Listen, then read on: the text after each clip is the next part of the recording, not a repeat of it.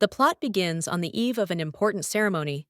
A young crown prince named Melvin Nexus is about to come of age, inheriting power over the family fortress in the Lands of Winds. Despite his youth, the prince was a tall, broad-shouldered man with unnaturally white hair. Not gray or yellowish, but snow white. He also had a younger sister, Princess Cheryl, who had the same unusual appearance, and she was also assigned a certain role in the ceremony. One day, Melvin, kneeling before his little sister, like a knight before a beautiful lady, explained that she would need to bring the sacred balm with which the heir to the throne would be anointed. This was an extremely honorable procedure that would never be entrusted to a random person, even one of high status, so a terrible responsibility fell on the girl's shoulders. And the poor thing was very nervous about it, walking down the corridor with a tray in her hands, on which the ceremonial cup was shaking and jumping. Cheryl reminded herself in horror that she could not let her little brother down. In another situation, this role would have been performed by their parents, but unfortunately, the father and mother of the young Nexuses passed away, and the unpleasant solemn duty passed to the girl. Slowly and with the utmost caution approaching the maid, the main character once again reminded herself that everything had to go perfectly. It was extremely important, and at that moment, it might seem that everything was really going well. Holding the tray tightly, the protagonist moved it towards the maid and respectfully bowed her head. The servants, unable to control their emotions, clapped their hands. They were extremely happy that the young lady was doing such an important job perfectly. Cheryl might have been pleased, but there was no time for that at the rehearsal. She reminded the brunette that the latter was obliged to accept the cup and perform the rest of the ritual, and not to applaud. The girl awkwardly admitted her mistake, but then came to her senses and decided to continue the ceremony.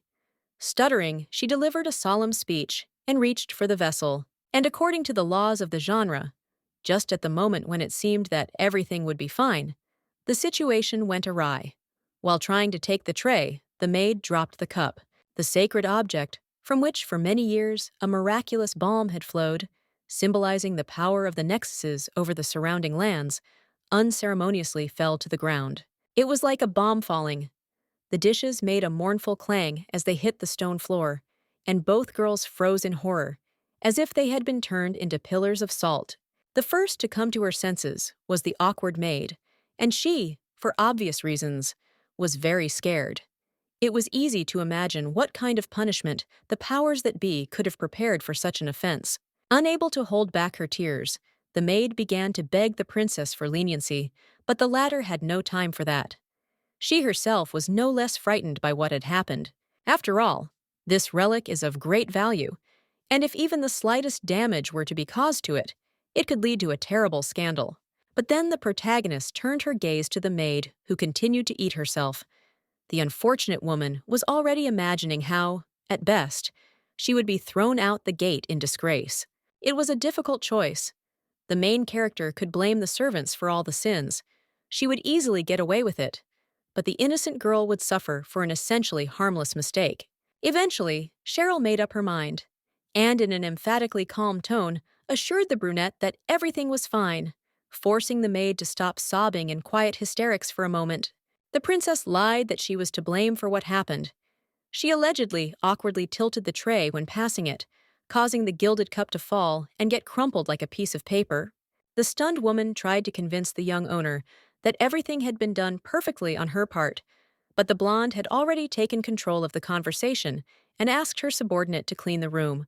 Smiling and looking at the servants with green, jade-like eyes, Cheryl promised that she would tell her uncle everything, so no one would punish the poor brunette. After some time, the audience is shown the main character standing in front of a large door. Apparently, this was the passage to the chambers of the aforementioned uncle.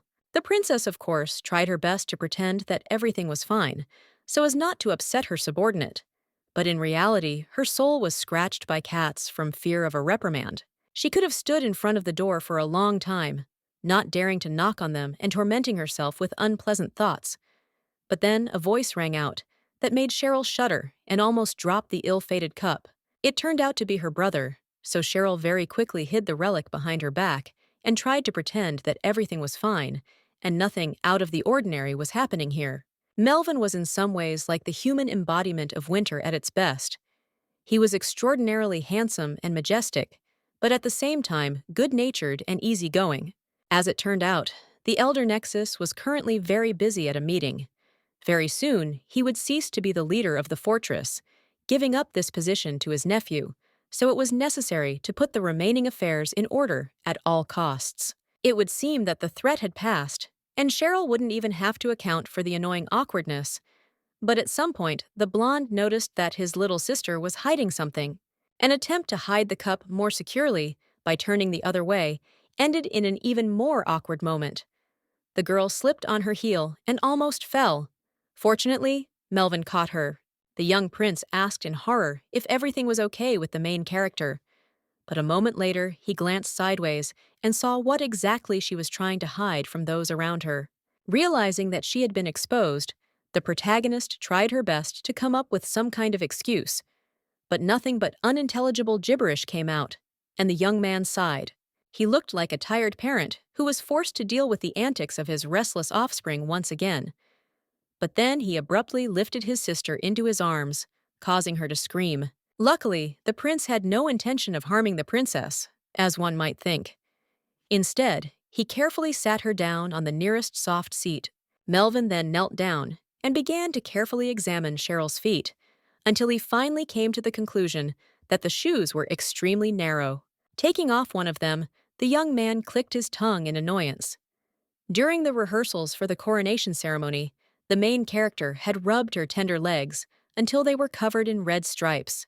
The protagonist felt awkward, as if it was her own fault, and tried to explain that it was the first time she had worn those shoes, but her relative quickly interrupted her. This wasn't an attempt to scold the girl and lecture her on how princesses should always look perfect. On the contrary, Melvin explained that he loved his sister and was proud of her, no matter what she looked like. That's why the man believed that the main character didn't have to dress in uncomfortable clothes just because this tedious ceremony was taking place tomorrow. The girl tried to say something else, but her older brother again did not give her the opportunity. He began to massage her tired, throbbing legs, confessing that he dreamed of Cheryl becoming a more confident person. The girl's green eyes gleamed treacherously, and only her willpower kept her from bursting into tears. After all, she didn't hear things like that every day. Eventually, the protagonist gathered her strength and admitted that she simply wanted to look respectable in the eyes of all those important people who would be attending the celebration tomorrow. However, the prince continued to stand his ground. Looking intently straight into the eyes of his younger relative, he asked her to believe him, considering such efforts unnecessary. Then Melvin blushed deeply and said that the guests would definitely fall in love with Cheryl at first sight. And the guy looked so happy, as if his most cherished wish had come true. He literally glowed, like a tiny sun that had somehow acquired an anthropomorphic embodiment. And this positivity, thanks to tender words, was transmitted to the protagonist. Of course, it was nice to hear that she would quickly become the greatest treasure in the eyes of others. But the girl quickly noted that she did not want that. At this point, the prince had to capitulate. Rising, he suggested to his sister to return to business, because their humble abode was visited by Fell, the head of another fortress called Blair.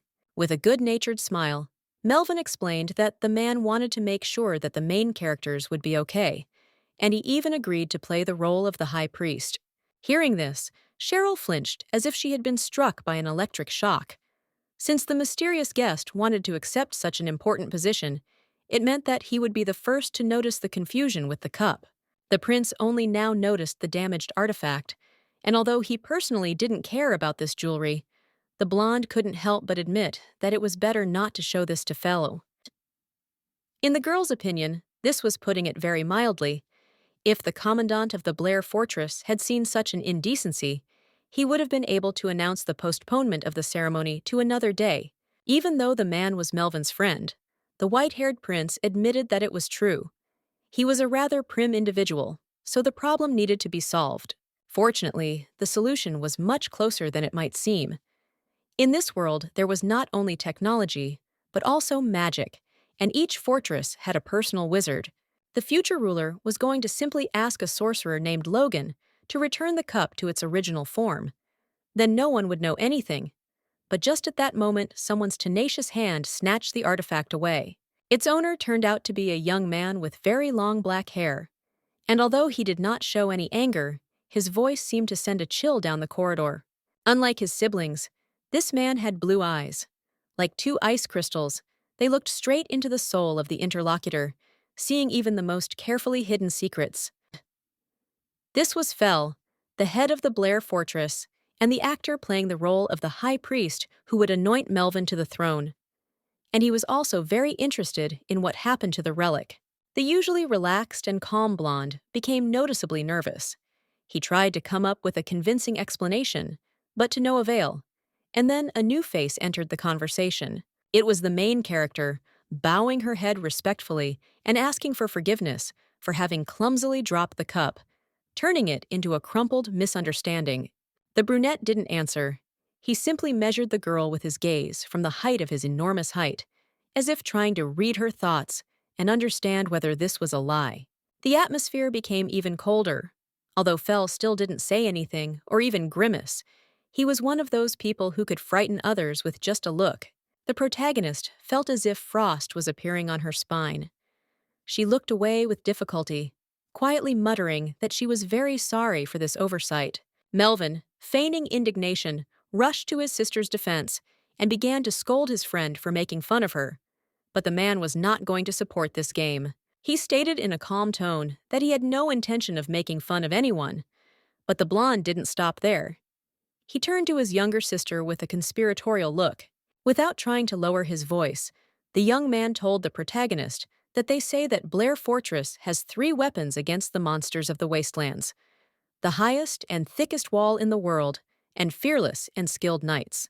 The last weapon stood right there.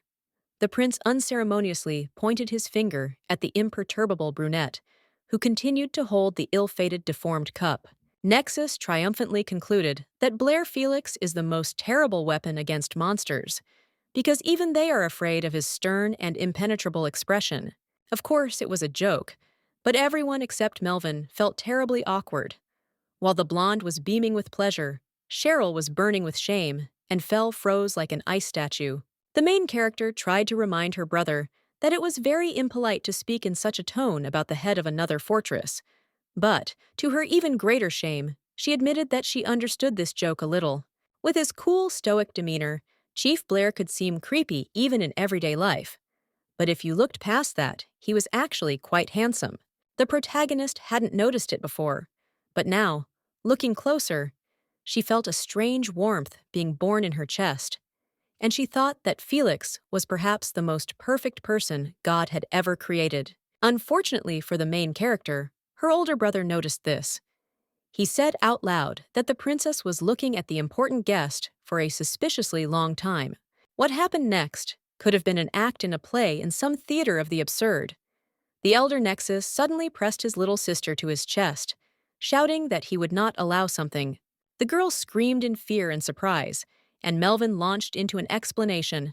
Of course, Fel, if you don't count his terrible face, is a good person, but Cheryl is too young to fall in love with him. The brunette watched this performance from the sidelines.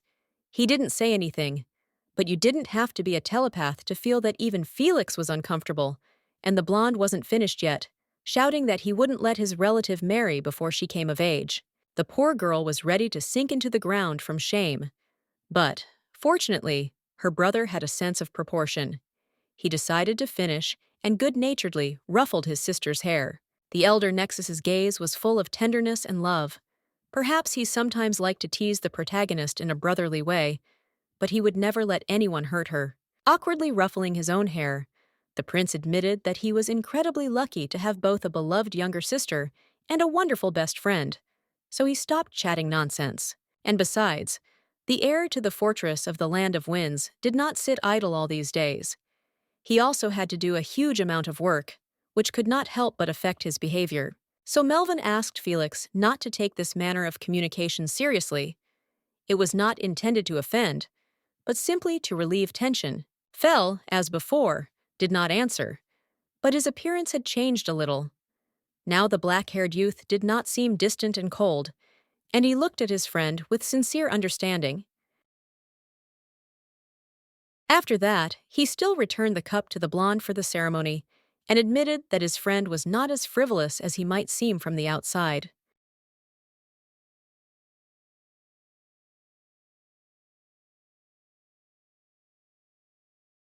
Triumphantly clutching the mangled dishes, the young prince repeated that the head of the fortress should not worry. He would talk to the wizard Logan, and he would return everything to how it was.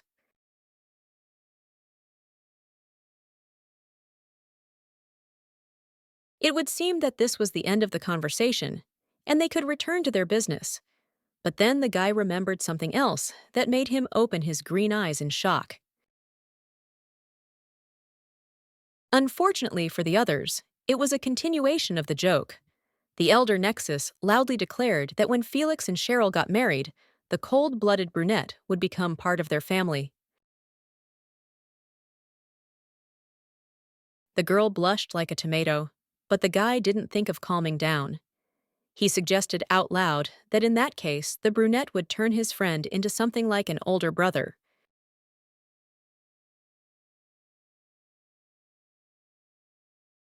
The leader of the Blair stronghold just rolled his blue eyes and sighed quietly. He was clearly used to such eccentricities, and Melvin laughingly convinced the others to agree to this wonderful. The protagonist felt incredibly awkward again.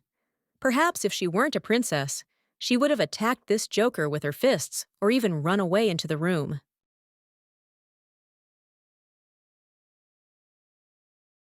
Eventually, emotions prevailed over royal upbringing, and the main character screamed, "Brother!"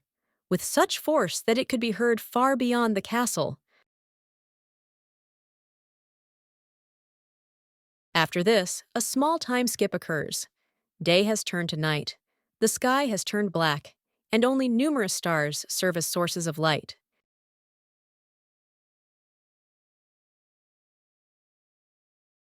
At such a late hour, most people would be in their 10th dream. But Cheryl was an exception. She simply lay in bed and stared blankly at the ceiling.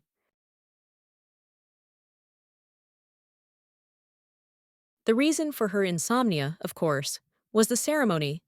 The girl could not get out of her head that the next morning she would have to help crown her older brother.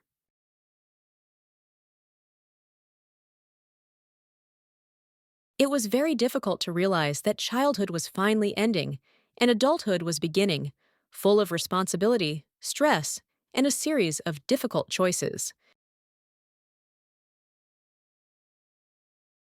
Especially considering what happened to their parents. The protagonist sadly turned her gaze to the portrait of her father and mother, sadly thinking that no tragedies had happened since their death. Of course, if you don't count one incident that happened many years ago, then Cheryl accidentally broke the frame, and Melvin, albeit ineptly, fixed it and then hung it so that it would be easier for his sister to find the picture with her eyes. The young man had a touching love for the main character all his life, even before the siblings were orphaned. She was his best friend, his closest living soul, and simply a priceless treasure. For someone else, the death of her parents would have broken her forever, but the girl was very lucky to have a brother who continued to take care of her, no matter what.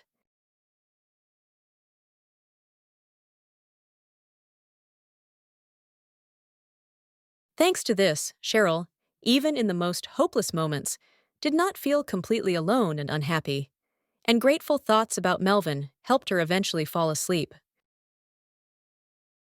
She still managed to think that the young man would become a wonderful leader of their family fortress, before sleep finally overcame her tired mind. It would seem that everything would go as usual, but after some time, the protagonist was awakened by someone's strange voice, quietly but very persistently calling her name. Opening her eyes with difficulty, the main character saw a very tall man, hidden in the darkness, dressed in a white shirt, above her bed. But she was not afraid. The stranger did not waste a second. He carefully but firmly took the princess in his arms, and then, without going into an explanation, walked out of the room. Perhaps the protagonist would have screamed, raising all the guards in the castle to their feet, but she only managed to gasp, and even after that, the mysterious visitor hissed, demanding silence. This was enough to make Cheryl tense up. The voice sounded very familiar, and then a ray of light penetrated the room through the window, slightly illuminating the figure. As it turned out, it was Melvin Nexus. For some reason, the eldest prince needed to break into his sister's bedroom and carry her away in an unknown direction. The darkness of the night still hid most of the young man's body, but the main character still noticed that her relative was clearly not feeling well. He was breathing heavily, sweat was rolling down his face.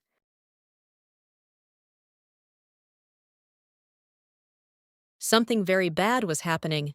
The protagonist didn't yet understand what exactly, but it was enough to make her look at Melvin's face with fear.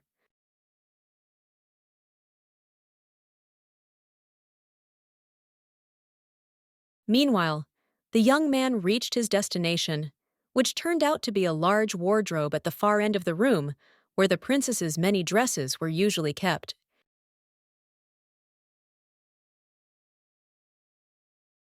The blonde very carefully lowered his little sister to the floor and helped her climb inside the furniture, after which he decided to warn her about something. And from the young man's tone, it was clear that he was deadly serious. Kneeling down, the young prince asked the girl to be as quiet as possible. No matter what sounds were heard outside, she was obliged to remain silent. A drop of cold sweat rolled down the protagonist's cheek. She still didn't understand what kind of nightmare was happening around her, and she wanted to ask before she froze in shock and horror. Thanks to the curtains not being fully closed, even more moonlight entered the room, and Melvin, as if nothing had happened, warned that Felix would come for Cheryl later.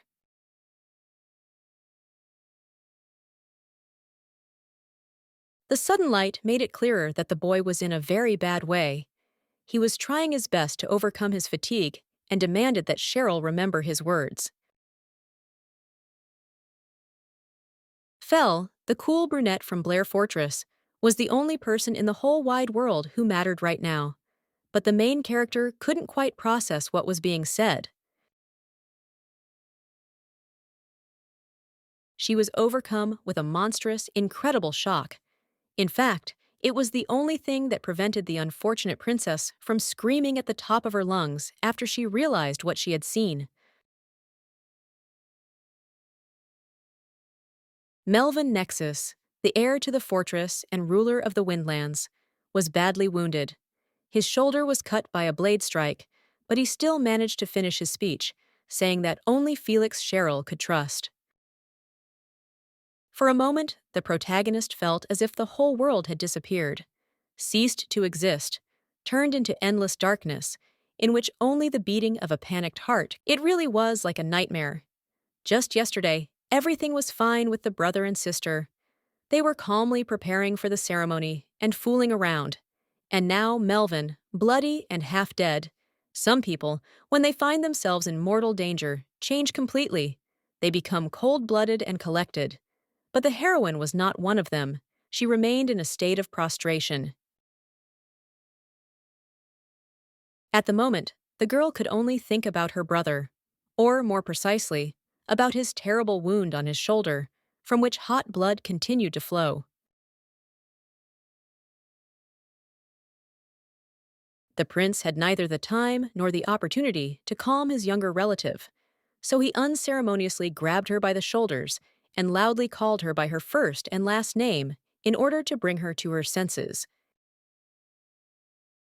The princess looked at her dying brother in horror, as if the man had suddenly disappeared, giving way to someone completely unfamiliar, scary, and incomprehensible. Luckily, it helped.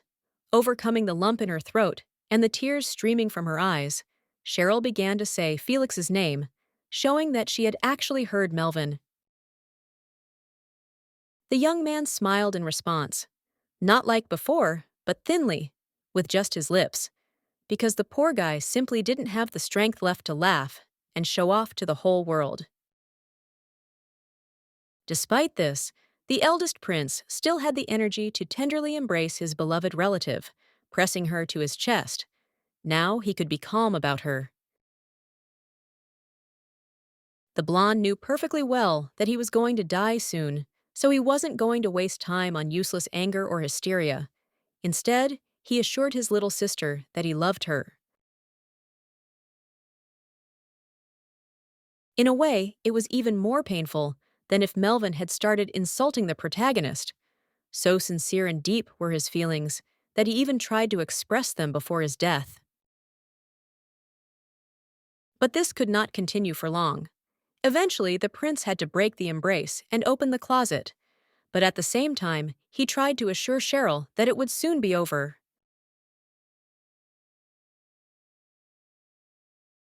Dripping in a cold sweat, looking like he was about to drop dead, the man reminded the girl to be sure to remember his words, meaning Felix and love.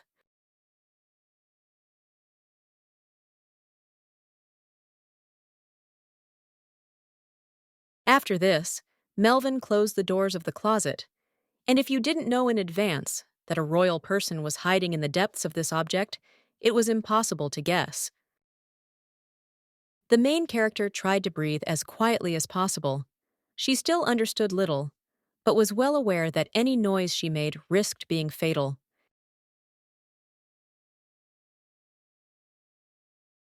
She looked with fear at the door separating her from the outside world, and tried to guess what had happened. Had some kind of war really begun?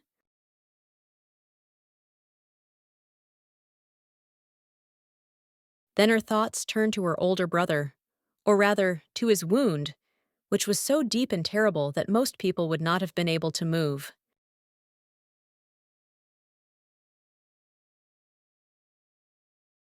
A draft caused one of the dresses to move slightly, which frightened the protagonist. She looked at the luxurious white and gold clothing as if it were a ghost. It was a recent gift from Melvin. He gave it to Cheryl as a present for the upcoming ceremony because the combination of gold and white suited the girl very well. Now she reached out to the dress with hands that were shaking as if from a chill and grabbed it with all her might, without regard for how fragile this expensive fabric might be. It wasn't a manifestation of rage or panic, as one might think. It was simply that clothes remained the only nearby object that reminded him of his older brother. Meanwhile, terrible things were happening outside. The audience was not yet shown them in full, only shadows on the floor belonging to men fighting with swords.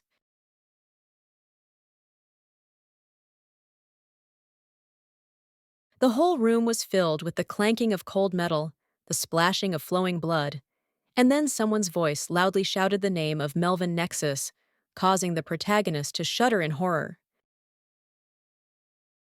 The main character was not a warrior, but even she, at her young age, could perfectly distinguish the eerie sounds that a cold weapon makes when used directly. The unknown thug swung his blade, preparing to cut his victim into pieces with one blow. But the eldest prince and heir to the throne, despite his fatigue and terrible wound, easily blocked the attack. Moreover, the blonde still had so much strength left that with just one sweeping blow, he was able to throw the attacker far to the side, as if he was made of paper. During this short skirmish, Melvin's wounds increased. A fresh, bleeding cut was visible on his stomach, but he did not even think about surrendering or asking for mercy. On the contrary, he angrily asked who was behind this disgrace. The attackers turned out to be a whole group, and they giggled vilely, like a group of hyenas attacking a wounded lion. But they were all wearing the same armor, with a green cloak, which was considered a distinctive feature of the Knights of the Nexus Fortress. The statement that his own servants had dared to attack him sent the prince into a terrible rage. He forgot about defense and rushed to the attack, intending to cut the scoundrels' throats with a couple of swings. The young man could not help but realize that his chances of getting out alive were slim, but he was not even going to run or beg for mercy. Something much more important than his own skin was at stake. Namely, Cheryl's safety. For the sake of saving his sister, the man was ready without hesitation not only to sacrifice his own life, but also to cut off others, which he did, cutting one of the killers into pieces. More screams echoed through the room, furious shrieks, panicked squeals, agonizing wheezes, all of them causing the poor girl to freeze in the closet, not even blinking.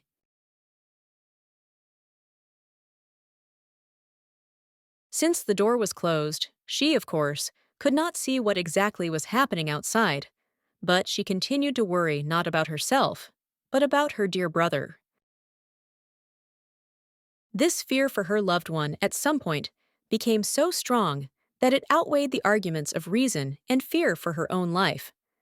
The princess timidly reached for the handle of the closet, wanting to somehow help Melvin. But a second later, she came to her senses and returned to her previous position.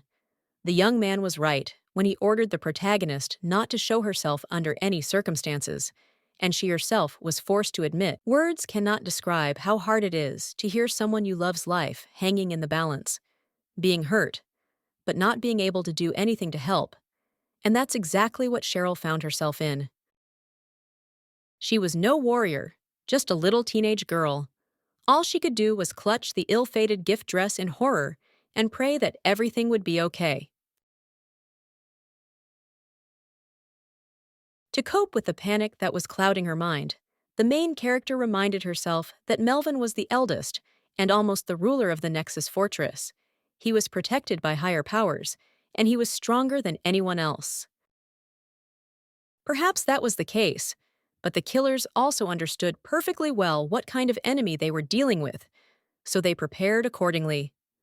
The white-haired man was breathing heavily and slowly. Blood was flowing down his face from another fresh wound. With a hand shaking from terrible pain and weakness, the prince touched the wound on his shoulder. This was the most serious injury, and he desperately tried to somehow stop the blood loss. One of the killers lay on the floor, gutted like a fish on a market stall, and his comrades cautiously surrounded the victim, who showed his teeth until the very end.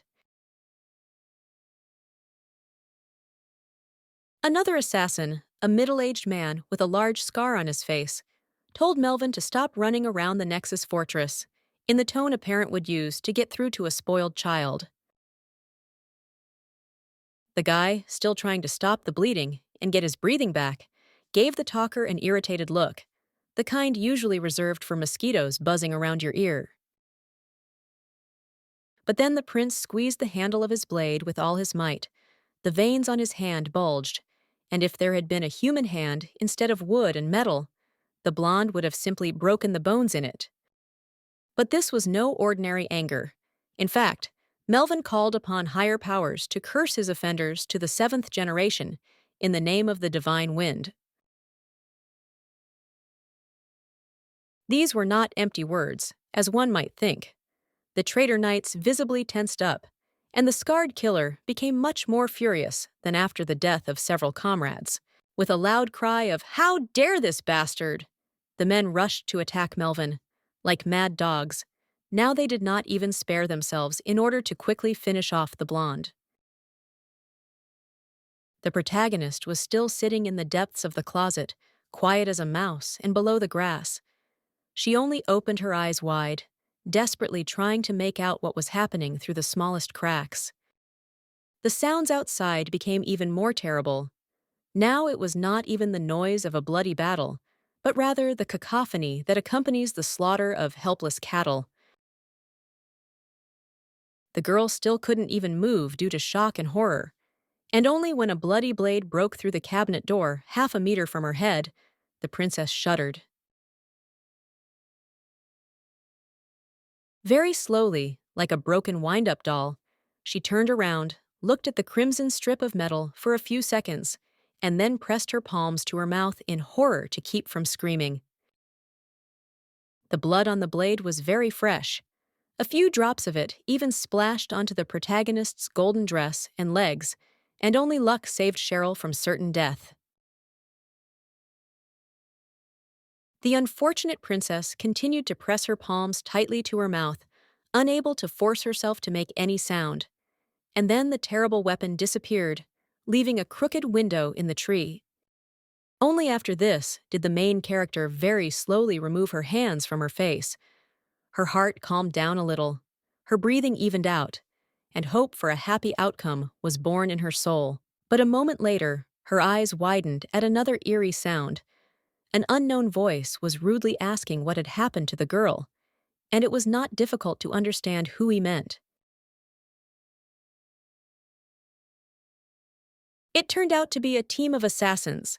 One of them explained to the leader with a bloody blade that they had managed to find a second target, probably because Melvin had sent her away.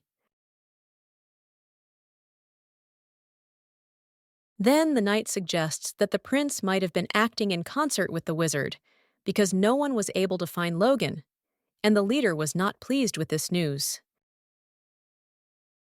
Cursing under his breath, the scarred man ordered his subordinates to immediately go in search of the sorcerer, and the girls, to which they responded in unison, "Yes, sir!"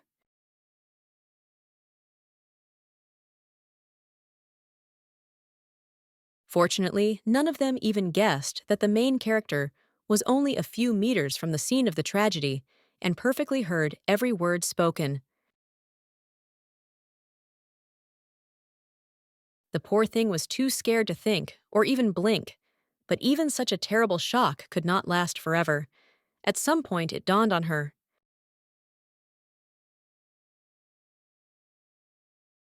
She remembered the sword that had pierced the thick wooden door of the closet, and how fresh blood flowed from it, like wine spilled by some incompetent. The protagonist realized that this blood, spilled on the golden ball gown and on her legs, could only belong to Melvin, which meant that her poor older brother was dead. The girl tried to convince herself that this was just a mistake, a terrible fantasy of a mind inflamed with fear. After all, this was her beloved relative, the closest person in the world. What could have happened to him? But deep down, Cheryl herself knew perfectly well that this was a lie. The prince and failed ruler of the Nexus fortress really did die, and the heroine stared at her trembling hands.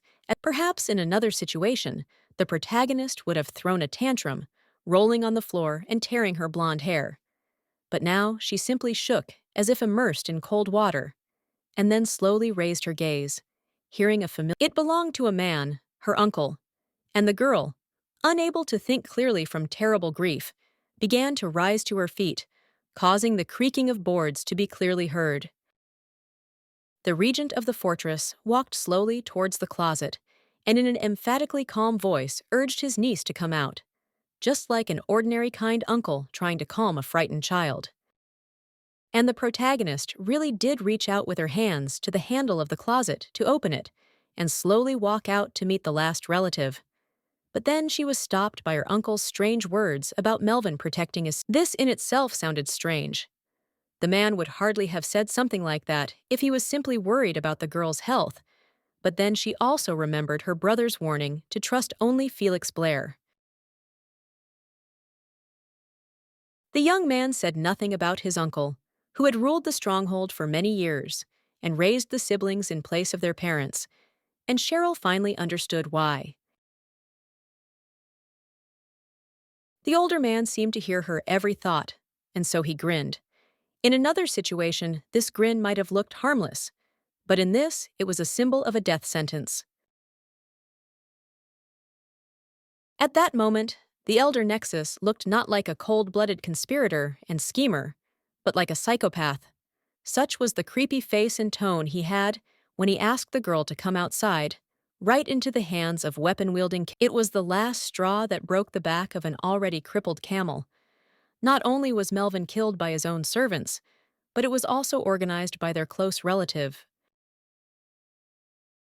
Without realizing it, the protagonist nevertheless remembered an ancient legend. They said that the children of the Nexus family were under the eternal protection of the god of the winds, protecting them from any threats even after. Now, Cheryl was desperately trying to understand if this was really true and not just a beautiful fairy tale to calm the kids, then why didn't God save her brother from death? Meanwhile, the leader of the rebels slowly and calmly approached the cabinet. He still had that psychopathic grin on his face, showing how he reveled in his power over the situation. The man took hold of the handles and began to open the door very slowly. He probably wanted to scare his hated niece one last time, to make her beg for mercy. However, in this regard, the scoundrel was only in for disappointment. Cheryl had already endured enough pain and horror during this short night, so she absolutely didn't care what fate awaited. The only thing she wanted was for her offenders to suffer the worst fate possible, and like Melvin, she prayed to the heavens to bring down curses on their heads.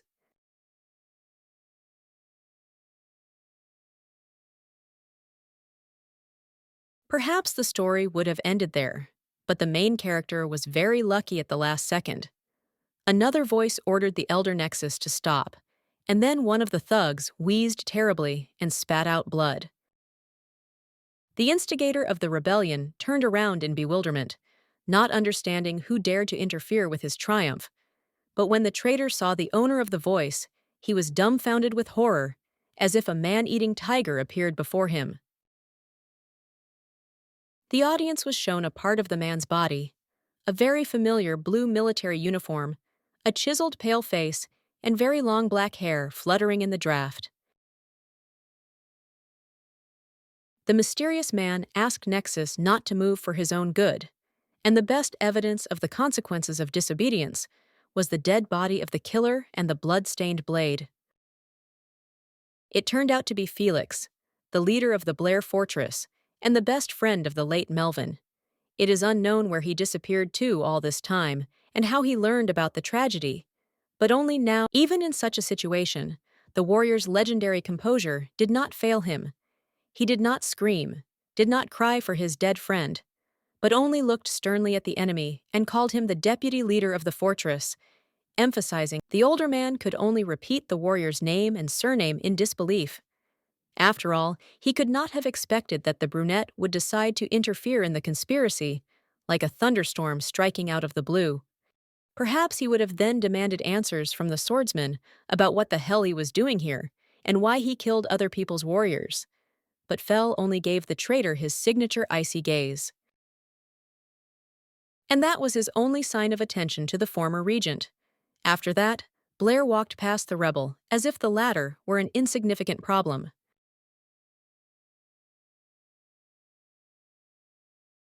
It was clear from the Elder Nexus's face that he was close to a nervous breakdown, and it would be difficult to say exactly why.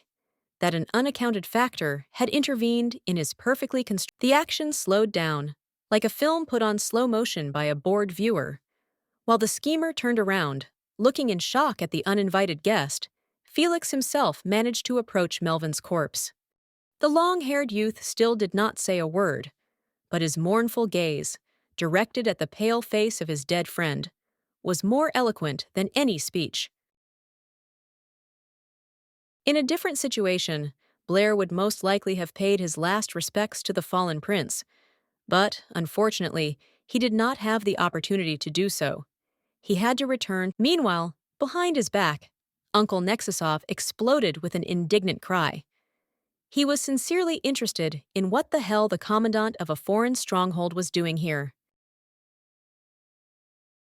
To ignore such a call would have been simply impolite, so Fell deigned to turn around, bow politely, and explain that he had come to fulfill his duty to protect a member of his clan.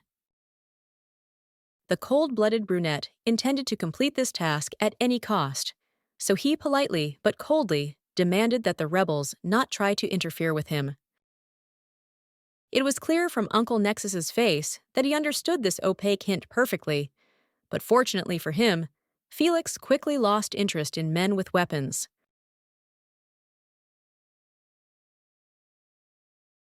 Felix slowly, even tenderly, opened the doors of the closet behind which sat Cheryl, neither alive nor dead, and then quietly but clearly warned that he had come for his bride.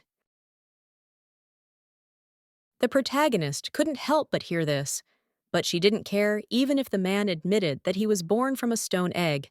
After Melvin's death, nothing in the world mattered to her anymore. The main character specifically clarified that he was going to take the girl from her father's house, so that those present would definitely not have any questions. But the poor princess only cast a languid glance at him. However, her uncle still had questions. Not understanding whether he or the whole world had gone crazy, the man reminded her that the girl was only 14. What kind of marriage could they talk about? Looking down at Cheryl, the head of the Blair fortress answered without turning around that yes. For now, the protagonist was 14 years old, placing special emphasis on the temporary status of this detail. The brunette didn't pick up the blonde in his arms like she was a kitten, as Melvin had done many times in the past. Instead, he politely extended his open palm to her, inviting her to take it herself. It is unknown what thoughts were raging in the head of the young princess at that moment, but she ultimately decided to accept the proposal of her new groom. And after that, a spark seemed to run between them. This didn't last long, literally a few moments, after which the blonde turned her gaze to the side, and she didn't like what she saw at all.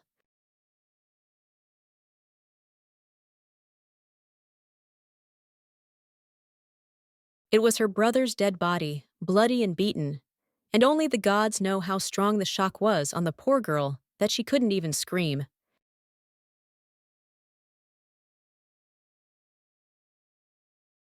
Felix, despite his reputation as a callous and ruthless commander, sincerely sympathized with her. He himself mourned the loss of his friend, but he could not imagine how much pain Melvin's sister was in. The worst thing, perhaps, was that Cheryl saw the body of her older relative not in a beautiful burial suit with wounds stitched up and blood washed away, but in such a maximally unsightly state. But then the shock of the unfortunate girl passed. She began to open and close her mouth, like a fish thrown ashore, and a devilish light seemed to light up in her eyes. Meanwhile, Uncle Nexus furiously croaked that he would not allow such a thing. He reminded Fel that outsiders had no right to interfere in the internal affairs of fortresses. Then he remembered that he was not alone in the room. There were still armed soldiers on his side, so the former regent ordered them to immediately attack Felix. The thugs had no choice. Either they would risk trying to defeat the legendary warrior, using their numerical superiority, or face the wrath of the new head of the outpost. The main characters were still unimpressed. Cheryl was too heartbroken over Melvin, and Felix had fought so many battles in his life that it had become routine for him.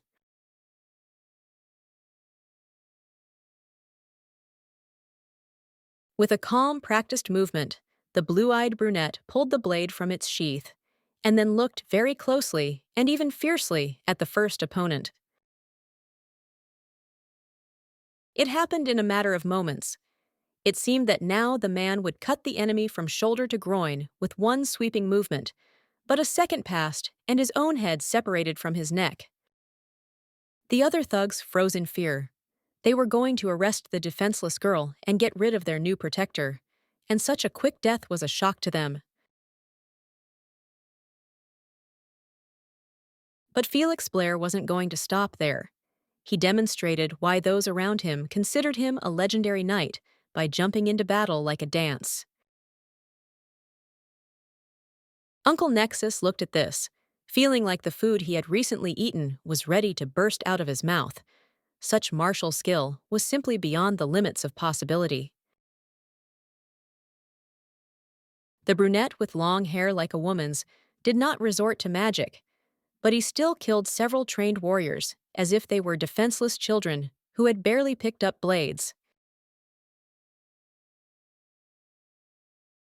After this, the schemer could not help but admit, at least in his thoughts, that the legends about the leader of the Blair fortress did not exaggerate his fighting skills. On the contrary, they shamefully. Unfortunately for the conspirator, the protagonist had no intention of continuing the massacre. After making sure that all the attackers were dead, he calmly put the blade back into its sheath. Realizing that they would not be left alone anyway, the protagonist gave the remaining opponents a scorchingly cold look and repeated that he did not care who held the position of head of the Nexus Fort. This was their inner workings, which Felix had no intention of interfering with. But on the other hand, these gentlemen were planning to harm the matriarch of his own Blair clan. And if so, then they must be prepared for the fact that further attempts will lead to a war between the outposts. And the old schemer angrily gritted his teeth, realizing that this was true. It seemed that one conflict had been resolved, and the main characters could not fear an attack in the near future. But a second later, Cheryl helplessly dropped her head.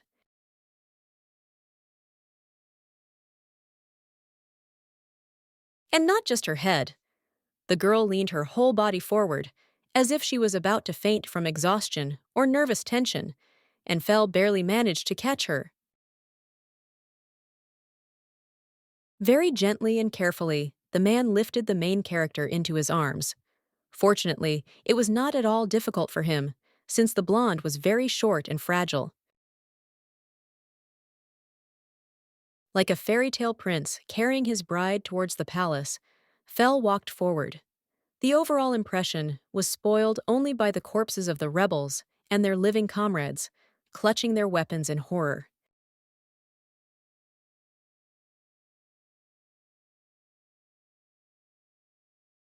The men in green cloaks did not dare look at the main characters.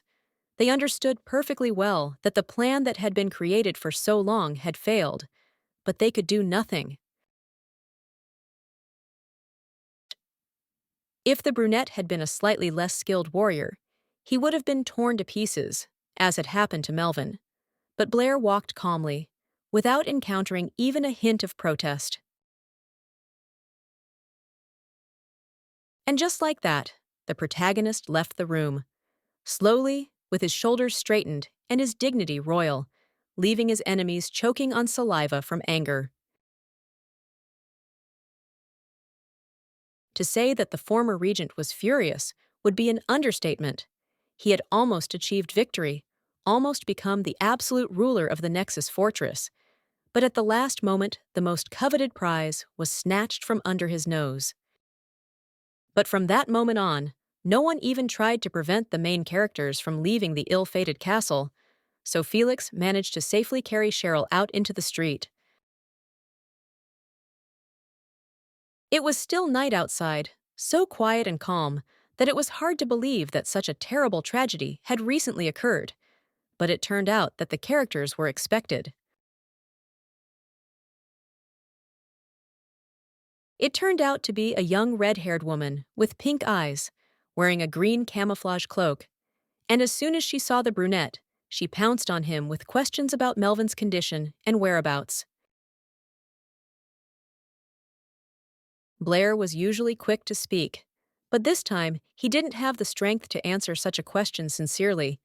After a short silence, he briefly ordered his companion to return to her native stronghold.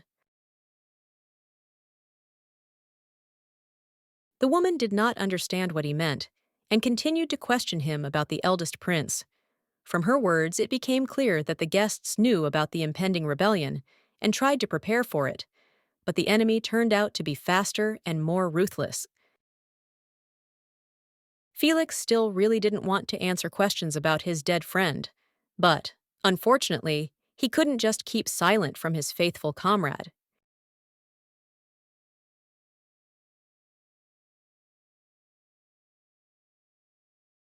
It is very difficult to say what emotions reigned in the man's soul at that moment, but his innate stoicism allowed him to at least partially save face and not burst into anger and tears. For a few seconds, the brunette gathered his courage, trying to say two short but very scary words.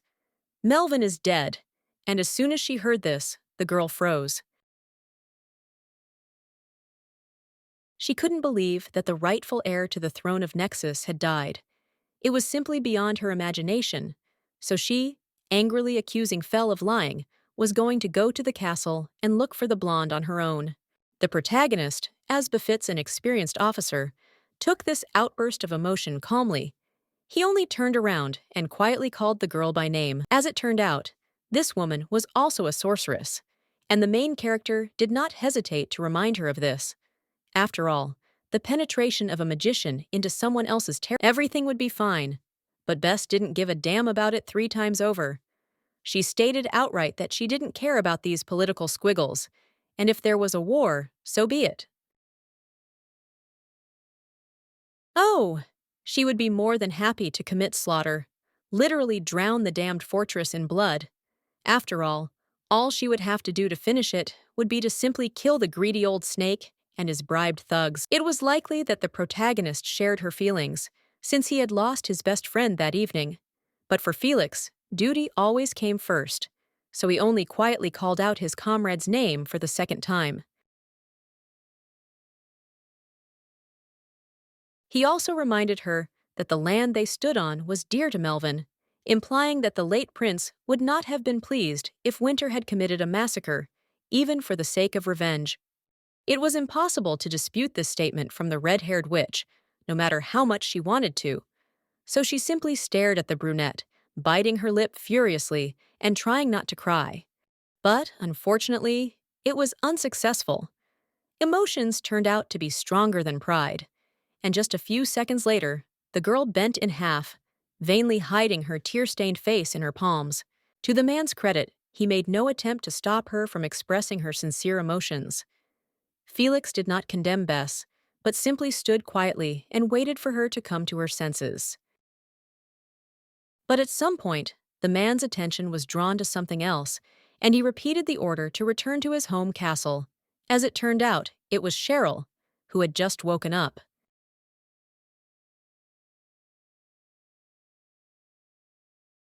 It was hard to tell, though, whether the girl was aware of exactly where she was and what was happening around her. Her usually pale face had turned pink, and her eyes were clouded over.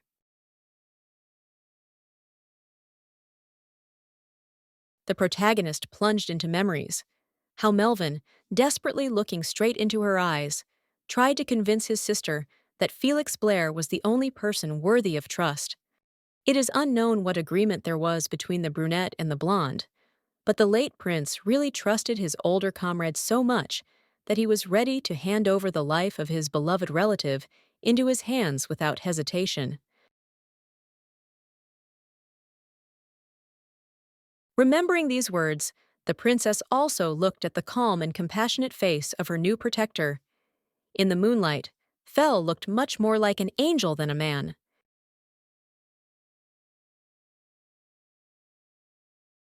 A few seconds passed, and the main character dived into a new memory, this time a happier one. She remembered how she played with her brother in the greenhouse.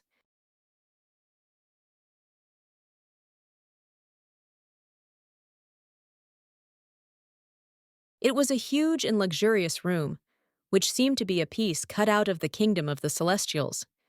It was so beautiful there, so it was not difficult for Melvin to get lost in it. As it turned out, the young man was not hiding on purpose. It was just that, at some point, the siblings lost sight of each other, and this pretty much scared Cheryl, who was tired of looking for her relative among the flowers. As it turned out, this also happened quite recently, on the day Melvin received the title. Then he was frivolously relaxing before the important ceremony, not paying attention to his luxurious suit. In addition, the boy did not miss the opportunity to tease his stricter sister, saying that she liked to dress like a grown lady. After all, she was wearing that same white and gold dress. The protagonist didn't understand what was being discussed, and then the prince asked her directly if she had been waiting for the momentous day primarily to appear in such a form. And judging by the blonde's flushed face, he was not far from the truth. Then they had a little quarrel, as often happens between brothers and sisters. The girl argued that this was not so at all, and that Melvin was a fool, and the young man, with a mischievous smile, continued to defend his point of view. In the end, the guy managed to trap his interlocutor, and the main character tried to get out of the argument without losing face. She simply turned away proudly, puffed out her cheeks, and said that she didn't understand. Realizing that he had gone a bit too far, the young man asked his sister not to sulk, but in response, she only gave him an eloquent look with her shimmering green eyes. She stared at Melvin for a moment, but eventually she quietly wished him a happy birthday, and something changed noticeably in the atmosphere.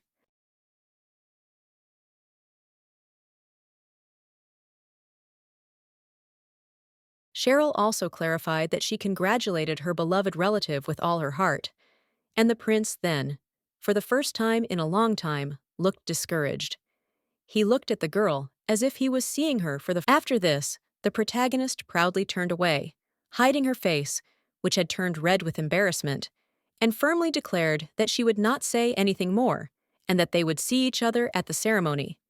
But the prince wanted to talk about something else. Perhaps the girl would have decided to be mischievous and would have only quickened her pace, but her body reacted faster than her mind, and then she had no time for it at all, because her older brother tenderly hugged her. The siblings were silent for a moment, as it was difficult to find words that would not ruin the tenderness of the moment. But Melvin managed to do so, and he quietly whispered that he loved his sister more than anyone else. These simple words, in essence, literally flooded the protagonist's soul with warmth. She was not even able to answer anything, she only turned tenderly pink to the tips of her ears.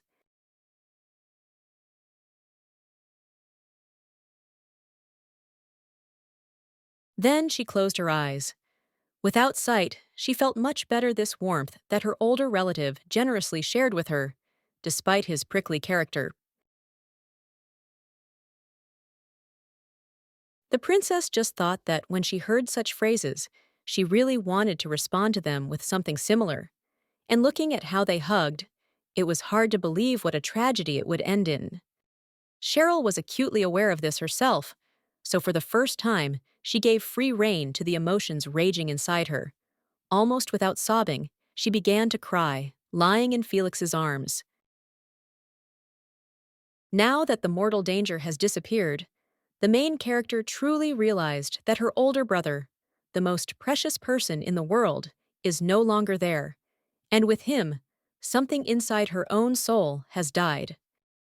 She had neither the strength nor the desire to talk to her saviors, but they did not insist on it. The brunette calmly carried the protagonist, pressing her to his chest, and Bess followed them, also quietly sobbing. After this, a short exposition begins, revealing to readers a little more detail about the world in which the characters live, in particular, about their religion. The country in which the protagonists lived believed in an omnipotent deity, and it was believed that he had two viceroys among mortals, the king and the high priest. And everything would be fine, but there was a certain difficulty with them. While the title of priest was passed down in a certain family, with a reputation for saints, from generation to generation, the royal dynasty simply did not exist, and people had to look for a new ruler. The main candidates were the lords of fortresses that protected ordinary people from monsters, and to whom the forces of nature were obedient. One of them the pontiff chose as the next king. Naturally, everything was not so simple. It was not enough for an ideal ruler to have power and influence. It was also necessary to work hard so that peace and prosperity reigned in the state. This might sound like something fantastic, but once upon a time, things really were exactly like this. Under the wise rule of skillful kings, even commoners lived in happiness and prosperity. It seemed as if God himself, looking down upon the earth from his heavenly abode, rejoiced and sent people even more blessings. That time was so happy. But as always happens, paradise could not last forever. Sooner or later, there were people who stopped appreciating what they already had and began to hunt for more, regardless of their means. The golden age is over, giving way to an unsightly present. Concepts such as duty and justice have become empty words, and even the will of God has long ceased to have meaning. People began to care about everything except themselves. So much so that the once united state split into pieces because no one wanted to choose a single king and serve him anymore.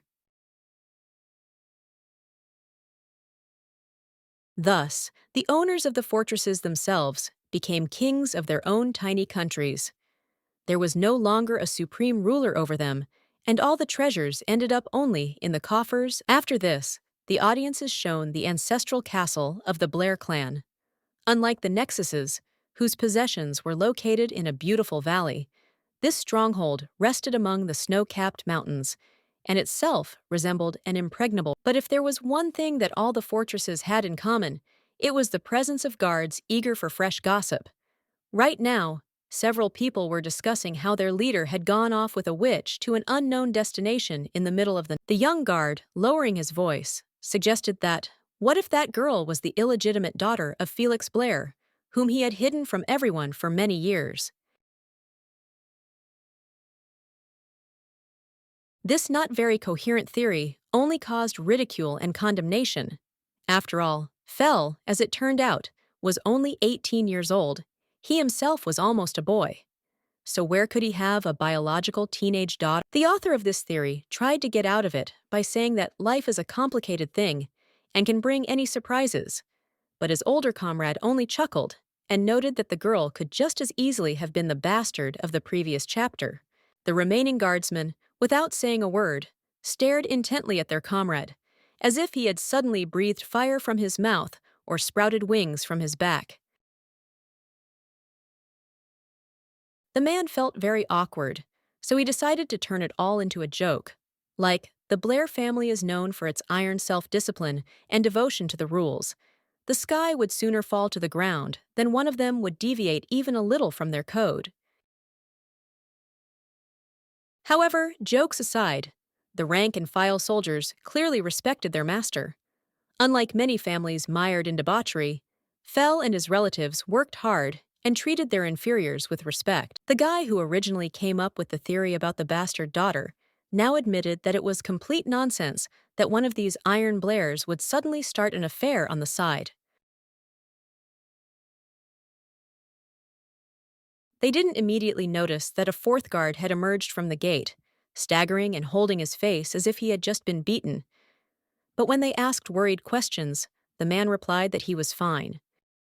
The soldier just couldn't understand one thing, but when asked to clarify what he was talking about, the fourth guardsman refused, saying that it didn't really matter.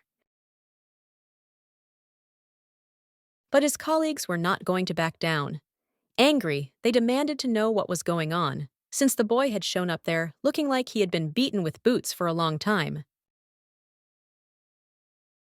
Stuttering desperately and chewing his lips, the young man explained that their master had recently brought an unknown girl to the fortress, and one of the soldiers admitted that this was exactly what they had been discussing. Bowing his head in horror so that those around him would not see the cold sweat running down his pale face, the fourth guard said that Felix had done something to this woman, but not killed her, as one might think. Blair had installed this stranger in a bedroom next to his own, and the news had shocked the three men far more than if Fell had actually been the killer.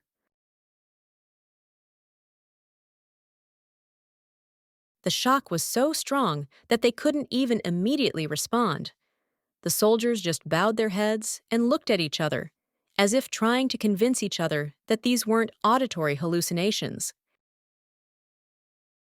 As it turned out, their surprise was quite understandable. The brunette settled Cheryl in a room that, according to tradition, should only be occupied by the mistress of the fortress. Right now, the long-haired brunette stood in front of the luxurious door leading to the royal chambers and quietly knocked on it with his knuckles, asking permission to enter. There was a short yes from inside, meaning permission to pass, but Blair did not answer and did not immediately take hold of the door handle. One might even think that he was not a sovereign landlord, but a lackey, but standing on the threshold for too long was simply impolite, so the man finally decided to enter, and was almost blinded by the unnaturally bright light that reigned in the room. Blinking and getting used to the light, the brunette saw something even more surprising. Melvin Nexus was standing relaxed in front of the window in a white tailcoat.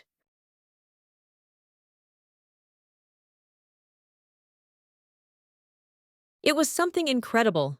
No one could survive from such terrible wounds that were inflicted on the young man by the conspirators. Blood flowed from him like water from a stream, but there was not a scratch on the prince. It may have taken all of Felix's willpower, all of the discipline he had developed over the years, not to explode in a fountain of emotions, but he still looked at his friend as if he had. As it turned out, the comparison to a ghost was very apt. Lazily rubbing his head, Melvin admitted that he really was dead, so his spirit was now in the room. However, in all other respects, the elder Nexus remained true to himself. He jokingly scolded Fell for the fact that the latter preferred to save Cheryl and leave his old comrade to die. Only after this did the brunette pull himself together. Rolling his eyes in irritation, Blair answered his late friend that he had failed to save him, not because he liked the protagonist more. Instead, Felix saved the girl, risking his own life, because she was the greatest treasure for her brother, and it was impossible to leave her to be preyed upon by villains. Hearing such an explanation, the blonde opens his eyes in surprise, staring straight into the blue eyes of the main character, but then smiles happily. This went on for some time, and then the ghostly boy, putting his hand on the protagonist's shoulder, said a strange phrase. Supposedly, he managed to survive and get here.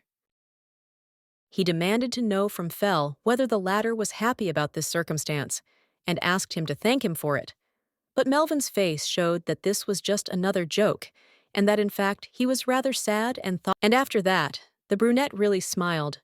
For the first time in history, it was not a grin from ear to ear, but just a slight smile at the corners of his lips. For some time, Felix, a young but renowned warrior and cold-blooded commander, continued to stand with his eyes closed, as if he was afraid that the pleasant vision would disappear. When he did, Melvin was nowhere to be found. Instead, there was a large bed in front of the protagonist, in which Cheryl Nexus was lying quietly, looking somewhere at the wall. Fell was not a man who lost his speech easily, and it took a rather unusual event to make him choke on his words. But today, something like that had happened. He simply looked at the girl, and she looked back at the boy, and neither of them could muster the strength to say even the most basic, meaningless greetings to each other. But it would be awkward to continue such silence for long, so the brunette eventually noted that his guest had woken up, and the princess agreed that yes, it was obvious that she was not sleeping. Not wanting to prolong this unpleasant part of the conversation, Felix said that he needed to explain a few things. He might seem abrupt, but the matter was really extremely important. First of all, he explained that the main character was now in his family castle, but Cheryl, as it turned out, understood this perfectly well herself. There weren't really any other option. The young man remained silent for a few more seconds, because the next topic was truly unsightly, but he had to touch on it, and the girl waited silently. The protagonist looked down and took a deep breath, catching his breath. If he had the opportunity, he could delegate this to someone else, but such a choice did not exist. In the end, the man made up his mind and said that the main character would live in his castle as a bride for some time, and this clarification even surprised the princess. Coming closer, Felix explained that he would try to get the mysterious overlord to issue him a special permit. It concerned a marriage with a noble lady from another clan, and the girl, hearing this, quietly repeated her name and surname Blair, as if she were tasting them.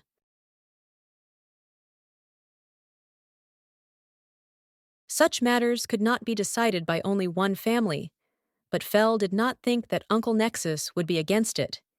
It was implied that the old schemer, having got rid of all other candidates for the throne, would be indifferent to the young relative. If everything goes well and the protagonist marries Felix, she will officially become part of his family and will be completely under the protection of her husband. But there was a nuance here, too. After this, the man fell silent again for a while, looking out the window. He did not know how best to continue this slippery topic, and at some point he furtively cast a curious glance at his interlocutor. But then he decided to finish, and honestly admitted that it was impossible to solve such a problem without first obtaining the consent of the bride, that is, Cheryl herself.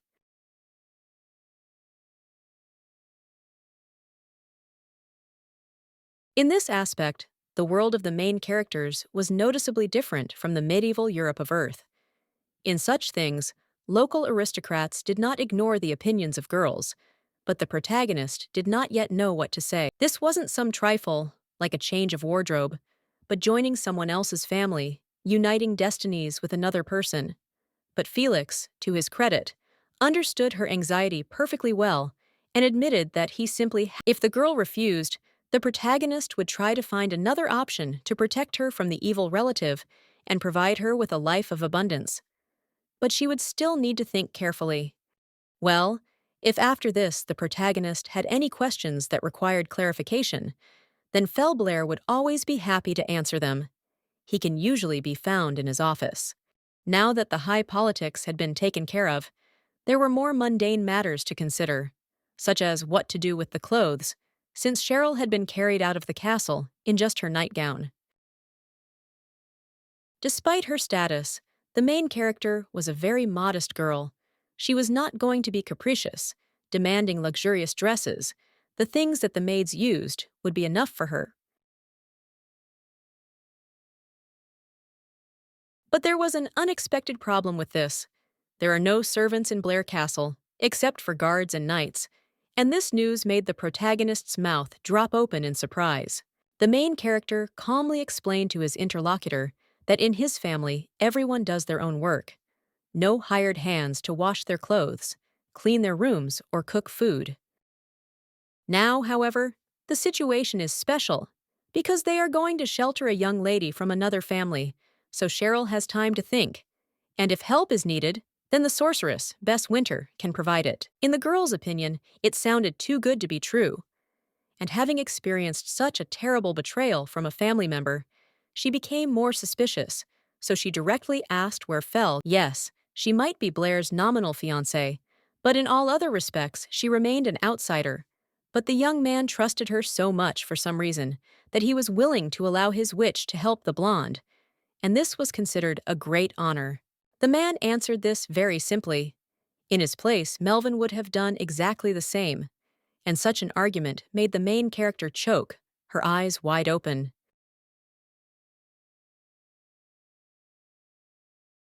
The young knight was not joking or trying to shock his interlocutor. He calmly explained that if some misfortune had happened to him, the late prince would have protected what was valuable to Felix in the... The girl did not respond to this confession, but she did not need words. She looked at her future groom with a shining and moist gaze from the tears that were coming. Cheryl now had visual proof of how strong the bond between the two friends was. It might not look like it from the outside, but one was willing to go through fire and water for the other.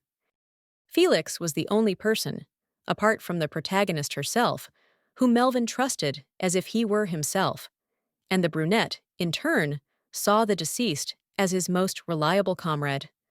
This realization changed a lot in the girl's perception, and having made certain conclusions, she finally decided to act, getting up from the royal bed. Looking boldly straight into the eyes of the young knight, the blonde firmly said that her brother's last words were the statement that Fell Blair was the only one who could cover her back. This change even surprised the young landlord. Usually cold-blooded and unperturbed, even knee-deep in blood, he opened his eyes wide, looking. Cheryl wasn't trying to overwhelm the man with her authority or act like a grown-up queen. She simply calmly admitted that there was only one correct answer.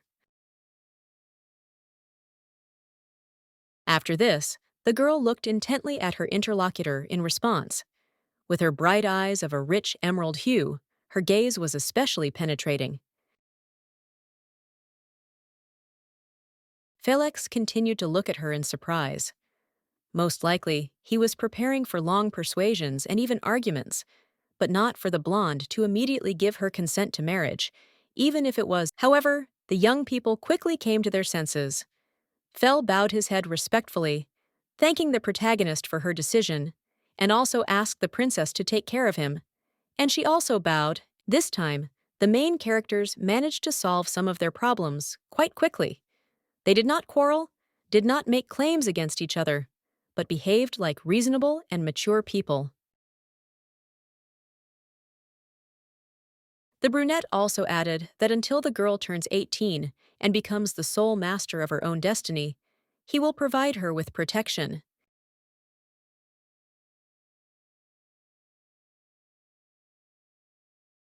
The main character was not a little surprised by these words.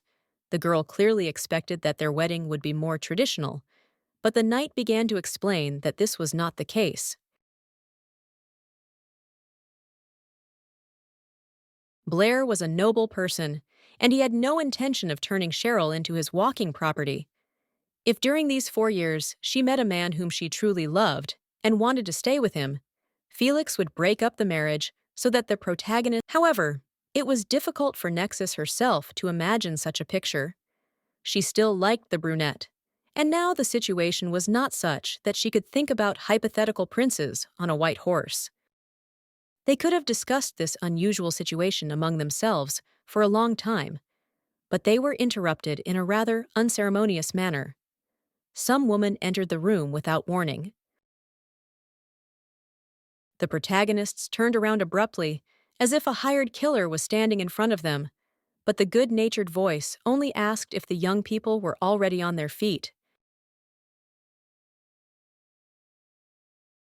Fortunately, it was indeed a friend and not an enemy. The young man reminded the visitor with slight irritation that they had already discussed many times about entering without knocking. The main characters are visited by Bess Winter, the resident sorceress of the Blair Fortress, who was recently ready to bring down thunder and lightning on the Nexus outpost due to Melvin's death. Now the sorceress did not resemble that furious red-haired fury in any way. She put on a flirtatious and elegant uniform, and at the sight of Cheryl, she literally blossomed with delight. The sorceress immediately rushed to ask the princess how she was doing, and the main character reflexively took a step back. She was not used to such close attention from strangers. Winter explained that she was referring to the local air, which could make things difficult for foreign visitors, and she seemed so optimistic and sweet that it was impossible to be angry with her. The princess was definitely impressed by this sweet face. She, a little embarrassed, explained that she had immediately gotten. Immediately after this, the sorceress came to her senses and began to rummage through her purse, as if to say that she had almost forgotten that she was going to give the newly minted mistress. It turned out to be clothing, but by no means a luxurious ball gown, a majestic tailcoat, or anything like that. The woman proudly showed off a nondescript, poorly tailored and darned shirt. Winter was incredibly proud of her handiwork until Felix ripped the sleeve with a flick of his fingers. Apparently sewing wasn't one of Bess's witchcraft skills. She, however, decided that Fel was to blame for everything and pounced on him with indignant accusations, and the young man pointedly, calmly said that he did not want his clothes to be mocked in such a way any longer. He hadn't even torn the clothes on purpose. He was just trying to test their strength. And now he was absolutely certain that the present would fall apart at the threads before Cheryl took even 3 steps in it. Bess did not want to accept this, and was ready to defend her work to the last drop of blood. And the protagonist, feeling that a fight was about to come, shouted that she would wear a shirt. Winter asked with unhealthy excitement if the main character was really ready to do something like that for her, and the girl awkwardly lied that she was cold.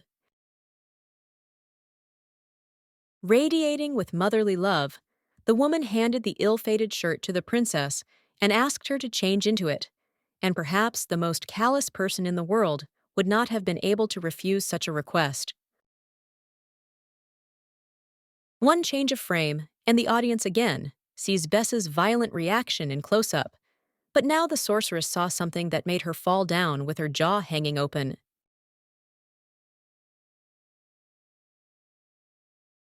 Cheryl actually put on this unfortunate sweater, as well as pants, just as ridiculous and darned, and in such clothes, the heroine looked not like a princess, but like a tramp, which she herself. The witch asked Felix in a dead voice how he had ever allowed her to so cruelly abuse the poor child, and the knight dispassionately noted that it was now clear that calling it efforts was a strong exaggeration.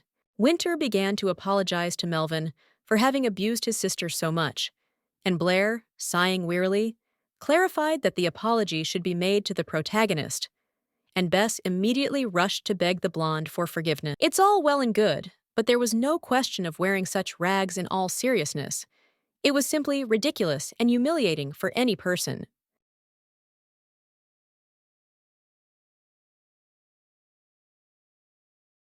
The older woman asked the main character not to be upset about this. She would definitely find something more suitable, and the landlord reminded that after what she had been through, the little girl needed to rest. But if the former Princess Nexus needs anything at some point, she can talk about it at any time of the day or night. The knight and the sorceress will be ready to listen to her. The sorceress was especially kind. She treated the protagonist as if she were a beloved younger sister or even a daughter, and promised to get her anything she wanted. For a few seconds, the young girl looked at them with wide eyes, and then she blushed deeply with embarrassment and smiled broadly, happy with such affection. She readily agreed that this was exactly what she would do if the need arose, just as she had done with her older brother, who was ready to spoil the princess desperately.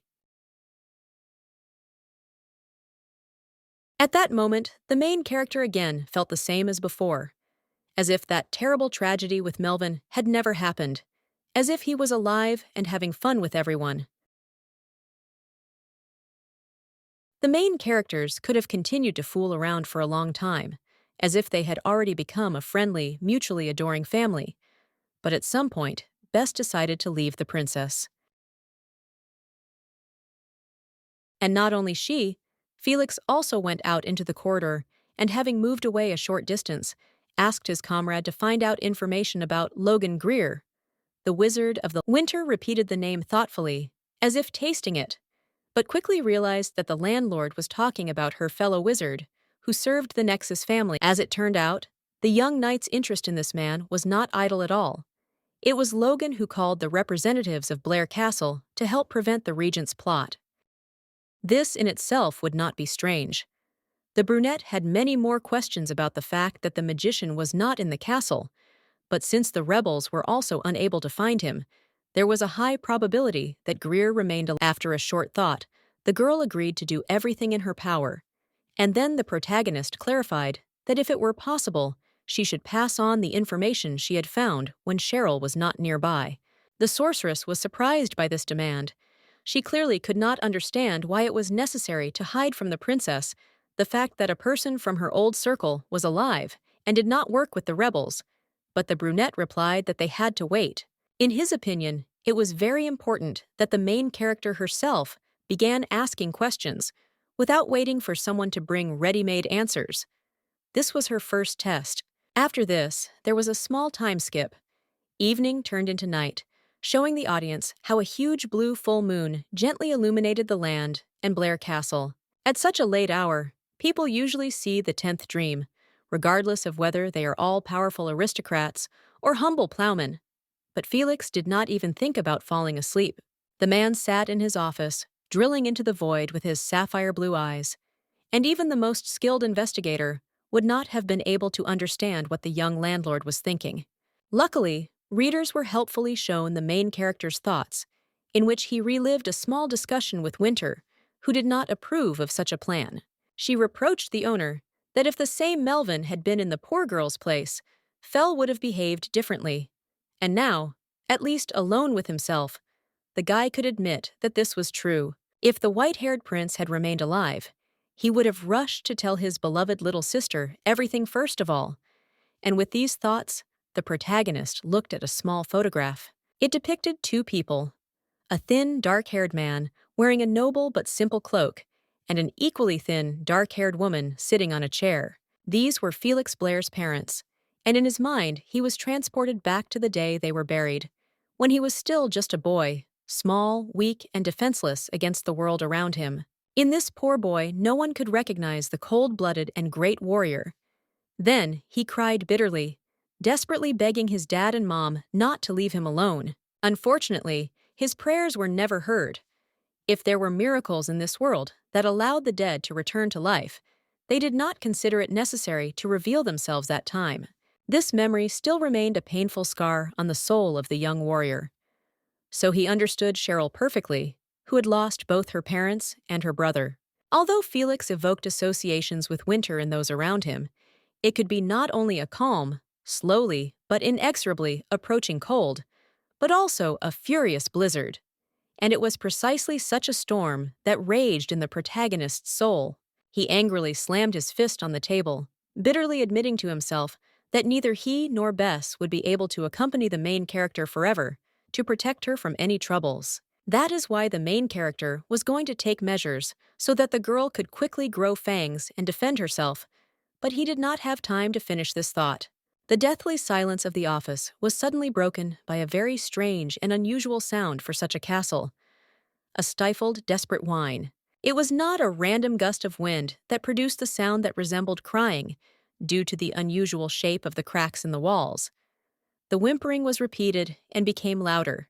Someone very close was desperately sobbing. It didn't take a great thinker to figure out that, since Bess was far away and the guards were on duty, the source of the eerie crying was Cheryl Nexus. The young man did not waste a second. Realizing that his ward and fiancé was suffering, Felix immediately forgot about all his affairs and thoughts and rushed to her aid. As he approached, the crying only became louder and more heartrending. If initially the princess was still trying to suppress her emotions, now she was getting closer and closer to hysteria. At some point, the protagonist stopped abruptly, knocking small clouds of dust out of the floor, and the bright moonlight indifferently illuminated what was happening below. Fell Blair ran to the protagonist's bedroom in a matter of seconds and saw her sitting on the bed, curled up in a fetal position and experiencing terrible mental pain. Being a girl of noble birth, Cheryl desperately tried to keep herself in check, to remain calm, but this mask quickly cracked, and tears flowed like two waterfalls. Felix didn't ask anything or say anything at all.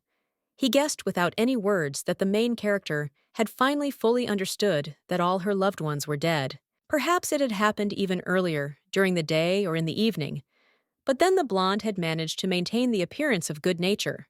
But now that night had come, the entire universe seemed to have become one big closet, the same closet in which she hid while the conspirators killed her beloved brother, the same closet in which she huddled like a frightened child, unable to help the person she loved in any way. It was too dangerous to leave the unfortunate woman in such an unstable state.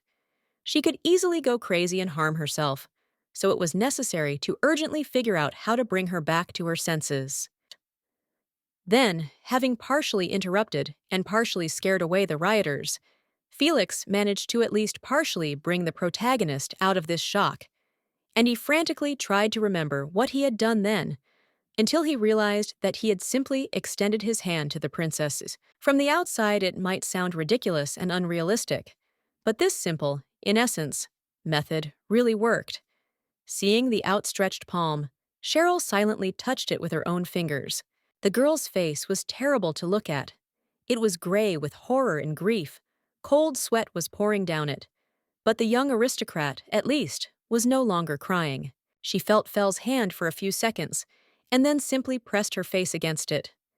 Tears began to flow from the blonde's eyes again, but she no longer tried to suppress them. The man looked at this with genuine fear and sympathy. Having experienced similar pain in the distant past, and knowing how hard it is, he was now at a loss, not knowing what else to do. Meanwhile, the girl began to whine again, realizing that she was safe and that no one would stop her attempts to express sadness. Cheryl gave vent to her accumulated grief. At some point, it was no longer enough for her to simply hold the man's hand. She leaned her whole body forward, pressing herself against Felix's broad chest. Like a little girl. Naturally, Fell didn't try to push the protagonist away. He didn't care if she stained her expensive suit with her tears. It didn't matter at all. If anything mattered now, it was that the baby began to calm down little by little. Literally, little by little. But she was no longer shaking from terrible hysterics. The main character still didn't try to say anything, because any words, even the most sympathetic ones, in such a situation, would sound like rude and inappropriate chaff. Instead, the knight used the language of touch, carefully but tenderly hugging the younger Nexus, while wondering what she might have experienced while sitting in the closet.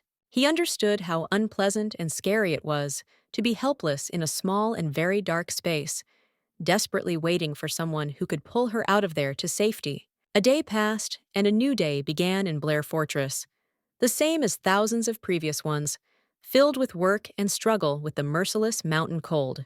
The audience is shown Felix sitting on his bed in his chambers, like a man who has recently seen something so shocking that he still hasn't recovered from it. However, if the young man was tormented by any worries, it was very difficult to tell from his face. As before, the brunette looked very calm and collected. That is why only the most experienced telepathic sorcerer would be able to guess that in the head of the main character, like lightning, sobbing, inarticulate words were beating. They belonged to Cheryl, who had been repeating her benefactor's name frantically the night before, as if it were a magic mantra to ward off grief. The protagonist finally spoke after this.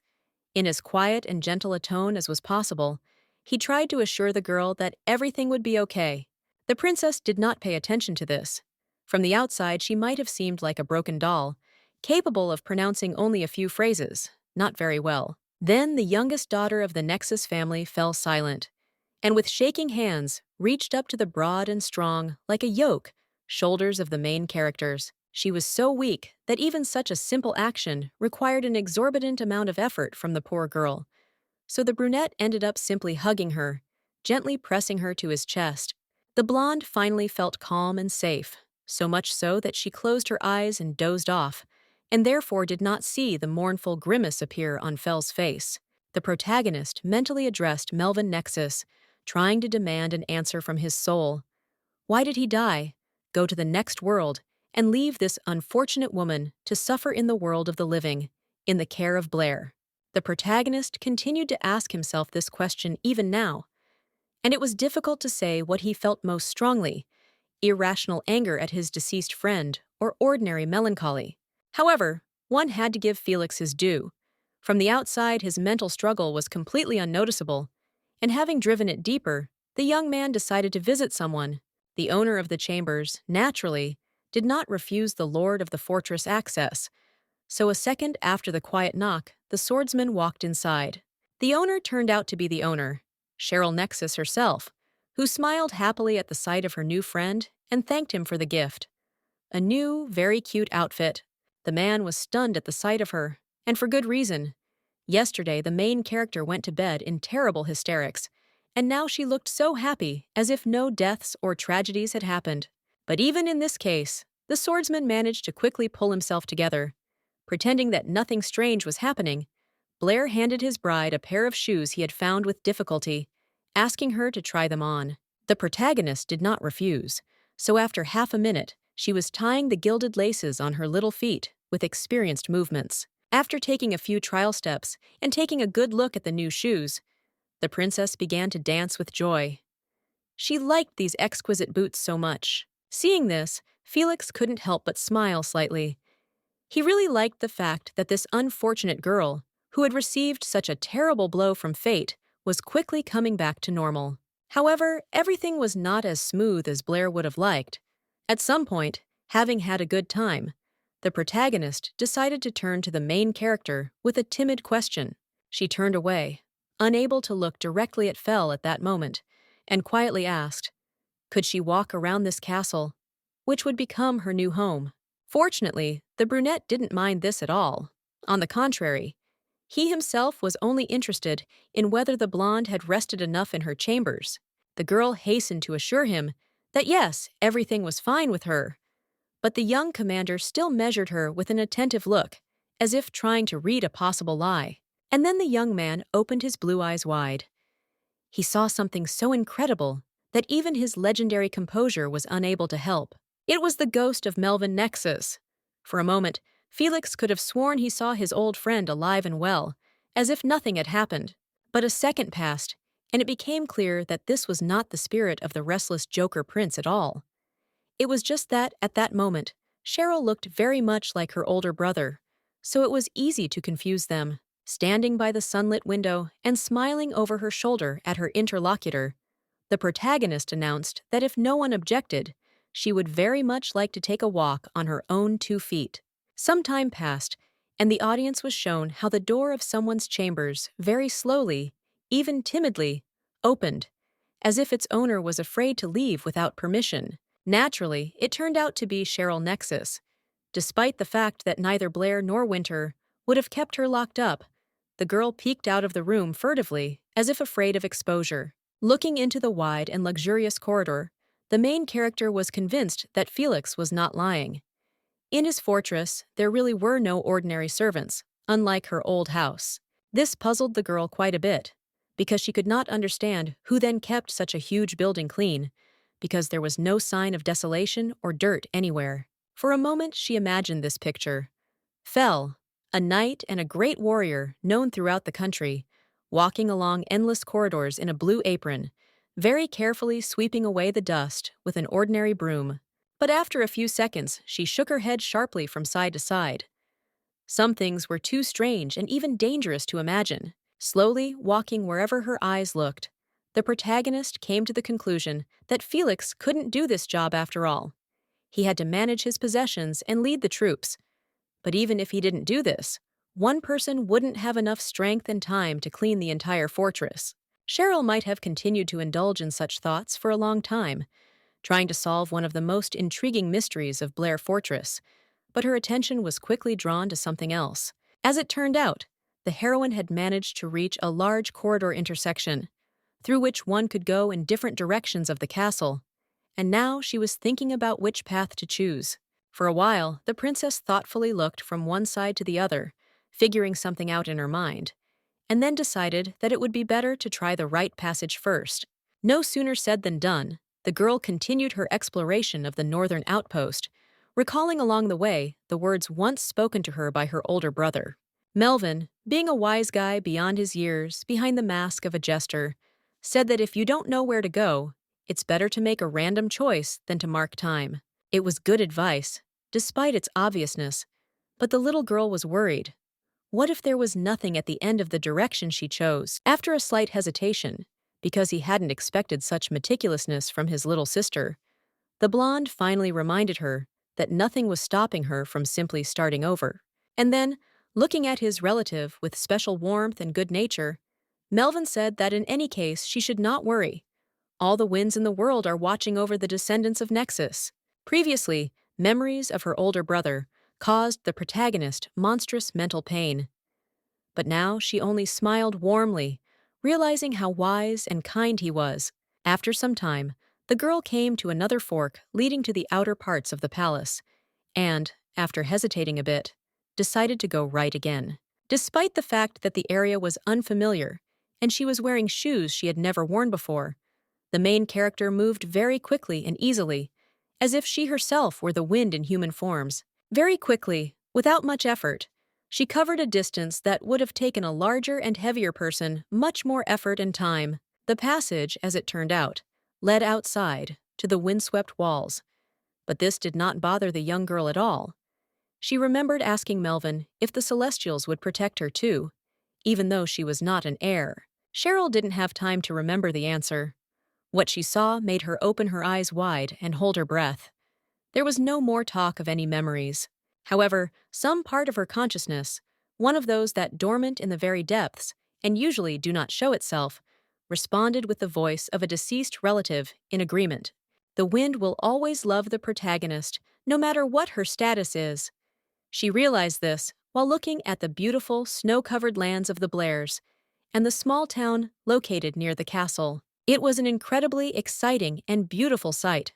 For a moment, the girl felt as if she herself was becoming the wind, as her body was carried upward. And then she realized that everything that had happened was not a whim of fate. A barely perceptible flow of air, which she had felt much earlier, had drawn her here. The main character regarded this as something like a divine sign, and therefore shouted, "Thank you," in full confidence that the invisible ally would hear and understand her. Unfortunately, the wind wasn't the only creature nearby that had ears. The girl's screams attracted the attention of an unknown man in a black uniform. It was one of the castle guards. Although he did not look like an ordinary rank-and-file guard, he was wearing a luxurious black suit and cloak, and a blade hung on his hips. In addition, the man was very young, clearly not much older than Cheryl herself, and although at first he tried to act like a meticulous and formidable sentry, he quickly realized who exactly he was talking to. Having taken a good look at the quiet blonde, the young man felt noticeably awkward. He clearly realized who she was, and that he had made a mistake in behaving so aggressively. A moment later, a hand fell on the swordsman's shoulder, and its owner, interestingly, not only wore exactly the same clothes, but also had very similar pink hair. As it turned out, these two guards were similar, like a person and his reflection in a mirror. His own mother would hardly be able to distinguish these twins, but they themselves did not care. The guys were much more interested in the protagonist, or never embarrassed by the fact that the main character could hear them perfectly well. The swordsmen began discussing how such a cold-blooded beast, as their leader, could get their hands on such a cutie. And Cheryl was so dumbfounded that she couldn't even get a word in edgewise. In another situation, they might have argued and discussed it for a long time, but fortunately, the twins remembered their manners and decided to introduce themselves to the princess. Both brothers were knights, members of the order that guarded the fortress of Blair. The one with the earring in his right ear was called Ewell, and his counterpart with the earring in his left ear was called Isak. The main character was so surprised by this little performance that she didn't even know what to say to her. In the end, the girl only muttered that these two were really knights. However, her aristocratic upbringing quickly made itself felt. The blonde bowed respectfully in response and gave her own first and last name. Then she looked straight at the brothers and with a gentle smile admitted that she was very glad to meet them, and there was so much warmth in her appearance that even the most suspicious person would not doubt her sincerity. The twins were so clearly struck by this spectacle more reliably than by a saber. One of them even couldn't resist biting his own fist to keep from melting with emotion. Having come to their senses, Ewell and Isak from the Moss family again pressed the protagonist, this time with a proposal to immediately complain to them if Felix suddenly behaved rudely with his dear guest. The princess began to noticeably get tired of such sincere but intrusive and overly ardent care. But, fortunately for her, the brothers quickly saw something else. Looking away, one of the young men wondered out loud if the rumors about the appearance of a young mistress in Blair Fortress had spread so quickly that the elders had found out about it. The youngest daughter of the Nexus clan turned her gaze in the same direction, saw what her twin had noticed, and was also surprised. It was by no means some trifle. As it turned out from her thoughts, the leaders of the fortresses were not absolute kings in their domains after all. They still had to take into account the opinion of the clan elders. Right now, several men were getting out of the luxurious carriage, who could easily be the main character's fathers or even grandfathers, and the protagonist understood that they were here because of her.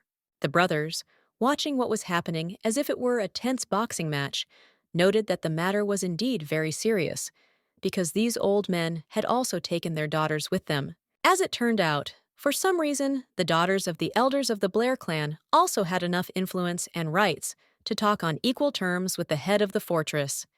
And the character of these girls was even worse than that of their parents. If these young predators decide something, then even Felix is not sure that he will be able to shut their mouths.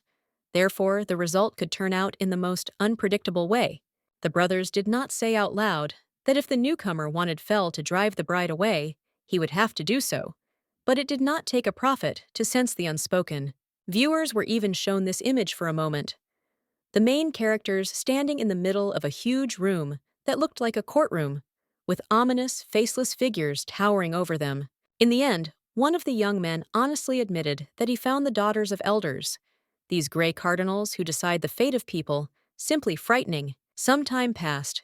Felix and Cheryl were already standing in front of the podium for real, and the first elder, with cold and blue eyes like ice, said that he was not going to believe these rumors until he received proof. But now the most solid proof stood before him. The main character herself, desperately trying to remain calm under this terrible pressure. The young man was better able to control himself. He politely but firmly admitted that he was expecting a visit from the clan leaders, since the times were not the most peaceful. One of the men was more angered than reassured by this, asking angrily if Fel had really done it despite knowing about it, and another elder asked if such actions should be considered disrespectful to them. This angered the old men even more, but the protagonist remained unmoved and did not answer the questions, clearly understanding that at this moment, even the most harmless phrase would be interpreted as mockery. Instead, the protagonist glanced furtively to the side, as if seeking support from an ally invisible to the others or wanting to quickly check something.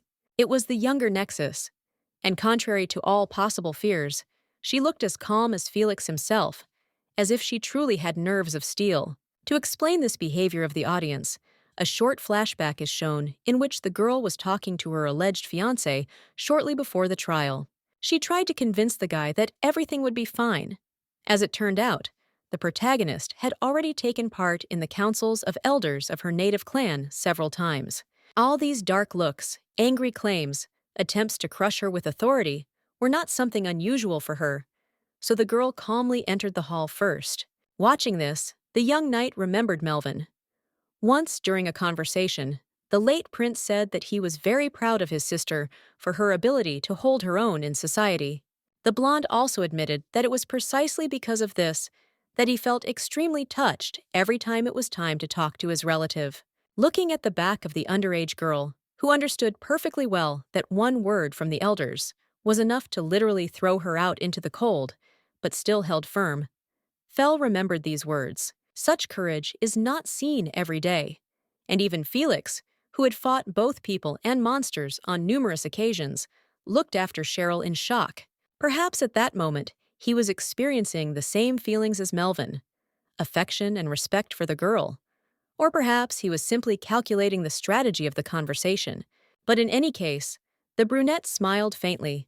One could say that he was anticipating the interesting events that followed, which promised to be quite a few. Apparently, the protagonist indulged in these memories for quite a long time, so much so that the enraged elders eventually loudly called out to the head of the fortress. One of them, having lost his already small patience, demanded that the young man say at least something, while his two colleagues looked at the brunette with boredom mixed with fatigue and contempt. Instead, the young knight slowly turned his head and looked straight at Cheryl Nexus, and that silent gesture was enough for her to immediately understand everything. For a moment, the protagonist was taken aback, as if her fiancé had just proposed something very indecent. But a moment later, she changed her mind and nodded decisively. After that, Felix again stared forward silently, and not a single muscle moved on his face, as if the head of the outpost Blair had managed to turn into a very realistic but lifeless mannequin. However, this silence turned out to be very deceptive and temporary. Fel announced to the entire hall that the heir to the Nexus fortress had been killed, and although he did not try to shout, the sounds of his voice fell upon those around him like peals of thunder. The men and their daughters, having recovered from the shock, began to whisper among themselves until one of them, the oldest and with blue eyes, asked if this was really true. The brunette calmly confirmed that this was indeed the case. The candidate for the coronation had died, and what to do next was unknown. and the elder muttered that the temple had decided to postpone the ceremony, allegedly due to poor preparation. The protagonist looked away and darkly joked that, yes, if there was no heir, then that was indeed a sure sign of extremely poor preparation for the ritual. The most hot-tempered of the elders, hearing this, calmed down, and now in a confused tone muttered that this was really a nightmare, and that the last direct heir was now theirs. The young man confirmed this, and then bowed his head, asking for forgiveness. It all happened so quickly that Fel simply did not have the opportunity to warn the others. The old men finally changed their anger to mercy. Now they calmly noted that they understood why the protagonists had to act the way they did. The gray-haired aristocrat wanted to add something else, but he was struck by a fit of severe coughing, so his daughter came to the forefront, asking the priest not to strain himself. It was as if this had become an unspoken signal that the women had been waiting for all this time, and now they were no longer going to judge Felix, pushing their parents into the background. There were 3 of them, like the men: a tall, powerful blonde with blue eyes, a quiet brunette in a hat, and a girl with unusual green hair and yellow eyes. But their impressive image did not impress the main character in the least. He calmly replied that any comments in this case were unnecessary, but the girls bitterly retorted that they would not leave it that easily. The most senior of the 3, the one with the light golden hair, came close to Cheryl Nexus and said contemptuously that this was simply incomprehensible. The woman called out to Fel in a rage, and the latter calmly allowed her to say whatever she thought, although he himself added a second later that the noblewoman would probably have done it anyway. The blonde was so outraged that she could hardly form sentences. She understood everything. But this nightmare was simply beyond all bounds. The girl lost her composure so much that she simply grabbed the protagonist by the shoulders, and then, turning to the young man, asked him directly, how did he even have the conscience to put such horrible things on her? To say that the main character was stunned would be a significant understatement. She expected contempt, hatred, but not anything like that. Felix experienced a similar shock. He thought that these lionesses would pounce on him for inviting an outsider into the clan without permission. But they were only worried about his unfortunate choice of clothing. The brunette lamented out loud that in such frivolous shoes, and even without socks, the poor thing probably got frostbite on her feet, and her green-haired comrade sympathized with Nexus's plight. As for the blonde, she continued to touch Cheryl, as if the latter were some kind of plush toy that made her smile just by her appearance. It got to the point that the woman seriously asked the protagonist to leave that boor and become her wife. The elder's daughter even promised fabulous riches for this. She wasn't just a golden girl sitting on her daddy's neck, but an experienced businesswoman who ran several companies and was ready to teach the heroine how to run a business, if only she wanted. A striking change also happened to the elders. Until recently cold and menacing, like icy cliffs, now they were watching their daughters with affection and gently scolding Felix for his lack of taste.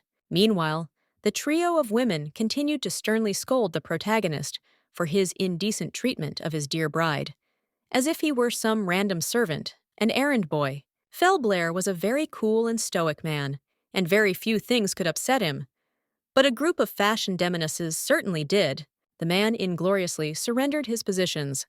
All his famous military leadership talent could not help him cope with such a furious and inexorable offensive. It was a very comical spectacle.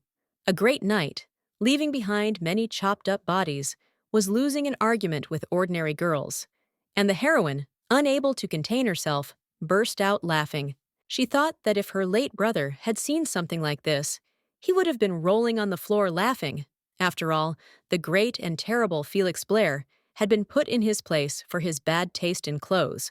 Several hours passed. The council was already over, and the protagonist could honestly admit that she was a little worried. But in vain, because the elders and their relatives turned out to be good people. The main character agreed with a slight chuckle. The process may not have gone as expected, but the main thing is that in the end, everything ended well. Having sorted this out, Cheryl quickly asked if there had been any news from her old home, and Blair told her that there had not been any. For now, the Nexus Castle was silent. The only thing the swordsman could add was to remind them that the new Eye of the Windlands outpost had ordered the ceremony to be postponed, whatever that actually meant. The blonde, however, had known her uncle all her life, so even this little bit was enough for her to draw certain conclusions. The cunning schemer had not yet made any decision. Felix agreed with this opinion. After all, the elder Nexus was an experienced politician. He had definitely prepared several plans in case one of them failed. The girl said nothing to this. She just silently looked into the distance, and it was difficult to say what she was thinking about at that moment, whether she was cursing her treacherous relative or thinking about her own plans. The sun, meanwhile, was slowly but inexorably sinking towards the horizon. The sky was gradually turning crimson, as if a forest fire was raging somewhere far away. Eventually, the protagonist broke the silence, and to do so, she had to touch on a topic she had previously been very reluctant to talk about: the hour of Melvin's death. Trying not to look at her prospective fiancé and companion, Cheryl quietly recalled that before his death, her older brother had asked the attackers where their true loyalties lay. But, as it turned out, Felix had been asking himself the same question for some time, and came to the conclusion that the killers were not actually traitors, but ordinary mercenaries. Otherwise, the prince would have definitely recognized his servants. The heroine agreed that her uncle should have brought in outsiders for such a task, because the prize was worth it. With the death of the children, the divine power of the wind would go to him. The young man remembered that in the Nexus family, magic is passed down exclusively in a direct line, and always chooses only one carrier. Usually, it is the head of the family. It was logical. A person with semi-divine power became the most important, but at the same time received a whole bunch of responsibilities in addition to privileges. Since Cheryl had left her ancestral lands and was planning to join a foreign clan, the most likely candidate for the title of new head was her uncle, Carl Nexus. The protagonist was not a naive child who saw the world in black and white, but it was still very difficult for her to understand that the killer of her beloved brother could get everything. It was simply beyond the framework of any system of justice. But Cheryl didn't say this out loud, realizing that even Felix wouldn't be able to console her. She simply asked dryly if anyone else from the castle's inhabitants had died, and the brunette hastened to answer that no. Apart from the mercenaries and Melvin, no other corpses had been found. However, the protagonist did not consider this a reason to relax. No matter what diplomatic protection he provided, the conspirators would not leave alone those who knew everything for certain. It was as if it had hit the girl in the gut. She imagined how endless assassins were hunting for her and fell, and emotionally she complained, like, if only she could somehow help.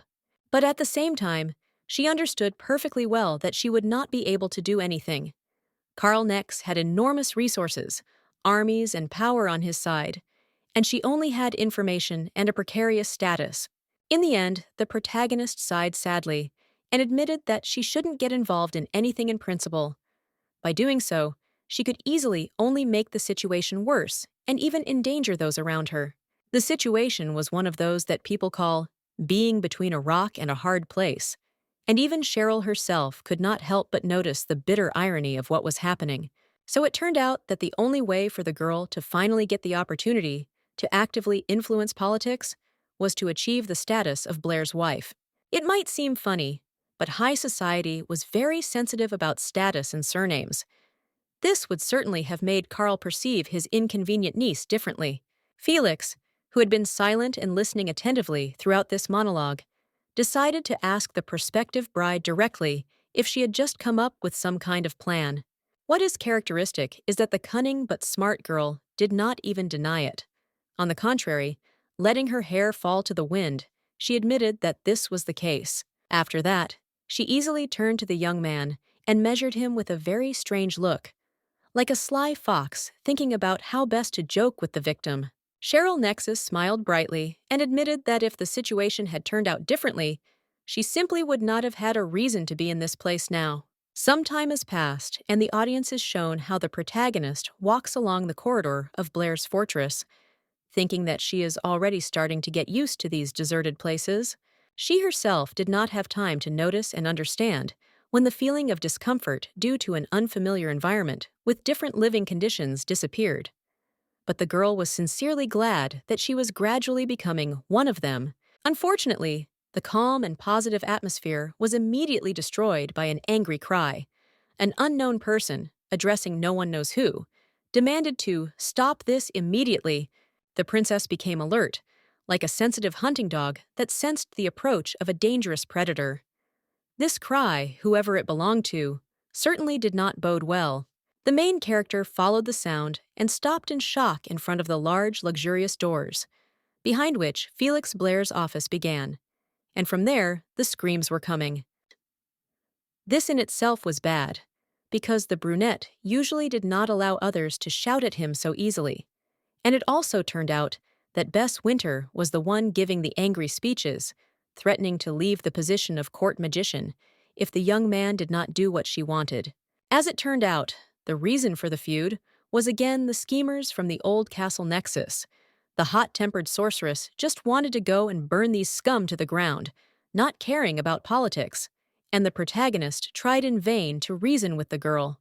Cheryl reached for the handle to go in and try to reconcile her two new friends, but then froze when Winter furiously asked Fell if he was really willing to turn a blind eye to the information the conspirators had released.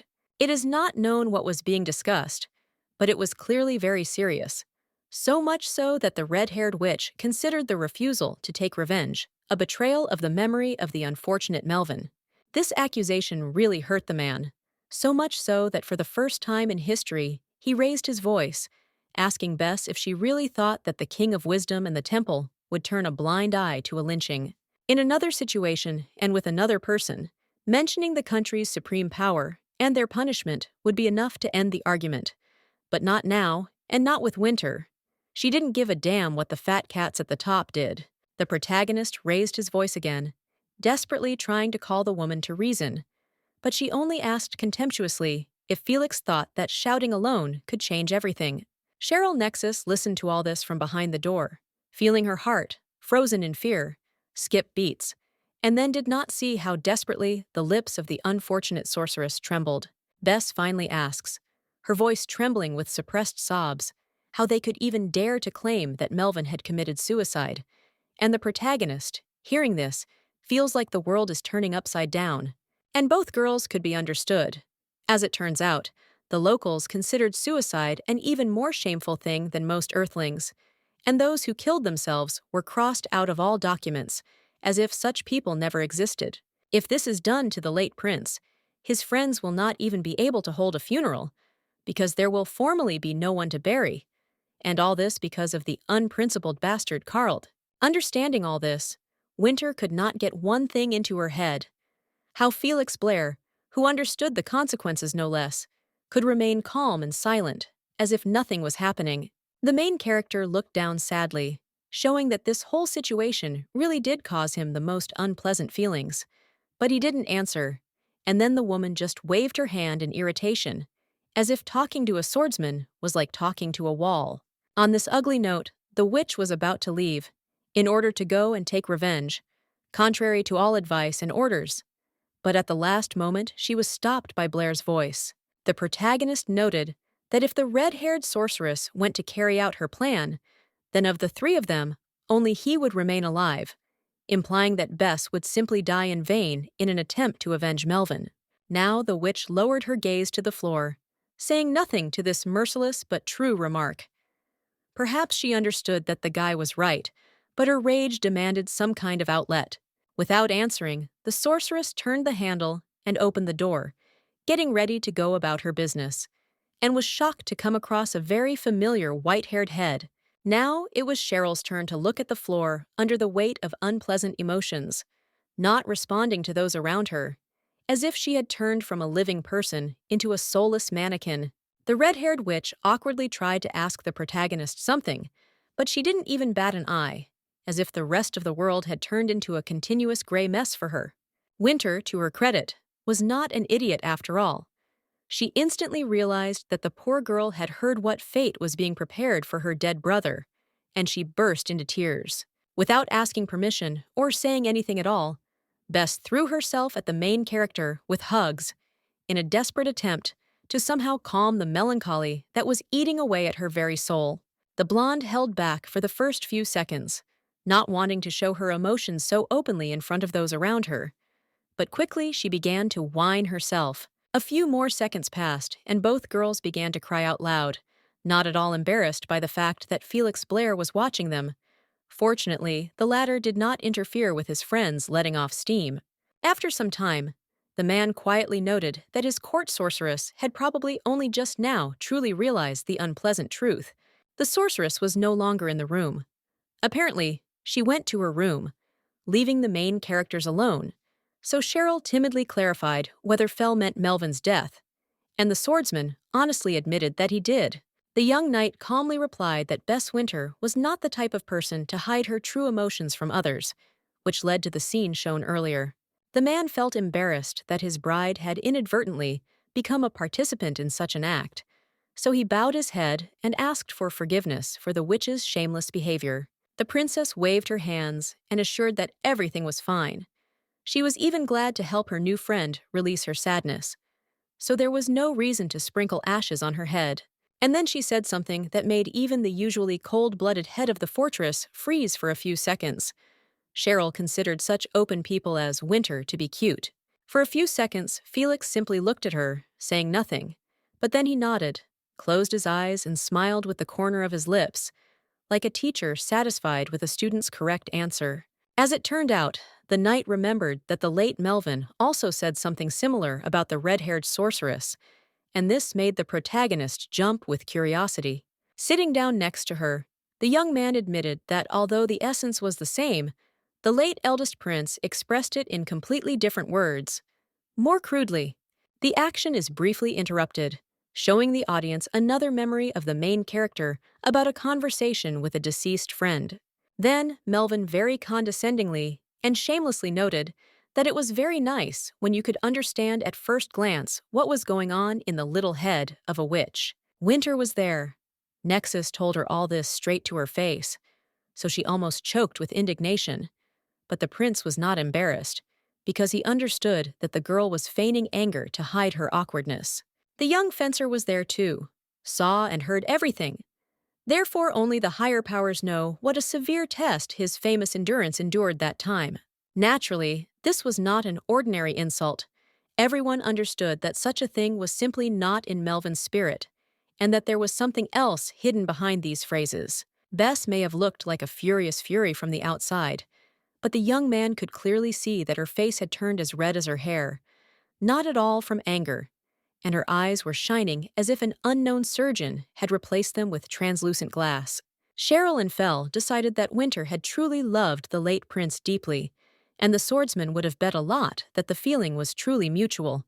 After a short silence, the protagonist asked if the guy was really going to let the sorceress go take revenge, and almost choked with indignation when Blair asked if she would be against it.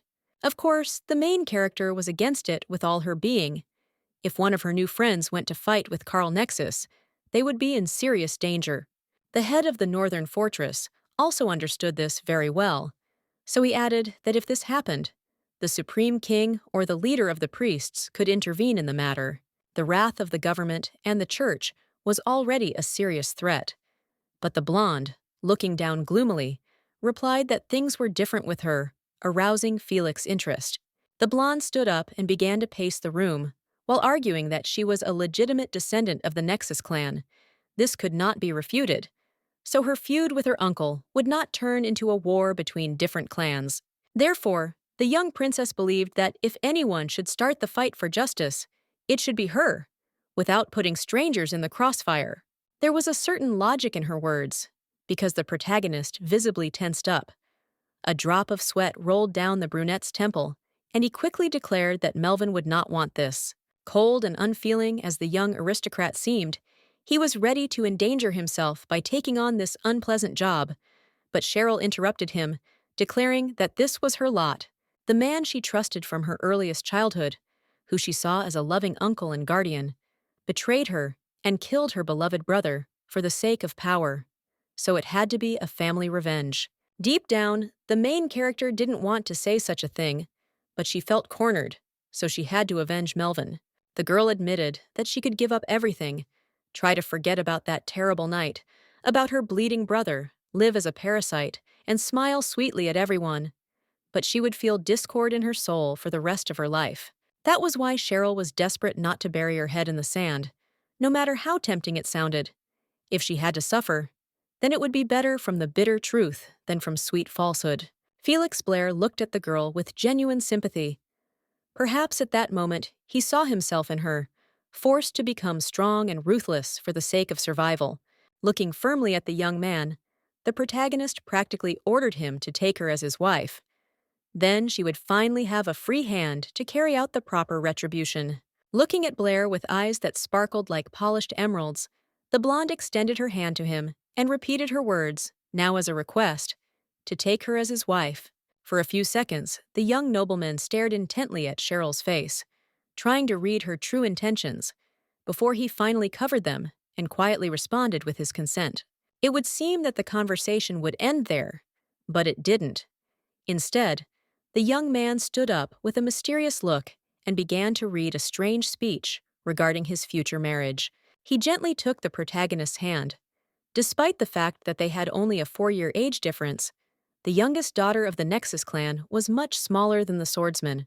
After this, Felix tenderly kissed the limb of his prospective bride, thereby symbolically demonstrating his respect and the sincerity of the words of the oath. This lasted for a few seconds, after which the chivalrous aristocrat slowly pulled away from Cheryl's palm, as if he subconsciously did not want to interrupt the moment of intimacy. After this, the main character looked very seriously into the eyes of the main character and finished his unusual promise. Since she wants the truth, even at the cost of suffering, then so it will be.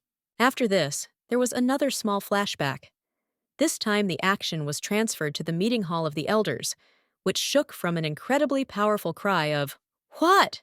Its source turned out to be one of the leaders of the Blair clan. The man could not believe that the protagonists were really going to leave for the lands of wisdom, and tomorrow at that. Felix confirmed that this was true, not fully understanding the drama. He and Cheryl were simply planning to go to the temple to get permission for their future union. After this, a real mess began.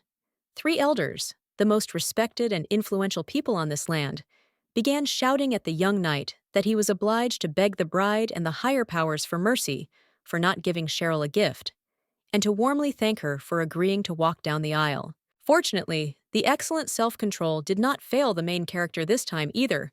Watching this madness, he remained impenetrable and only chuckled indifferently. "Is that so?" The old men were taken aback by such disdain. From their point of view, the protagonist was something like an earthly goddess, the embodiment of light and beauty, so they could hardly imagine how one could be so cold towards the wedding. Completely enraged, the men threatened that if anything happened to the ceremony, they would resign, giving way to their daughters. And when they calmly explained that, then it would no longer be a council of elders, they waved it off. Having caught his breath after this outburst of emotion, one of the nobles calmly admitted that he very much hoped that Felix would treat his future wife well, and so that the young man would not ever think of himself as God knows what. They would all watch him very carefully. And the brunette, without saying anything, simply looked at his interlocutors with the gaze of a dead fish. After this, there is another small time skip. The sun has already set, but Cheryl is not yet going to bed, but is simply walking around the castle. The protagonist quickly found her, and judging by how serious their faces became, the main characters had a lot of important things to discuss. The protagonist timidly asked if her fiancé had suffered much from the capricious elders, but the young knight lied as if nothing serious had happened. Only after that did he notice that it was already very late. Looking out the large window through which the snow-white moonlight penetrated the room, the main character advised him to go to bed. They all had a tough day ahead of them tomorrow, so they needed to be ready for it with fresh energy and a clear head. And Cheryl, although she agreed, wanted to discuss one more thing. The blonde, although from the outside she might seem like a quiet and shy mouse, was usually quick to speak her mind.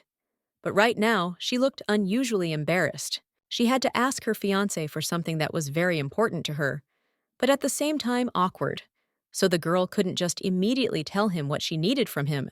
The action is interrupted again by a short time skip. This time, the audience is shown a man with skinny legs awkwardly walking in large shoes. Then they show how this stranger with silvery white hair adjusts a luxurious decoration containing a well-cut and sparkling gem. It turns out that it was actually Cheryl, but she had changed dramatically. She cut her hair so that it reached her shoulders, put on a beautiful blue suit and jewelry. Then the girl suddenly froze, staring into space with wide eyes, as if she had just now remembered something extremely important. She turned her worried gaze to the door, standing in the distance. Felix Blair was there, who, like his bride, was busy changing before the trip. It seemed to the girl that the young man, with his dispassionate attitude towards almost everything, should have finished long ago. But no, the brunette still showed no signs of life. The main character thought for a while about what to do, because waiting could drive one crazy no worse than torture devices. And in the end, unable to bear it, she knocked. The protagonist seemed to be waiting for this moment, because before Cheryl could take her hand away from the door, he himself opened it wide. And at first glance, it became clear how much the aristocrat had transformed. Felix had worn expensive noble suits before, but they were comparatively simple and modest clothes. Now the swordsman dressed in a luxurious tailcoat with gems and tied his long hair in a ponytail. The man greeted his future wife, but the blonde herself did not respond. She was too captivated by his incredible beauty to pay attention to his words. Only after the brunette, without waiting for any reaction, called out her name, Nexus came to her senses and awkwardly mumbled something inarticulate. Oddly enough, the first thing the protagonist noticed was her betrothed's hair. She asked if he had gathered it, and the young man calmly confirmed that he had. Awkwardly scratching the back of his head, the swordsman suggested letting them down again if the main character didn't like it, and the girl waved her hands in horror, assuring him that Fel looked very beautiful this way. It was then that the princess blushed and pressed her palms to her mouth with slight fear. She was so worried that she herself did not understand at what moment she said what she thought about the guy's appearance. The man did not pay any attention to this storm of emotions, but only gave way, allowing the main character to go inside, after which she asked where Winter was. The young knight calmly replied that the sorceress had overslept, but that was nothing out of the ordinary. Over the years, Felix had become so accustomed to this that if Bess had appeared on time, it would have been time to suspect that her body had been taken under control by another sorcerer. The protagonist, barely holding back her laughter, admitted that this was indeed a reliable way to distinguish a friend from a disguised enemy. But then she turned all ears. Blair was about to say something. The young man unexpectedly, and without any explanation, asked the main character to stand in a different place. And the girl, taken aback, asked why this was necessary. Several minutes passed. The readers were not shown how the main characters talked. The focus immediately shifted to the action, or more precisely, to how Fel carefully combed his companion's hair. It was a strangely touching and embarrassing scene for Cheryl. She sat motionless and straight, as if she had swallowed a stick, and thought that she must have come out with a crow's nest on her head. Finally, the girl couldn't take it anymore, and nervously admitted that she never thought that short hair was so hard to take care of, unlike long hair. The brunette just closed his eyes and answered with a wise look that there was nothing wrong with it. The protagonist would quickly get used to it, and this showed well that Blair really knew how to take care of himself. In such a calm, homely conversation, the preparation for the visit to the temple took place. But at some point, the main character thought and remembered how not long ago he asked the bride if she really wanted to shorten her hair. Another woman might have given her right arm to have such long, soft silver hair. But Cheryl had no qualms about cutting it off. She explained that it was hard to style such a shock of hair every day, so as not to turn from a beautiful little princess into a hairy monster. Smiling sheepishly, the blonde even admitted that she tried to cut off the excess hair herself, but it turned out to be too difficult without outside help. That is why she turned to the young knight for help before going to bed. But he did not answer right away. Perhaps he felt sorry to spoil such a beautiful hairstyle, especially since his own hair was much longer. Felix looked at his future wife for a few seconds, deciding whether to agree or refuse this request, but eventually resigned himself and answered with a short, "Okay." Then the action returned to the present moment. The swordsman finished tidying up the protagonist's head, who even seemed to be sleeping due to her closed eyes. As it turned out, the girl had not slept at all. She was simply enjoying the fact that someone else was taking care of her hair, as if she were back in her native castle. Initially, the girl's parents helped with this, but then they became too busy and eventually died. So this burden was taken on by numerous servants. And of course, Melvin was involved in this too. He didn't miss even the smallest opportunity to spend time with his sister again, and was happy to help her with her hair. It was a pleasant and warm time. But it was even more painful for the protagonist to realize that it was gone forever, and no one was going to take care of her anymore. Absolutely no one. Her father and mother died many years ago. Her older brother was stabbed to death like a boar by conspirators, and now she is surrounded by strangers. Perhaps the main character would have felt sorry for herself for a long time, until she burst into tears like a child. But Felix, as if he felt the rising wave of melancholy, began to gently comb her hair again. The young man once again demonstrated that he was not some empty-headed handsome man who only knew how to swing a sword. He really sensed the change in the bride's mood and asked if everything was okay. The main character didn't answer, but her pink face and shining glass-like eyes spoke better than any, even the loudest words. Ultimately, the protagonist realized that remaining silent in such a situation would simply be rude, so she decided to explain to Felix what was going on. She quietly admitted that for a moment she had felt as if she had returned home, meaning that stage of her life that was devoid of serious concerns and in which relatives were still alive. The young man understood everything perfectly well without detailed explanations, but in response, he only smiled subtly and admitted that he had just felt like Melvin. In response, Cheryl chuckled and admitted that her late brother had never combed her hair so thoroughly, in an attempt to compliment her fiancé. The brunette calmly noted that if the eldest prince found out that Felblair had personally cut off his sister's hair, he would have fallen into a murderous rage. But the girl objected that this was nonsense. Her brother loved his best friend. The head of the northern fortress grumbled good-naturedly that this was unlikely. Rather, Melvin simply enjoyed the fact that he could brag about his sister to him at every opportunity. Despite the well-known proverb, "Speak well of the dead, or nothing at all," the protagonist admitted that it was true. Her relative had committed a similar sin, and at such moments, she felt terribly awkward. The young knight replies that Cheryl, whom he saw at such moments, was in fact always happy, and the girl freezes in amazement, as if she had been stunned.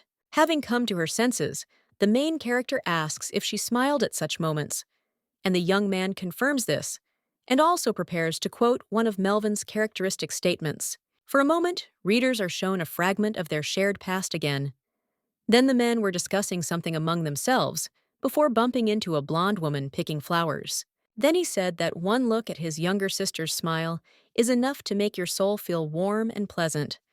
She has the ability to make viewers happy. At the time, Felix might not have attached much significance to this phrase, but now that he had become closer to Cheryl, he fully felt its truth, and even smiled affectionately himself. Hearing this, and perhaps seeing the smile of the usually calm brunette, the princess blushed terribly, just like when Melvin praised her in every possible way. This was a particularly awkward moment for Cheryl, because her brother did say that a lot, and she felt so awkward again that she wanted to hide somewhere.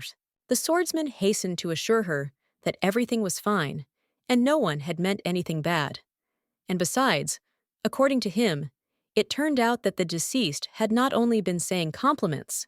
Just in case, the young man asked if she wanted to listen to this now, but the protagonist shook her head wildly in different directions, as if she was trying to fly in this way. Having calmed down after this short breakdown, she explained that she would be ready to listen to everything a little later. Now, unfortunately, the girl was too excited to act adequately. Upon hearing this, Felix Blair asked again to avoid any awkwardness. Did Cheryl want to know in the future what her older brother, Melvin Nexus, said about her behind her back? This cold and calm tone, oddly enough, helped. Now the protagonist nodded calmly and with a warm smile, as if she had not tried to roll on the floor in hysterics. Once all misunderstandings were resolved, the young man calmly promised that he would tell her everything as soon as his dear bride asked him for such a favor.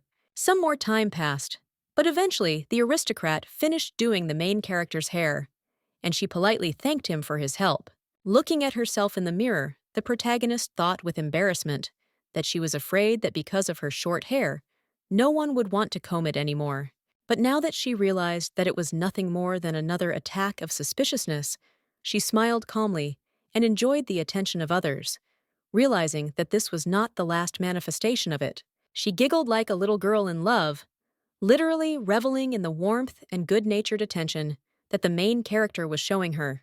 She might have enjoyed it for a long time, like a cat constantly demanding human petting, but at some point, Fel put the brush away and announced that everything was ready. The girl's appearance had hardly changed. Her hair just lay a little differently, but she stared at her reflection as if she had suddenly grown wings. Her eyes sparkled again. A small change in her hairstyle brought the protagonist into such sincere, genuine delight that she almost burst into tears. In her emotions, she whispered, "How beautiful!" and then came to her senses and hastened to clarify that she meant the work the young man had done, and not that she considered herself magnificent. She is not one of those narcissists who are ready to spend a long time looking at themselves in the mirror and reveling in their appearance. You shouldn't think of her like that. But the main character only chuckled. It is unknown how long they would have continued talking to each other until it was time to hit the road. But at that moment, the door almost flew off its hinges because of Bess. The witch had obviously been running here as fast as she could. She was out of breath, had somehow pulled on a discreet green cloak, and was trying to make sure she wasn't late. But Felix wasn't going to spare her feelings in this matter. The main characters, however, did not consider this to be something bad. Otherwise, Winter would have witnessed this extremely awkward and intimate scene of affection. The woman didn't understand what was meant and demanded an explanation, but Blair only turned his gaze to Cheryl, as if silently demanding that she tell everything or come up with a convincing lie. But the main character, naturally, was not going to admit what they had just talked about, and she was not a good liar, so she pretended to be an ignorant fool. Luckily for them, Winter didn't rage for long over the refusal to let her in on the secrets of what was going on. At one point, she simply hugged the protagonist, saying that she was becoming more and more like Melvin with each passing moment. The image of her dead lover so clouded Bess's eyes that it took her a long time to notice that the princess had cut her hair. But fortunately, she decided not to attach any importance to it. In order not to waste any more precious time, Felix reminded the sorceress that it was time to hit the road, and the woman, immediately getting ready, asked whether the clients wished to teleport to the entrance to the Land of Wisdom. This method was clearly much faster and more convenient than using classic horse-drawn carriages, but it also required some preparation. For example, the sorceress asked the heroes to stand in a certain place. They obediently carried out the order, but this did not satisfy the witch.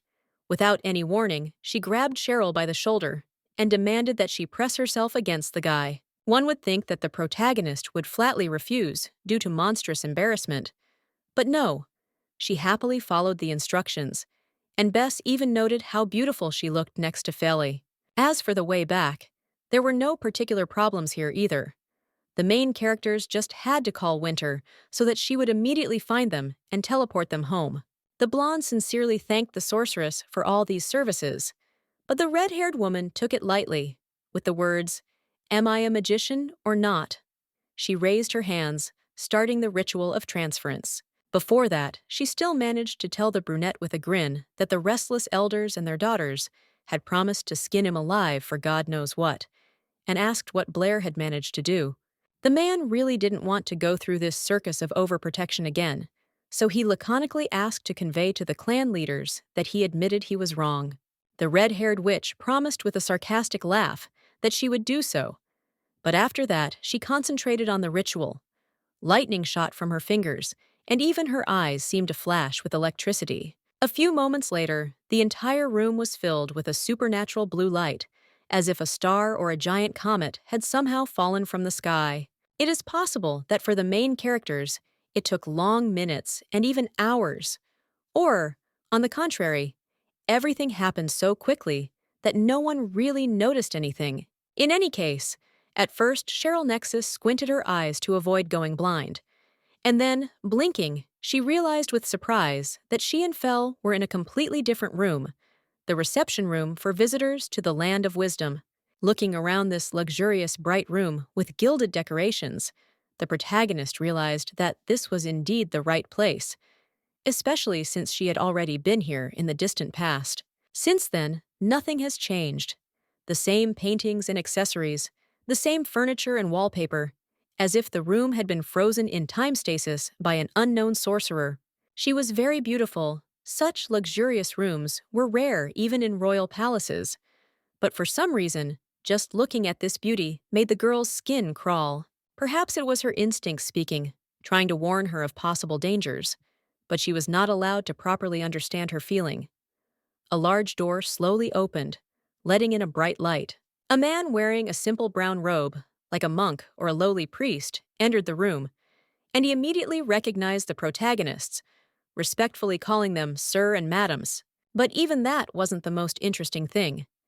This mysterious man, as it turned out, was waiting for the arrival of distinguished guests, and this innocent phrase sounded unexpectedly ominous. It really was a monk, although he had no connection with earthly religions. A young man with long hair and in a cassock appeared before the protagonists. The hood hid any features of the man's appearance, and he spoke quietly as he asked visitors to follow him for more information. Felix Blair looked alarmed, as if something about this novice seriously frightened him. But the swordsman did not argue with the seemingly harmless instruction. At the same time, he cast a short but very sharp glance to the side, right at the place where Cheryl Nexus should be, wanting to make sure that she was okay. Contrary to her usual habits, the girl looked very gloomy and depressed, as if the surrounding environment had fallen on her shoulders like an incredibly heavy burden. To the princess's credit, she tried to control herself, as befits a noble lady, but still, beads of cold sweat rolled down her face. After that, the action was again transferred to the past, just when Melvin and his younger sister visited this territory. Then the blonde still asked if the heroine knew why the Land of Wisdom had such a pretentious name. The girl then waved her hand mockingly, because her brother asked her about the most obvious thing in the world. This name comes from the fact that the King of Wisdom rules here, elected by the heads of the fortresses and the High Priest. In response, however, the guy only let out a few short chuckles, causing the protagonist to look at him in confusion. She was trying to figure out if they were laughing at her. Melvin, if he laughed at the little girl's words, did not try to put offensive notes into this laughter. On the contrary, after that, he gently took his relative by the hand. Looking down at her, he explained that this was true, but in fact, the above was only one of the reasons. However, after these words, the flashback was interrupted. The action returned to the present moment, where Cheryl was walking along a stone road side by side with Felix Blair, both of them being led by a strange, silent servant. She might have been happy to while away the time with conversation, but the atmosphere was not right. And then the brunette spoke first, and, as luck would have it, he repeated Melvin's old question about the name. Most likely, the young man did not intentionally hurt his bride's feelings, but she tried not to show her true emotions, and with a sober look repeated her old explanation, that the king lives here. But Blair interrupted her and pointed to the surroundings. The luxurious white stone buildings created in absolute harmony, the magnificent gardens and other attractions created by the efforts of ordinary people. Looking at this, the main character noted that people, despite numerous natural weaknesses, are capable of creating things that are superior to them by many orders of magnitude, simply thanks to their intelligence, and this is the best proof of genius. Perhaps the swordsman would have given a whole lecture on this topic, but he quickly noticed that his companion was not listening to him at all. Cheryl seemed to be trying to spot a dangerous insect on her body. Realizing that she had unwittingly put her fiancé in an awkward position, the protagonist blushed and, hiding her eyes, hastened to apologize for it. The brunette didn't get angry, but he didn't say anything either. He looked very carefully at his future wife, trying to find out in this way what storms were currently going on in her soul. For some time, they walked in silence.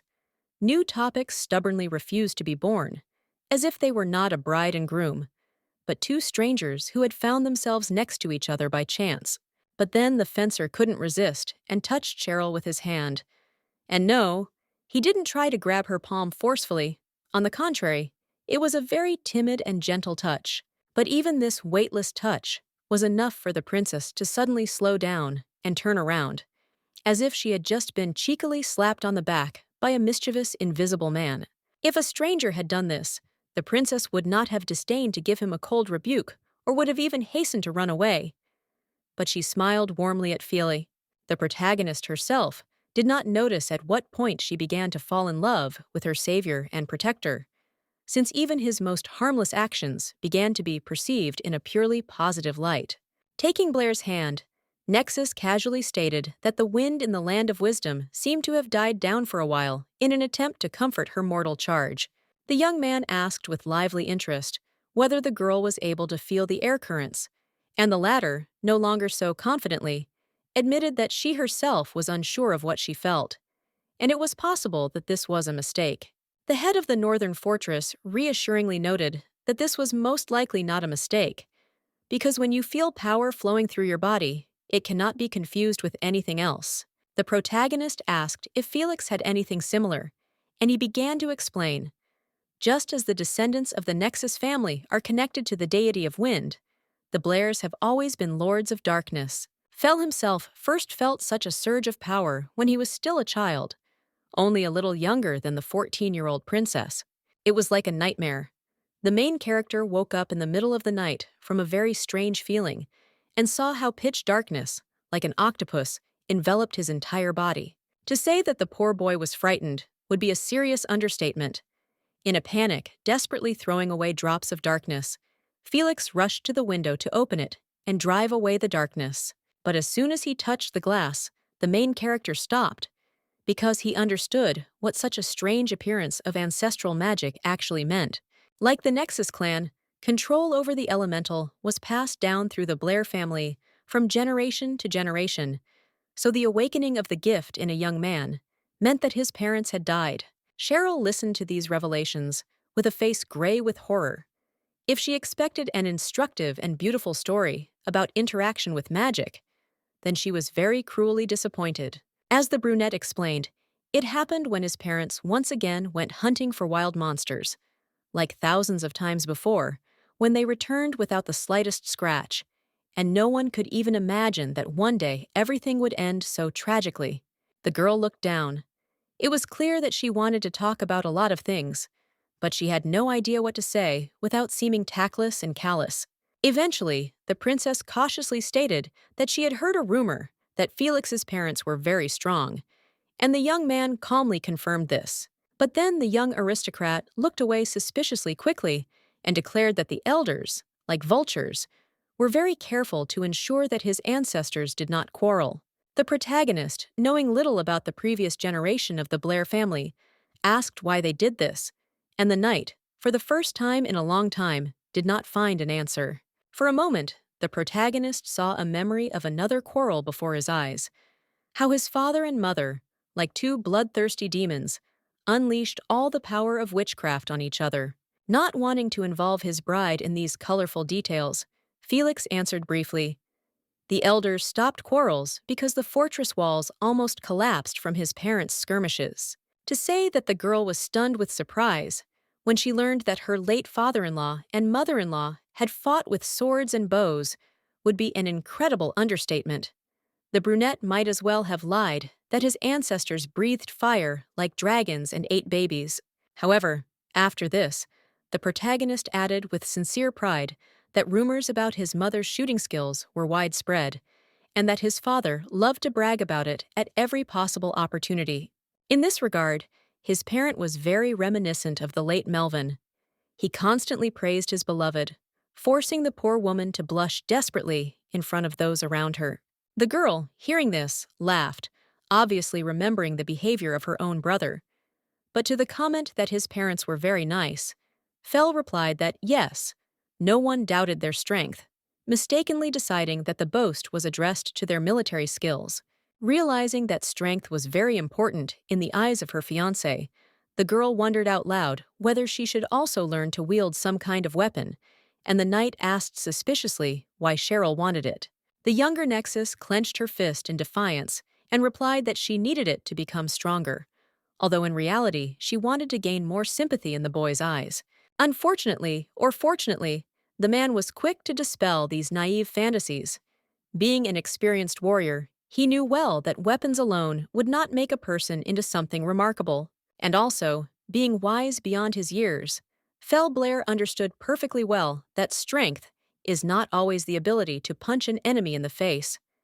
It can easily be demonstrated in a non-violent way. This is exactly what the protagonist was quick to convince the main character of. She was already much stronger than many people, and she did not need to learn to hurt or kill to prove it. The princess listened to this with her mouth open in amazement, as if she were a believer, carefully listening to the divine commandments given from heaven.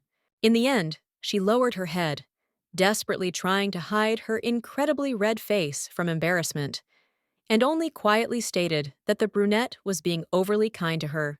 The young fencer took this as a compliment and hastened to thank her, but the blonde shouted that these were not words, but the real truth. The monk, who had been walking ahead all this time, leading the noble guests to the right place, turned around abruptly, and the protagonist felt terrible shame, realizing that she had shouted on holy ground. To save face, she instantly became quiet and only carefully coughed into her fist, as if her throat was tight, and it was difficult to speak because of this. But the little girl wasn't going to interrupt the conversation because of such nonsense.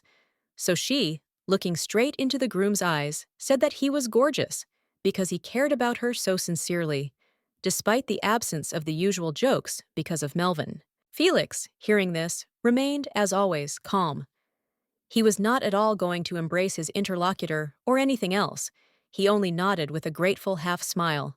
But if he wanted to limit himself to that, it was in vain, because Cheryl had completely different plans on this matter. It was she who first grabbed the guy by the hand. Moreover, she brought the groom's limb to her own chest, and with a sly, fox-like smile, declared that now the young man could see for himself how warm she was. The protagonist's eyes widened in shock, as if he couldn't believe that Cheryl had actually done something like that. He wouldn't have been so surprised if she had suddenly grown wings and a tail. It is unknown how this situation would have ended if the main characters had been left to their own devices, but they were delicately interrupted by those around them. As it turned out, the young aristocrats had already arrived at the entrance to the temple, where two other priests were already waiting for them, who would ensure the successful completion of the preparations. As they had warned earlier, the priests turned out to be a man and a woman, and the latter, taking the floor, announced that the young people would have to prepare for a long time to pronounce solemn oaths, cleansing their souls and bodies. Then a man joined the conversation. He warned that the bride and groom would not be able to meet each other until tomorrow morning, so if they needed to exchange words, let them do it now. Felix didn't need to be told twice. Taking Cheryl's hands, as if trying to warm them in the cold winter, the man warned his interlocutor that they would soon see each other again. After that, he released the girl's hands, leaving a tiny paper bundle in them. If you didn't know in advance that it was there, it would be impossible to find it. The protagonist did not understand what it was and why it was needed, but the fencer hissed, not allowing her to continue asking questions. It was impossible for others to find out about the letter. Leaning down, the brunette whispered that this paper contained a certain message that Cheryl Nexus should read, but only when she was alone. In a different situation, the princess might have had questions and suspicions, but she had already managed to become imbued with sincere trust in her future husband. So, looking at him with great adoration, the blonde thanked the guy for the hint, a huge improvement compared to their previous relationship. After this, unfortunately, it was time to say goodbye. The priest with a short red beard gave a sign, and the main character followed him into the inner rooms without any objections. Before disappearing from view, Felix Blair managed to turn back to Cheryl Nexus for a moment, as if he was trying to convey some other message to her with his gaze. Unfortunately, this gesture of his was in vain. As it turned out, the protagonist was already following the priestess, so she did not see that the head of the northern fortress was trying to support her with his gaze. The main character, looking after the girl, felt serious tension because the temple was one of the few places where he could not use force to protect his ward, and if the blonde got into trouble, no one would help her. The young man tried to reassure himself that everything would be fine, and this was a logical move. If he was initially unable to do something, then there was no point in torturing himself in vain, especially since no tragedies had happened yet. Felix Blair hoped that everything would go well. They would perform all these tedious rituals and return home safely, after which it would turn out that all the worries were nothing more than the creations of a tired mind. The door opened softly, letting in soft sunlight. It seemed as if even a soulless piece of furniture felt reverence for the holy place and tried not to disturb its peace. Cheryl Nexus looked around with interest, since she had never been in a place like this before. And unlike her, the nun acted very detached, like a robot and not a person. In a disinterested tone, she explained that guests were given food twice a day, but since the main characters had arrived late, the first meal had already been missed, and the second would only come after the afternoon prayer. The room was furnished without the flashy luxury that was typical of some mansions, but the blonde liked it very much, although the priestess, unfortunately, did not care about the compliments. Without changing her expression at all, the woman in the cassock explained that the prayers were foreshadowed by the ringing of a church bell. When the protagonist heard it, she should leave all other affairs, go to the room for spiritual practices, drink holy water, and begin to meditate. The bell will ring 3 times in total. The first one warns people in advance that the time for prayer is near, giving them minutes to prepare. The second one signals the beginning itself, and the third one signals the end. In addition, the bell ringer takes hold of the rope 2 more times. On the night of the full moon, when the satellite appears in the sky in all its glory, and in the morning, when the sun comes into its own. It's almost time for afternoon prayers, but before that, guests need to bathe, so Cheryl had better get to the bathroom soon.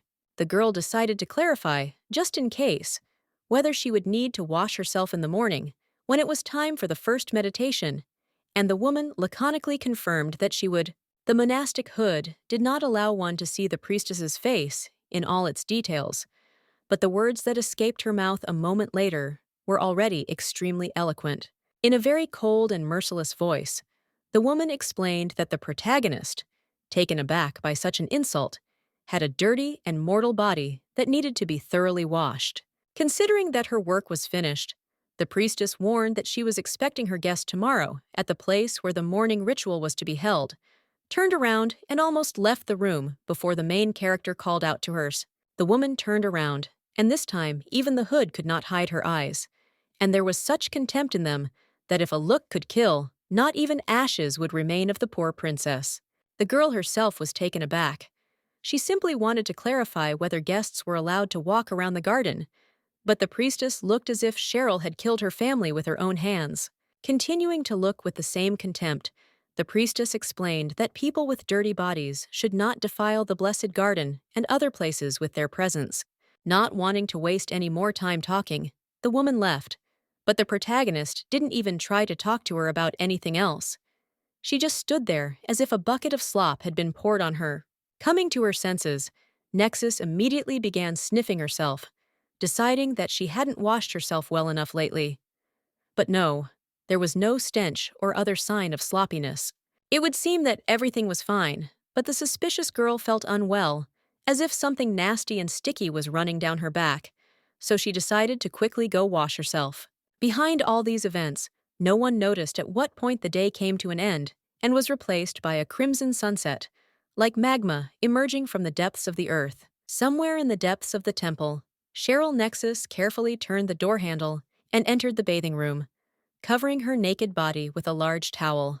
To be honest, it wasn't the best place to get your hygiene in order. No sign of heating or even carpets, just bare stone. Just looking at something like that sent shivers down her spine. But that was just the tip of the iceberg. The water in the pool was also icy, so the princess shivered from just touching it. As it turned out, she had heard rumors that the temple priests bathed in very cold water, like penguins, and forced visitors to do the same. But these, unfortunately, were not rumors at all. In another situation, perhaps the main character would have resolutely refused to mock herself in such a way.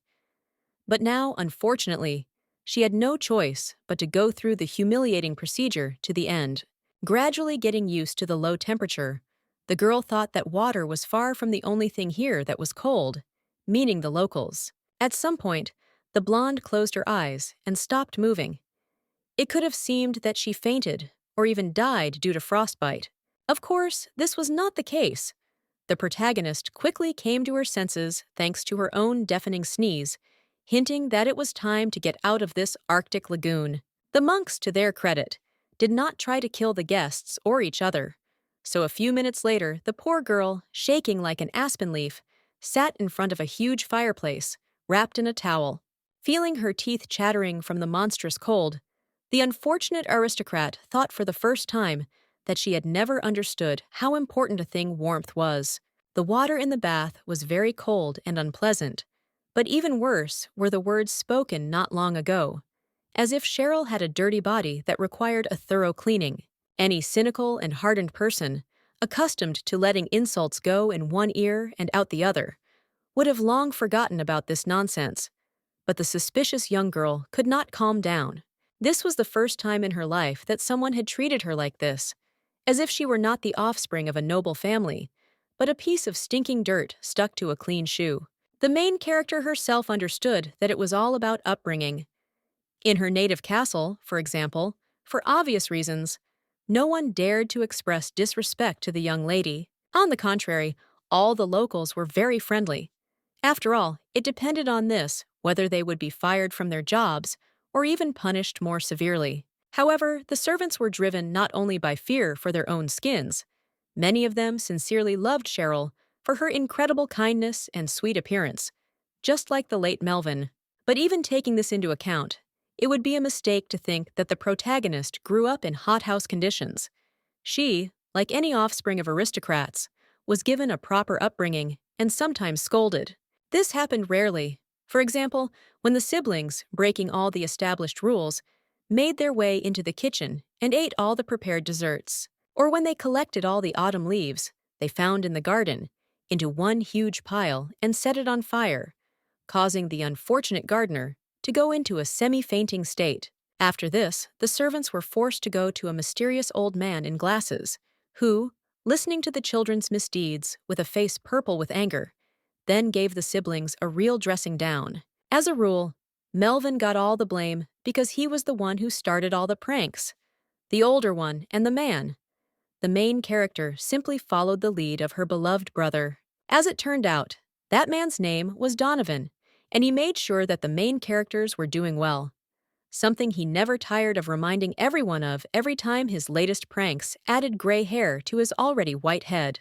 This was not some random old man picked up by Carl Nexus on the street, and not even a specially hired teacher, but an elder, one of the leaders of the clan.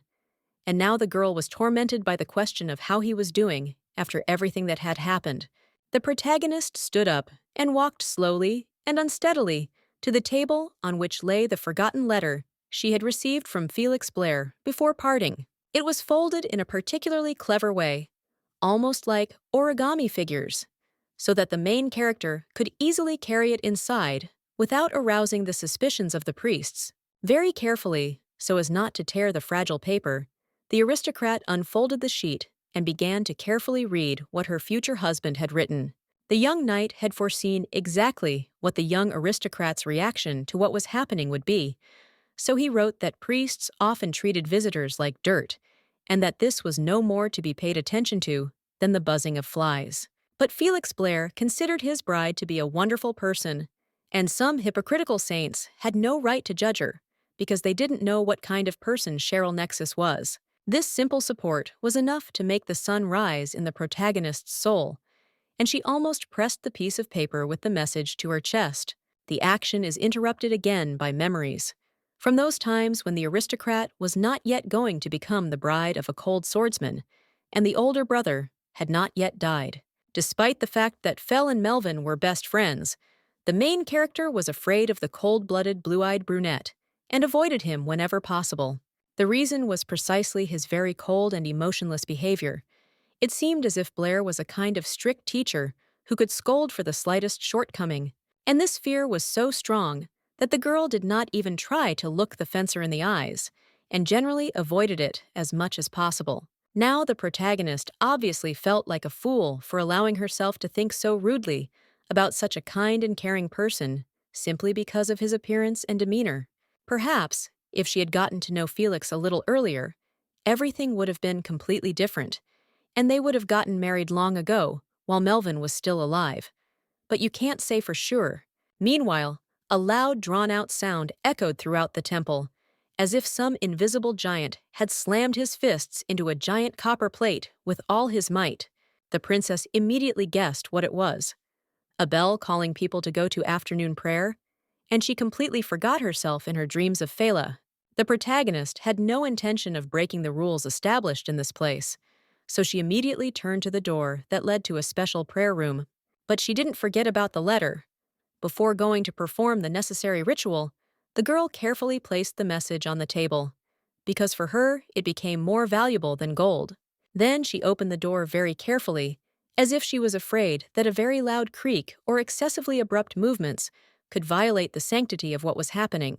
Inside, however, the room did not look overly pretentious or pompous. An ordinary small room, in the center of which was a tiny table with prayer utensils. And it so happened that one look at this room was enough to scare the little girl. The realization that the architects did not even provide windows made her shiver. There was no light here either, except for what filtered in through the half-open door, as if some god had yanked the room out of existence and thrown it into primordial chaos. Most people wouldn't understand why the main character would be so afraid of anything at all. But those who suffer from PTSD and claustrophobia might sympathize with her. On the night of Melvin's murder, Cheryl hid in a dark, stuffy closet. She could see nothing and could not influence anything. She could only listen as her older brother died behind a thin wooden wall. The prayer room was somewhat similar to that damned closet, and this slight resemblance was enough to send the poor protagonist into a panic. To her credit, the aristocrat managed to pull herself together without outside help. She reminded herself that such thoughts were unacceptable in a holy place, so it was better to just drive them away. Instead, the girl ordered herself to think about her upcoming marriage. By performing a few simple rituals and waiting a couple of days, she would turn from Cheryl Nexus into Cheryl Blair. The blonde walked towards the prayer table, her steps trembling with internal tension. But at some point, something strange happened. A green light came on out of nowhere. It wasn't just light, but an external manifestation of the divine wind that patronized the protagonist's family. And now it was blowing straight into her face, as if desperately trying to hold her back. The blonde obviously felt something similar, because at some point she paused and, looking at the streams of green air, asked him directly what he wanted. Perhaps the wind had somehow managed to give an answer without using words, or Cheryl had figured it out on her own. Either way, she closed her eyes, gathering her thoughts. After that, she briefly said, "Sorry," and then, as if nothing had happened, she knelt down in front of the place of prayer. The desire to follow the rules turned out to be stronger than the voice of the deity. The main character felt that she was obliged to go through this ceremony at any cost, as if the slightest deviation from the rule could forever close the road to marriage. Then she turned her gaze to the side, to the place where there was a bottle of holy water, which had to be drunk in order to feel one with God. With all possible respect, the protagonist took this fragile glass vessel, after which she addressed the higher powers with the first words of prayer. The girl very slowly, as if afraid of spilling the precious liquid on herself, tilted the bottle towards her face, and the first drops slowly poured into her open mouth. She sat like that for some time, slowly swallowing water. And at that moment, it might even have seemed that everything would really end well, and any worries would turn into a nightmare. But it was not so. Very quietly, without even the door creaking, a tall, thin man entered the room, more reminiscent of a demon. His whole appearance literally screamed threat. Then, just as quietly, he approached the door that led to the prayer room. The creepy stranger was a predator sneaking up on an unsuspecting victim. At some point, the scoundrel smiled, widely, sincerely enjoying what was about to happen, and the fact that the defenseless girl was completely in his power. So far, the criminal was in no hurry to attack. He only briefly uttered 2 words, "Cheryl Noose," but because of them alone, the protagonist almost died on the spot from horror. Her entire body was gripped by a monstrous panic. She could not force herself to stand up, move her hand, or even turn around. All her endurance was enough only for her eyes to move. At some point, the girl's fingers became so weak that she could no longer hold the bottle of prayer water and dropped it on the floor. Perhaps this was sacrilege, but she no longer cared. Only after this did the main character realize why the divine wind itself was so desperately trying to stop her, and what an idiot she was for not listening. But it was too late. There was nowhere to run. The man was only a few wide steps away from his victim, and he certainly would not have allowed her to slip through the half-open door and call for help. The protagonist no longer tried to save face, as young aristocrats are taught from childhood. Tears ran from her wide-open eyes, and her face was flushed, as if after a bath. It was her uncle, the very man who had betrayed her and Melvin, a scoundrel who had killed his own nephew, and an unprincipled schemer with blood on his hands. At first he smiled with narrowed eyes, like an ordinary friendly uncle, happy about meeting a dear relative. But when Carl opened his eyes, there was only a bestial thirst for violence in them. His mockingly polite words, "Long time no see, my dear niece," did not help at all. It was like the hiss of a poisonous snake ready to attack. The action again moved to the past, when Melvin and Cheryl were still small children and did not even suspect how harsh the future awaited them in 10 years. They were busy playing, but froze when they heard a familiar voice. It belonged to a smiling and handsome young man in an expensive suit, holding gifts in his hands. Then, no one, except a brilliant psychologist or a telepathic sorcerer, would have been able to suspect that this beautiful man, whose appearance literally oozes friendliness, was Carl Nexus, a ruthless killer and sadist. The main characters did not have such talents. They only saw their beloved uncle, who, in addition, came to visit with their favorite sweets. As it turned out, this memory was very early. Their parents were still alive then, because the uncle, while treating his nephews, playfully asked them not to tell their dad about it. Little Melvin, having received a bar of his favorite chocolate, declared that Carl was the best uncle, and Cheryl literally begged him to pick her up and throw her as high as possible. Hearing this, her brother immediately demanded that they play with him too, so the elder Nexus even became embarrassed. He clearly couldn't keep up with 2 children at once, but the man was in no hurry to refuse such a request. He gently and carefully, but firmly grabbed the girl by the sides, preparing to send her on a small flight. If anyone had looked at this picture, they would never have believed that Carl was a traitor. So idealistic and peaceful was his time spent with his family. The main characters certainly didn't think that they would ever accuse this relative of theirs of the worst sins. Back then, they were just a happy family. In addition, the day was also perfect. The sky was blue and very clear. Only in some places, beautiful white clouds periodically floated by. But a moment later, the audience is shown a completely different picture. Endless storm clouds hung over the Nexus family castle, from which mercilessly poured freezing rain. In such weather, the owner would not throw the dog out of the house, but at least 2 people were in no hurry to hide under the roof. These were the protagonist and her brother, standing in black suits in front of 2 graves. It was the day their parents died. Melvin, already a teenager, hugged his younger sister by the shoulders, and the man who approached them added bitterly that his brother and sister-in-law were wonderful people. The young man turned around and looked at his last remaining relative, usually always beaming with joy and laughter.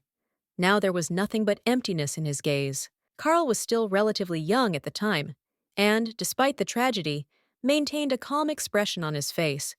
When he met his nephews, he invited them to come to him. A moment later, the umbrella fell into a puddle, as if the person holding it had suddenly lost all strength to hold even the lightest objects, or had become filled with disgust towards it. In fact, Melvin threw it out, and not because he suddenly hated this household item, but because he was exhausted and huddled next to his uncle along with his sister. Even now, the villain recalled this with a sad expression on his face, as if he himself was sincerely saddened by the fact that he had to kill his own relatives for the sake of his current situation. And the main character, of course, didn't care about his melancholy. She continued to look at the man with cold horror, as if a monster with a huge mouth had suddenly appeared in front of her. At some point, even her legs failed her.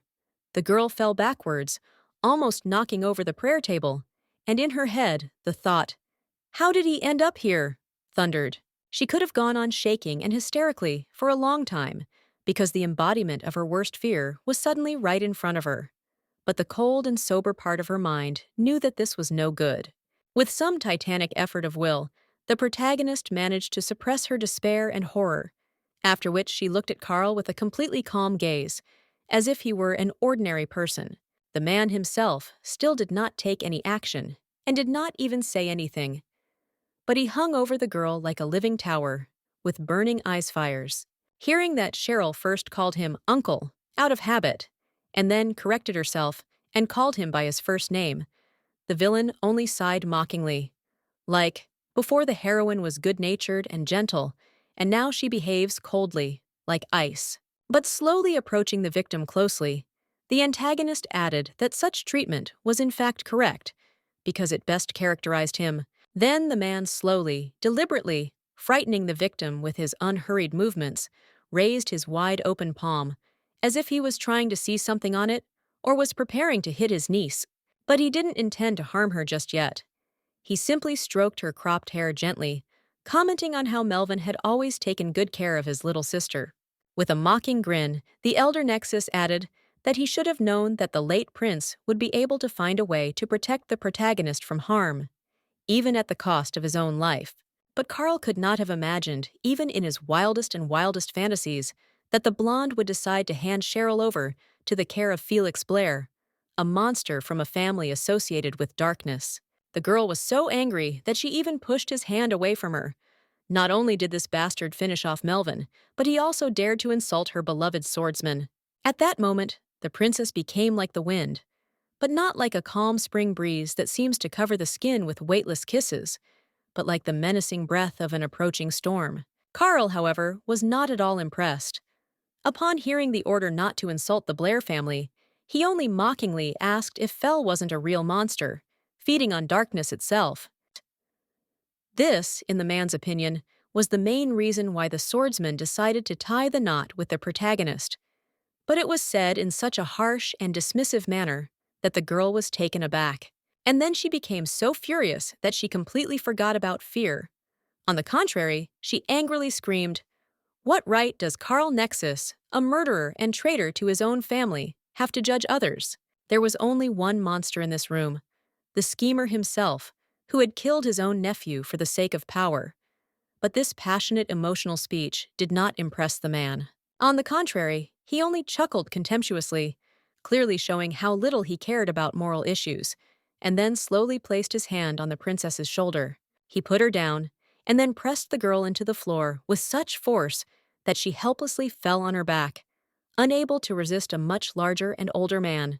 At that moment, her panic fear of her bloodthirsty uncle returned to her, and Carl himself, with exaggerated calm, asked what kind of nonsense the blonde was talking about. After all, Melvin had killed himself, fearing responsibility. The young man had acted like an irresponsible coward, incapable of fulfilling the role assigned to him by birth. And now his poor uncle was forced to sacrifice himself by accepting a very difficult and completely unwanted duty. This is exactly what the antagonist said, like a mad jester, reciting obscene poems with aplomb in front of the audience. And the girl, crushed by his weight, did not even have the strength to object. She only barely audibly repeated the curse her brother had thrown at the thugs at the beginning of the story. "The wind will never forgive you." And that was enough to make Carl angry. Although a more correct term would be "went crazy," because the man suddenly forgot about all his foolishness and buffoonish antics when he grabbed the girl's throat with his hands. The schemer was still smiling, but this grimace no longer resembled a human grin, even a mocking and vile one. Rather, it was like the grin of a shark maddened by blood. Carl really wanted to strangle the protagonist, but he couldn't do it, supposedly because of the remnants of affection, so he quickly let the girl go, but decided to return the insult 100-fold. The main character, despite the fact that she almost died from suffocation, immediately became tense, because the evil uncle was going to ride on Melvin's fate again. Her premonitions did not deceive her. The villain, in an emphatically good-natured and sympathetic tone, declared that they really liked it, without immediately specifying who he was talking about. And then he clarified that by them, Carl suspected the monsters that the knights of the fortresses fight, and the girl almost fell to the ground, realizing what exactly this meant. Unknown, hungry monsters ate the corpse of her beloved brother, leaving not even a piece of bone that could be buried or cremated, forever depriving him of the chance for a burial. It sounded so disgusting that her mind simply refused to take it seriously. And then Cheryl screamed in despair that the antagonist was lying. The villain asked with mocking calm why he would lie about such things. After all, suicides are just trash. No one will hold a memorial service for them anyway. And if that's the case, Carl said with a smile, then he didn't really have much of a choice. If the body couldn't be buried, then he couldn't leave it in the room, rotting and stinking up the entire fortress. The main character was suffocating from anger, hatred, and grief. She was shaking as if she was being shocked by electricity, and her tongue was so twisted that she couldn't even get a short word in.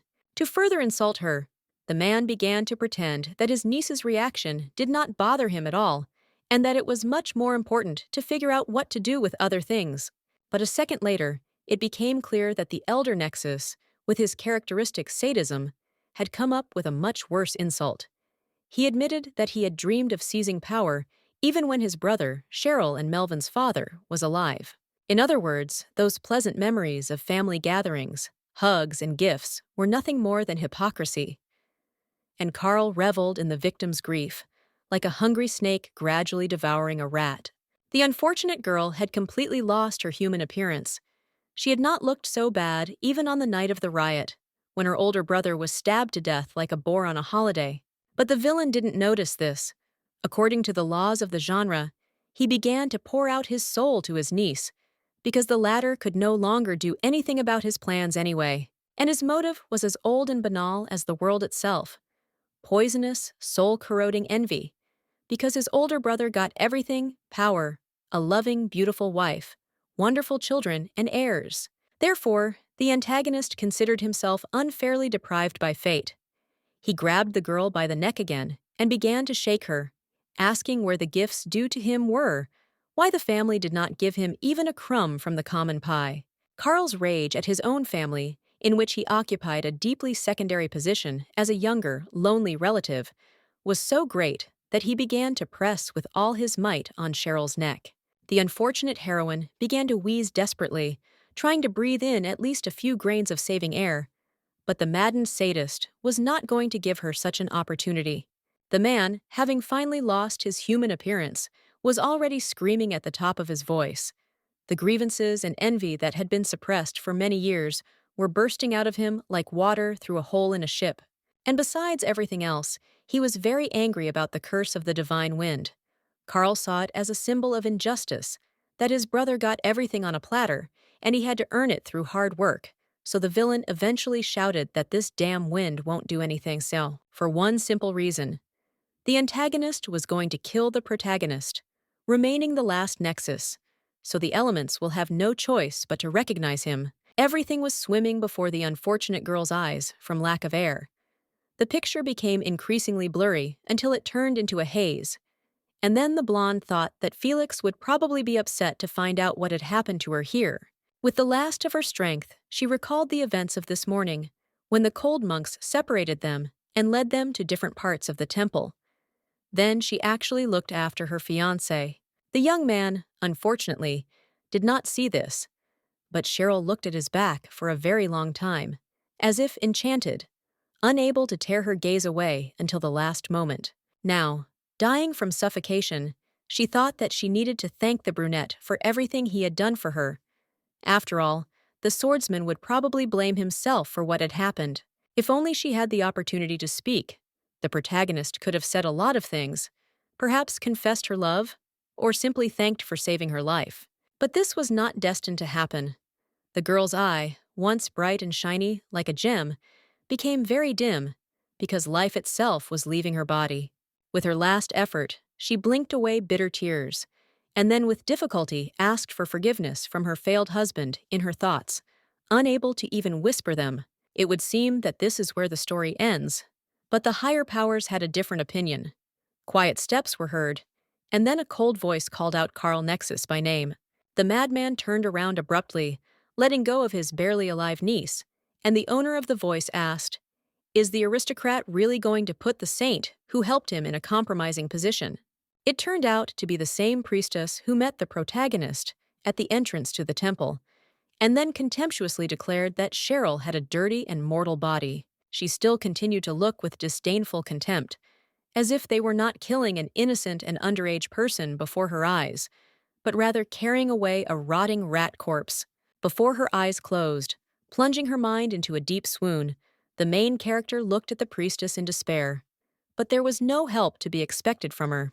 However, this was not even necessary, as strange as it may sound. The mere presence of this woman was enough for the psychopath to forget about his prey and ask what the priestess was talking about. The woman in the cassock calmly explained that the temple didn't care what happened to Cheryl Nexus. Carl could spread it on bread and eat it instead of jam. But there was a nuance. A murder in the land of wisdom, the patrimony of the high king and priest, would inevitably create a stir that would not benefit either side. Neither the priests, nor Charles himself, as the latter quickly realized. But it would be a mistake to think that this was enough to save the protagonist. If earlier her uncle could have retreated, limiting himself to mockery, now, when he almost killed his relative, the road was closed. Accordingly, now he was going to finish what he had started, just in another place, where no one would interfere with his plans, and the main character would definitely not have to wait for salvation. However, it felt as if the universe had conspired to deprive the antagonist of his sweet victory.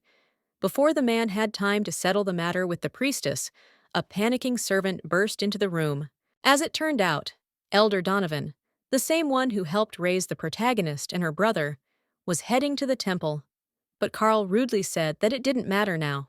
However, leaving the main character further in the temple, where her allies could stumble upon her, was mortally dangerous, which the antagonist also understood very well. The knight who brought the bad news to his master was taken aback when he learned that he had to get rid of the little lady. But the former regent gave the swordsman such a terrible look that the latter chose not to argue. When the servant took out a large bag and began to stuff the limp girl into it, she woke up briefly and even recognized the voice of her new executioner. In a different situation, she would not have been lying there like a sack of potatoes, of course. The girl would have been screaming, fighting back with all her limbs. But after what she had been through, she only had enough strength to move her eyes. It was clear from the face of the man, whom Carl ordered to get rid of the protagonist, that he himself was scared to death and would like to avoid this unpleasant job at any cost. But there was no alternative. After this, readers are again plunged into a flashback from the main character's past, showing their relationships with other people and how this affects the present. Then, still alive and very young, Melvin came out to meet the knight and greeted him in an official tone.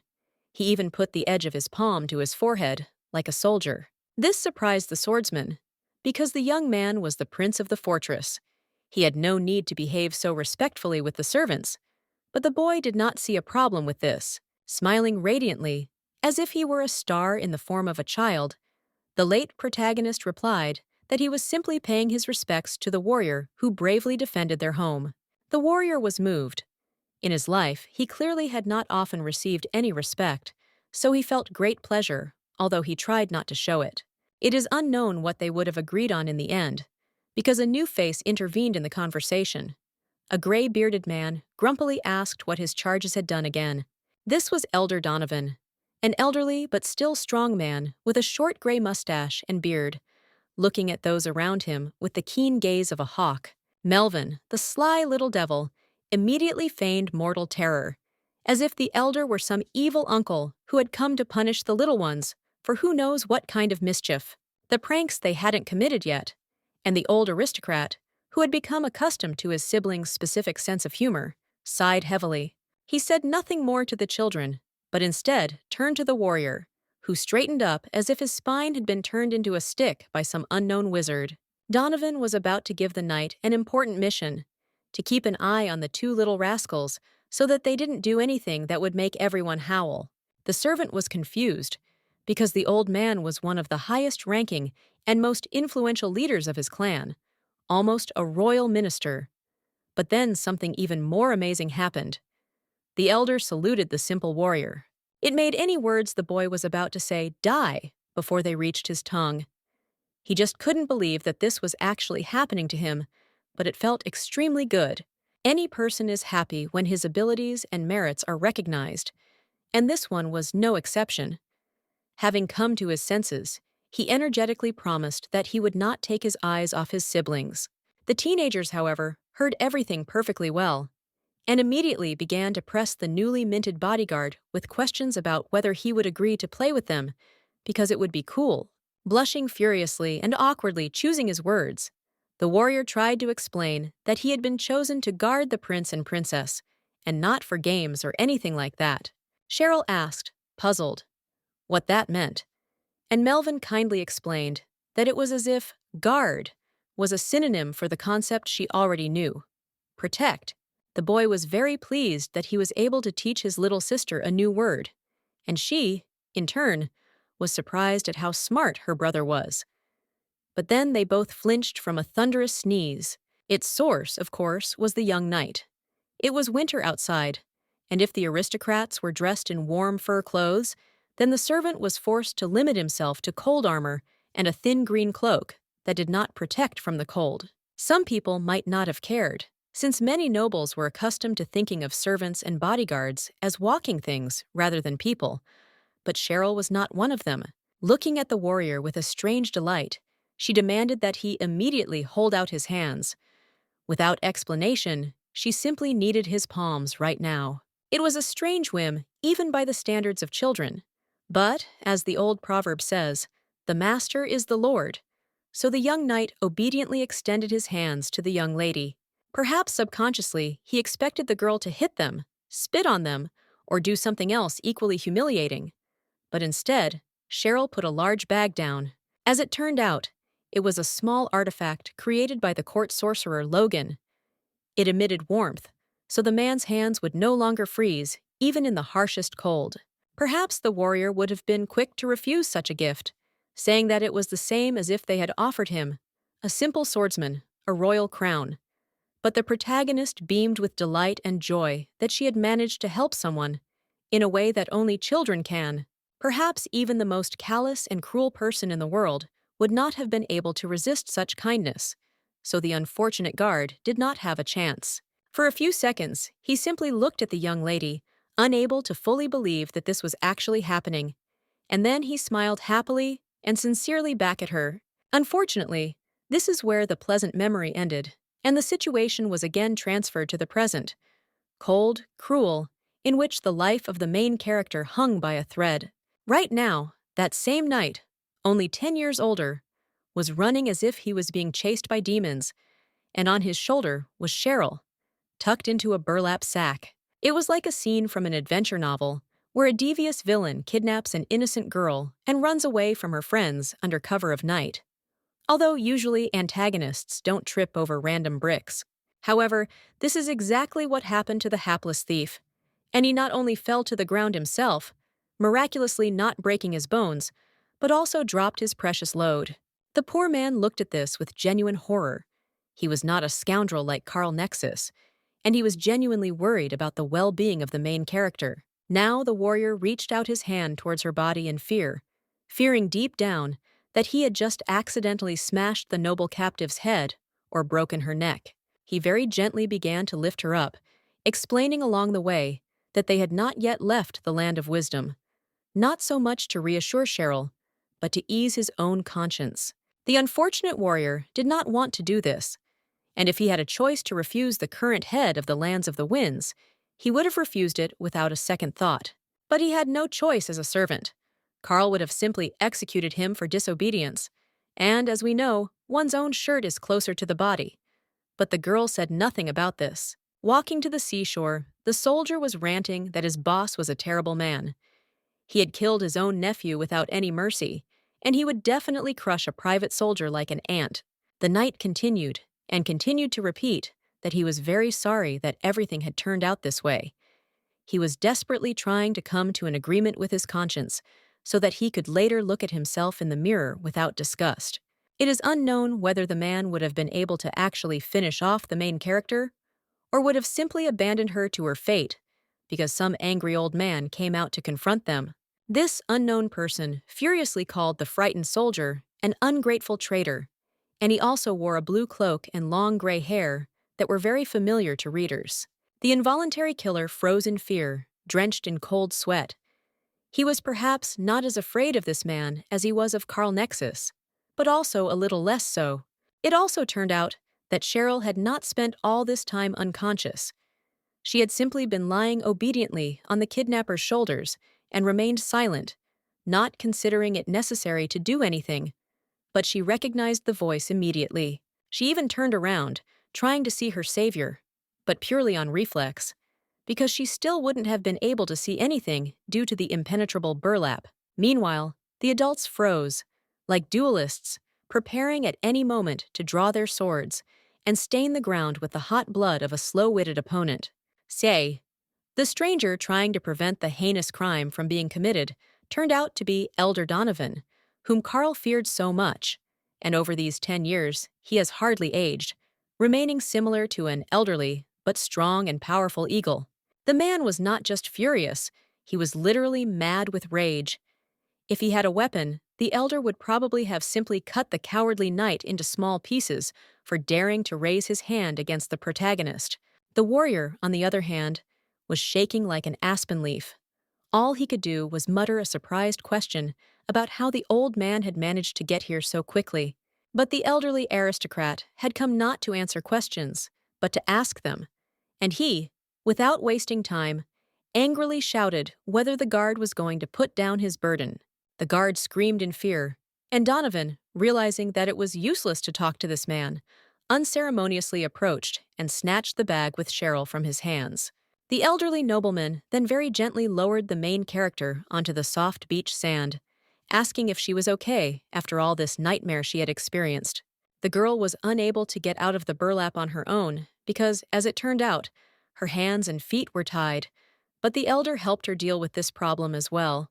Despite his advanced age, Donovan's strength and agility remained considerable, so the ropes were soon removed and unceremoniously thrown away. After this, when all the bonds were removed, the old man and the young girl embraced tenderly, like a loving grandfather who had not seen his dear granddaughter for many years, but finally got the chance to meet her. The monstrous stress that Cheryl had experienced over the past few hours was taking its toll. The protagonist could only quietly cry and thank the wind for the miracle it had sent. She was barely aware that it was Elder Donovan standing before her, the man who had become a father figure to her and Melvin, and the old man was whispering softly that yes, it was really him, and not some illusion. Then the old aristocrat glanced at the cowardly knight, who had no intention of leaving, and once again shouted angrily at how he even had the conscience to do such a thing. The minister of the lands of the wind's face turned red with indignation. Cheryl had treated this guard with great kindness all her life, and he, the ungrateful pig, repaid her like this. The man was still so frightened by this interference that he didn't even try to justify himself in any way. He only made inarticulate sounds due to his furiously chattering teeth. And at a certain moment, the hapless killer's strength completely left him, and he fell stupidly on his own ass, as if the carpet had been pulled out from under his feet. It was a strange picture. A frightened, sweaty guard, sitting awkwardly on the sand, and 10 meters away from him, a gray-bearded man in glasses tenderly hugging a girl. Donovan still couldn't get his head around the idea that the protagonist was alive, healthy, and next to him, and so he was in no hurry to let her out of his arms, lamenting that the wind would not leave them as long as the blonde was alive. In another situation, perhaps the main character would have gladly shifted the solution of the problems that had arisen to him. But she was no longer that person, and therefore gently pushed the elder away and warned that she would soon become part of the Blair family.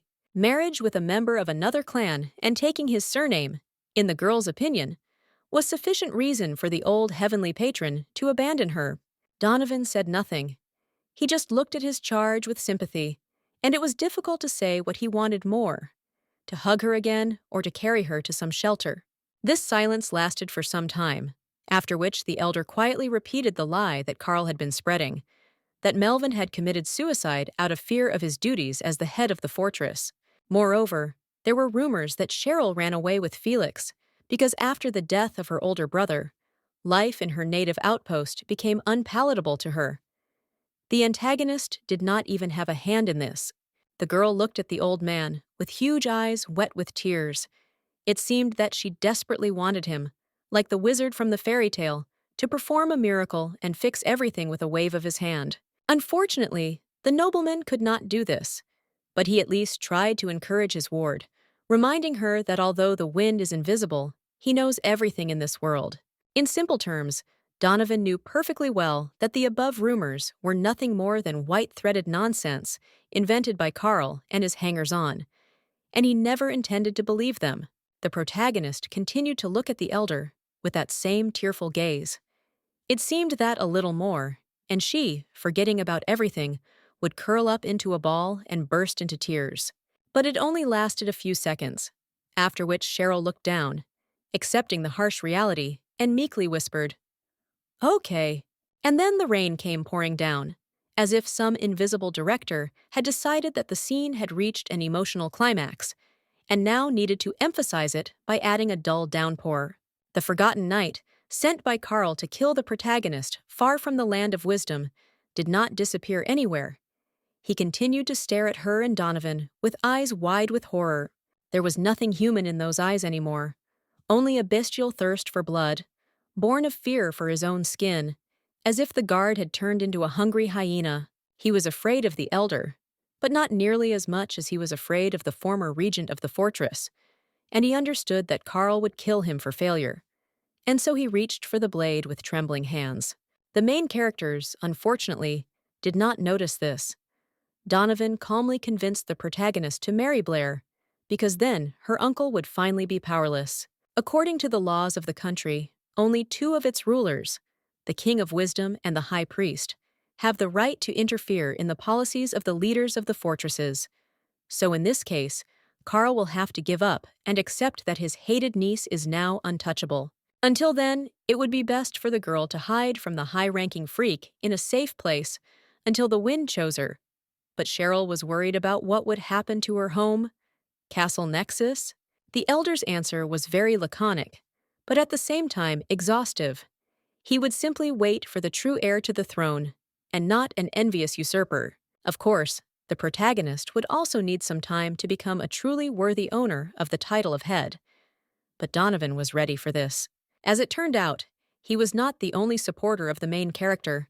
The entire family of the aristocrat, including his very young grandchildren, was ready to support her in the fight to restore justice. Cheryl was ready to cry again, but this time from joy.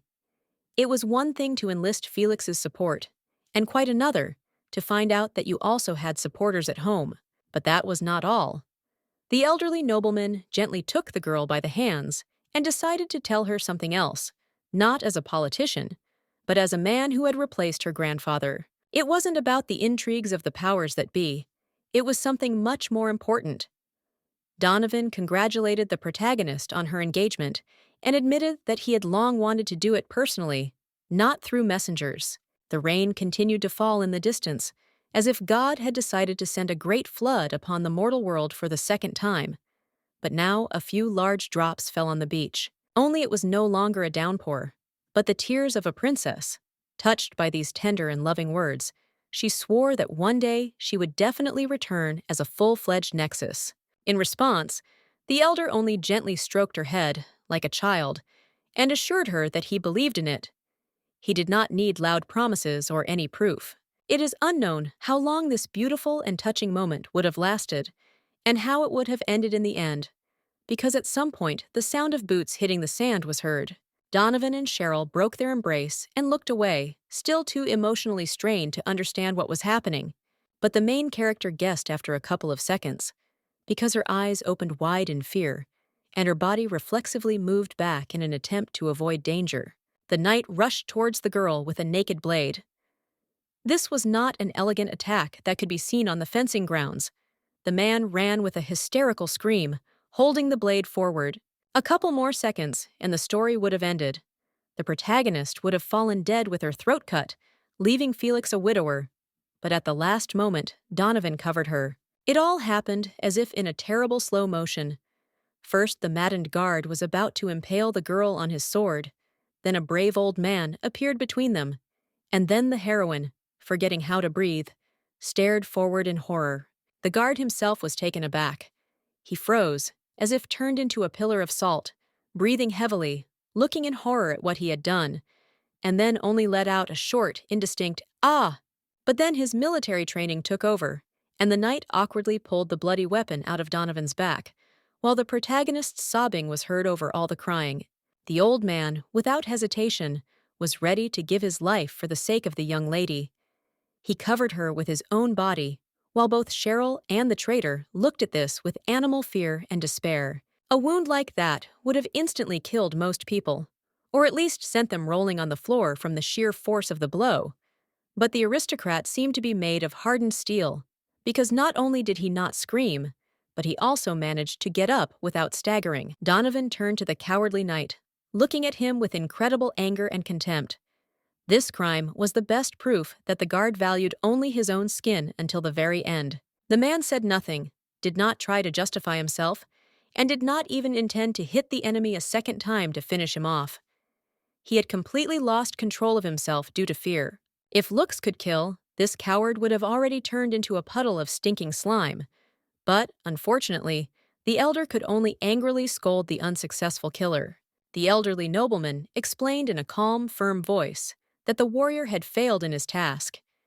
He had failed to kill Cheryl Nexus, Carl's main opponent, but had gotten rid of one of the leaders of the Windlands who had opposed the former regent. The warrior listened to this with a face blue with fear and trembled like an aspen leaf. It seemed that a little more, and this man, having completely forgotten about the remnants of pride, would fall to his knees to beg for mercy. The sight was so disgusting that Donovan finally couldn't take it anymore and simply roared that if the guard understood everything, then he should finally get the hell out of there.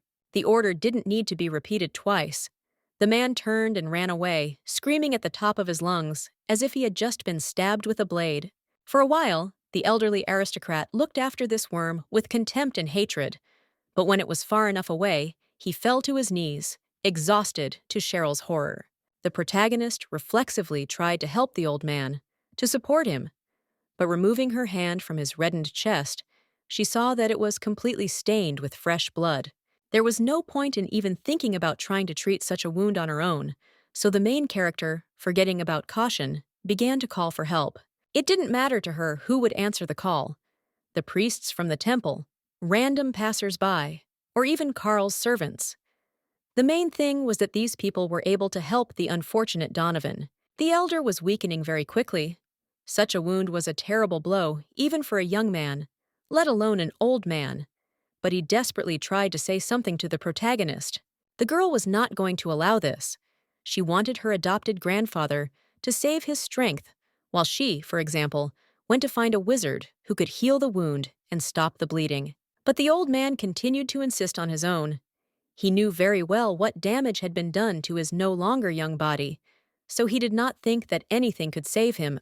The main character desperately did not want to believe it and tried to convince Donovan himself to remain optimistic, but in response, he only gave her a trembling hand. The girl, sobbing bitterly, pressed her cheek against hers. At that moment, she seemed to have returned to the recent past, when her older brother died because of a vile traitor, but the elder tried to convince his ward not to give up. He reminded Cheryl that she was a member of the Nexus clan, a person marked by the divine wind itself, implying her incredible fortitude and kindness. Donovan's amber eyes, which had once resembled the keen and fierce eyes of an experienced hawk, were rapidly dimming as the last of his strength left the mortally wounded man. And before he fell silent forever and dropped his now cold hand to the ground, the old man asked the protagonist to always remember who she really is. Tears streamed down the girl's emerald green eyes. If she could prevent this tragedy, even if it meant cutting off her own limb, she would do it without hesitation. Then she remembered her childhood years spent with this strict, but kind and brave man. How he looked after her and Melvin, protected and taught them. One day, when the Nexus siblings were still very young, autumn came, and the kids took advantage of this to collect yellowed leaves from all over the area for a fun game. They chased each other, scattering maple leaves in all directions and laughing as sincerely and joyfully as only children can. And Donovan watched silently. Perhaps the elder was about to scold his charges for causing mischief and acting like hooligans instead of studying, but he couldn't help but smile tenderly. And now this man who had been Cheryl and Melvin's grandfather was dead, a lifeless pile of flesh, just because one traitor wanted more power and another was too afraid for his own skin. The main character desperately gritted her teeth, trying to suppress the sobs that were bursting out. Tears continued to run down her face, and her shoulders shook as if from the most severe cold. The protagonist clung to Donovan's body like a kitten, desperately begging the old man not to leave her alone. But, unfortunately, she was not destined to receive an answer. Some time passed. The main characters were found by a group of monks, so now several servants were wrapping the elder's body in a shroud, while others silently watched the main character, sitting devastatedly on the sand. The local priests may have been corrupt chauvinists, but they worked quickly. In just a few minutes, the corpse was ready to be transferred to the burial site. Most of the time, the girl watched this silently, because she did not have the strength to speak. But when they were about to carry the old man away, she still quietly asked where the body would be taken. The priests, pushing the cart forward, did not answer. They paid no more attention to the woman from a noble family than to a fly buzzing somewhere on the periphery of consciousness. This inhuman indifference frightened Cheryl Nexus very much. She stood up abruptly and leaned forward, loudly demanding to know where Donovan's body would be taken. But several monks blocked her path. Finally, she couldn't take it anymore and shouted out why no one present was answering. But the priests seemed to be mute or strictly keeping a vow of silence. The main character prayed for at least someone to say something, to explain, but to no avail. The Holy Fathers remained unapproachable and cold, like the rocks surrounding the beach. After that, the action returned to the temple prayer room, and it looked dissonantly calm in comparison to the terrible events that had taken place just a few minutes earlier. The protagonist splashed slowly and indifferently in the cold, Arctic-like waters of the bathtub. She was helped to get to the center of the lands of wisdom and ordered to quickly wash off the blood. The priestess watched this from afar. The same one who helped Carl Nexus break into the temple, attack Cheryl, and set in motion this terrible chain of events that ended with Donovan's death. The young princess paid no more attention to this than to the quiet dripping of water somewhere on the edge of perception. It seemed that the whole world for her had turned into just an endless gray desert. In many ways, this was true. Now the main character was acting purely on reflexes, like a smart machine. But all her thoughts were occupied by the deceased aristocrat. The protagonist, as often happened with survivors of tragedies that resulted in casualties, felt terrible shame for remaining alive, and mentally begged her grandfather to forgive her for it. Unable to bear it any longer, the girl pressed her hands to her face and cried bitterly. Now she felt no more responsible for the tragedy than her uncle. Her grief-distorted mind felt like it was her fault, that she was so weak that she couldn't protect those closest to her, and allowed the bastards to kill both Melvin and Donovan. It is unknown how long this self-flagellation would have continued, and what the princess would have ultimately come to. But at some point in the flow of her dark, confused thoughts, a spark of flame seemed to flash. These were the words of her old mentor and adopted grandfather, the ones with which he begged the protagonist to become part of the Blair family, finally gaining power and immunity. The main character fell silent. All her convulsive sobs and sniffles stopped, as if some invisible person had pressed a special button that turned off the sound. For several long seconds, Cheryl stared into space, her mouth opening and then closing again, just like a fish pulled onto the shore by a fisherman. But now the girl understood exactly what and how she had to do. She had to marry Felix, acquiring his last name and all the opportunities and resources that came with it. With hands shaking from the strain, the protagonist picked up a large bucket filled with water that the monks left for guests to wash themselves in, and tipped some of it over herself, but accidentally spilled the liquid on the floor. The princess, however, did not pay the slightest attention to this. She, as if enchanted, continued to repeat to herself that she was obliged, at any cost, and in spite of all circumstances, to obtain the power that the Blair name bestows. This will open up truly vast opportunities for Cheryl, because she will no longer be a powerless little girl, weak prey for her uncle or any other highborn predator who decides he is the smartest one here. Having become Felix's full-fledged wife and co-ruler, the protagonist will certainly return to her native castle one day. And what will happen then, she did not say or think, but the hint was already very eloquent. This was enough for the girl to regain her composure and mental balance after Donovan's death.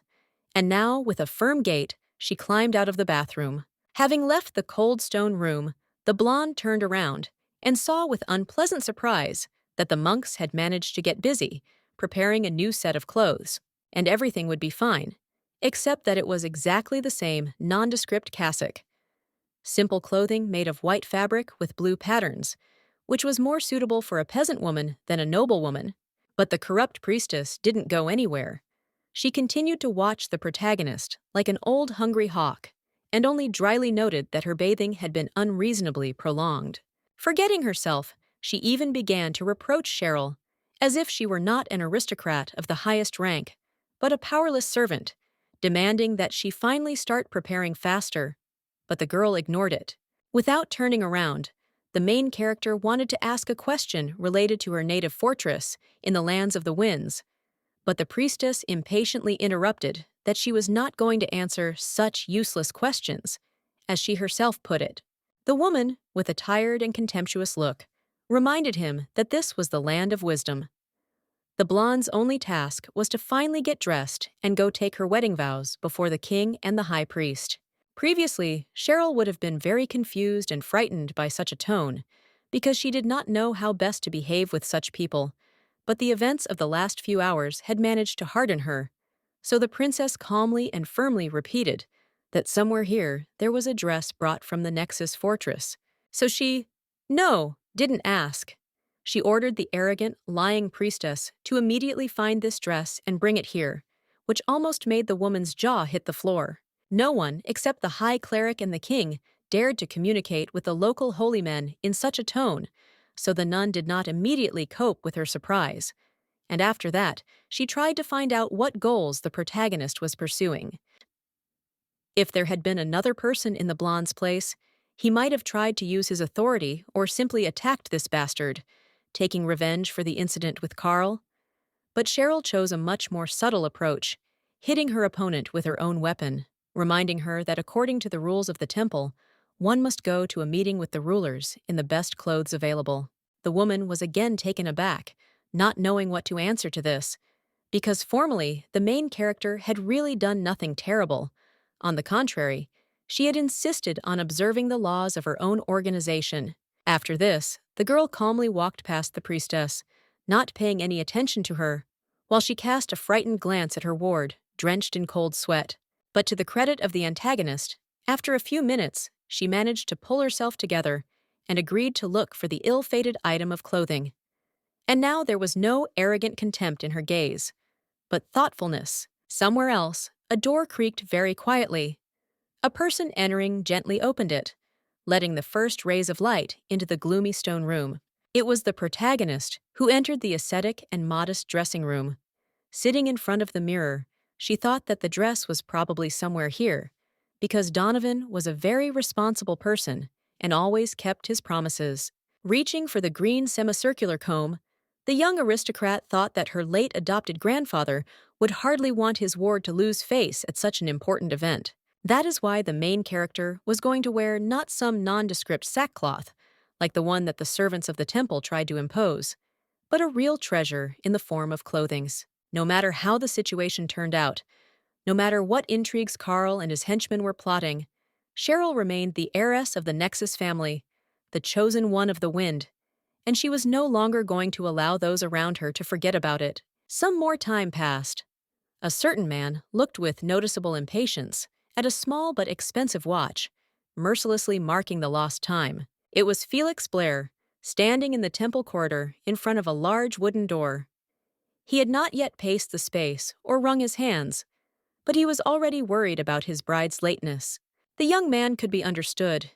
He knew better than anyone how many dangers were swirling around the main character, and his instinct, tested by years of wars, told him that not everything would go smoothly on Earth Wisdom. At some point, the young knight heard a strange sound, turned around sharply, and froze in shock, as if some thunder god had struck him with lightning. But these were not Karl's thugs, who, under the guise of monks, were trying to get rid of their enemies. It was just a luxurious crystal slipper that fell to the floor with a barely audible thud, as if taken from the fairy tale about Cinderella. The dress rustled faintly. It was very long and airy, and it seemed to have been sewn by some wizard from real silver and moonlight. It was Cheryl Nexus. The priests, no matter how much they didn't want it, still found the dress Donovan had brought for her, and now the girl was walking down the corridor, looking like an angel descended from heaven. No, Felix didn't drop his jaw to the floor or go wide-eyed. He kept himself under control very well, even in such situations. But it was still very noticeable how shocked this man was by what he saw. The protagonist, looking at the groom with a blush and sparkling eyes, politely greeted him, and the young man himself thought that her clothes must symbolize the entire Nexus fortress with its snow-white color. The knight knew how stolid and ruthless the temple servants could be, and he found it hard to believe that they had allowed the girl to wear such luxury. Something was bound to happen that night. Immersed in these sad thoughts, the swordsman did not immediately realize that he had been silently staring at his future wife for several long seconds. She had to call out to the brunette to get some kind of reaction. Blinking, the young man indicated that he was now listening attentively to the blonde, and she slowly, with royal dignity, raised her fragile hand. Looking up at the main character, the protagonist quietly asked him to go together and ask for it externally, meaning to conclude the marriage in front of the faces of the king and the high cleric. The atmosphere changed dramatically, previously cold and monumental, like the walls of this gigantic temple. Now it was as if a breeze was blowing through it, a light and pleasant spring breeze. Cheryl stared at Felix, her emerald green eyes sparkling like gemstones that had been cut by a top-notch jeweler. The young head of the fortress and the Blair clan looked at the bride with sadness. It seemed as if he considered himself unworthy of such a treasure, and regretted that he could not let the protagonist go home. It didn't last that long, just a few seconds, but to the main characters, they seemed like an eternity, until the swordsman finally accepted the blonde's offer and took her hand. Fel usually seemed as cold and ruthless as the polar ice caps, a man who would chop off someone's head without hesitation. But now he tenderly admitted that Cheryl was right.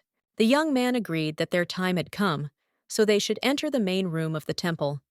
And, as if answering these words, the giant doors slowly and solemnly opened. Behind them, they hit a huge and impressive hall. It did not look flashy from excessive luxury, but one glance would be enough to understand that a king really lived here. In the shining void created by the bright sunlight, a voice rang out, a loud and strong call of a man solemnly calling out the names and surnames of the main characters. As the light faded a little, readers could see two elderly men in luxurious robes sitting on two identical thrones. One of them wore a robe and a scarlet crown, and the other wore priestly robes and a cleric's cap. The High King and the High Priest, who governed the whole country, ordered the young men to come and look at them so that the rulers could verify the sincerity of their intentions. And Felix hastened to carry out this order. Looking closely at the brunette, the crowned elder with very penetrating and clear blue eyes dryly noted that Blair should be more aware than anyone of the fuss his actions were causing. The king reminded that Cheryl Nexus was only 14 years old. She was still a child, so it was too early for her to think about marriage, but the brunette calmly retorted that in his family, decisions were not postponed for long. Very politely but firmly, the young man explains that he is not going to wait any longer. He says that the last remnants of his patience have melted and been absorbed into the land of wisdom, like rain moisture. But the ruler was not convinced by this short poetic speech. Boredly tapping his finger on the armrest of the throne, he said that the Felix Blair he knew was a very reasonable person who always made the most balanced decisions. Therefore, the statement that the swordsman loved the protagonist so much that he was ready to take her as a spouse as soon as possible, and at any cost, greatly surprised the king. He directly asked the protagonist whether he really valued his chosen one to such an extent. The young man did not say anything right away. He measured the ruler with a very attentive and intent gaze, as if trying to read the hidden and unspoken context of this proposal. The crowned elder may not have intended it, but with his question, he actually stirred up old wounds that Fell Blair had tried to push as deep into his subconscious as possible. He lost his parents at a very early age. They were torn to pieces by hungry monsters, and their son then stood for a long time in the cold rain, unable to believe that his father and mother were no longer there. Felix was unable to help his best friend, Melvin, despite knowing in advance about Carl's preparations for rebellion, and all that was left for him was to say goodbye to his torn, bloody body. And then there was the sister of the late Prince Melvin, a small, fragile, and defenseless girl with big green eyes, whom the swordsman led out of the dark closet. Perhaps the protagonist did not intend to tell all this out loud in front of strangers, but he could admit to himself honestly. The answer to the question of whether Cheryl was dear to him was received when the princess left her dusty shelter. All these thoughts took the brunette a few seconds. Without changing his face at all, this cold-blooded young man answered in the same respectful but firm tone. The protagonist was all he had left, and the girl herself, hearing such a revelation, looked at her fiancé with great surprise and embarrassment. Even after everything he had been through, it was hard to completely shake off the perception of Felix as an emotionless and ruthless person. But that was not the end. Turning to his bride, the knight called her the most precious creature to him with a smile. Perhaps after this, Cheryl flared up like a candle, unable to cope with the incredible flow of warm feelings. But Blair did not see this. He closed his eyes and turned away, but only in order to look firmly straight into the face of the king and the high priest of the land of wisdom, and ask them to seal this union in the face of people and God. The gray-bearded ruler was truly surprised by such a speech from the head of the clan of the Lords of Darkness. He had not yet answered anything. He only looked at the newlyweds with interest and thought about what was said. Perhaps, if what was happening depended only on his will, the elder would have immediately ordered the main characters to be declared husband and wife. But this was not the case.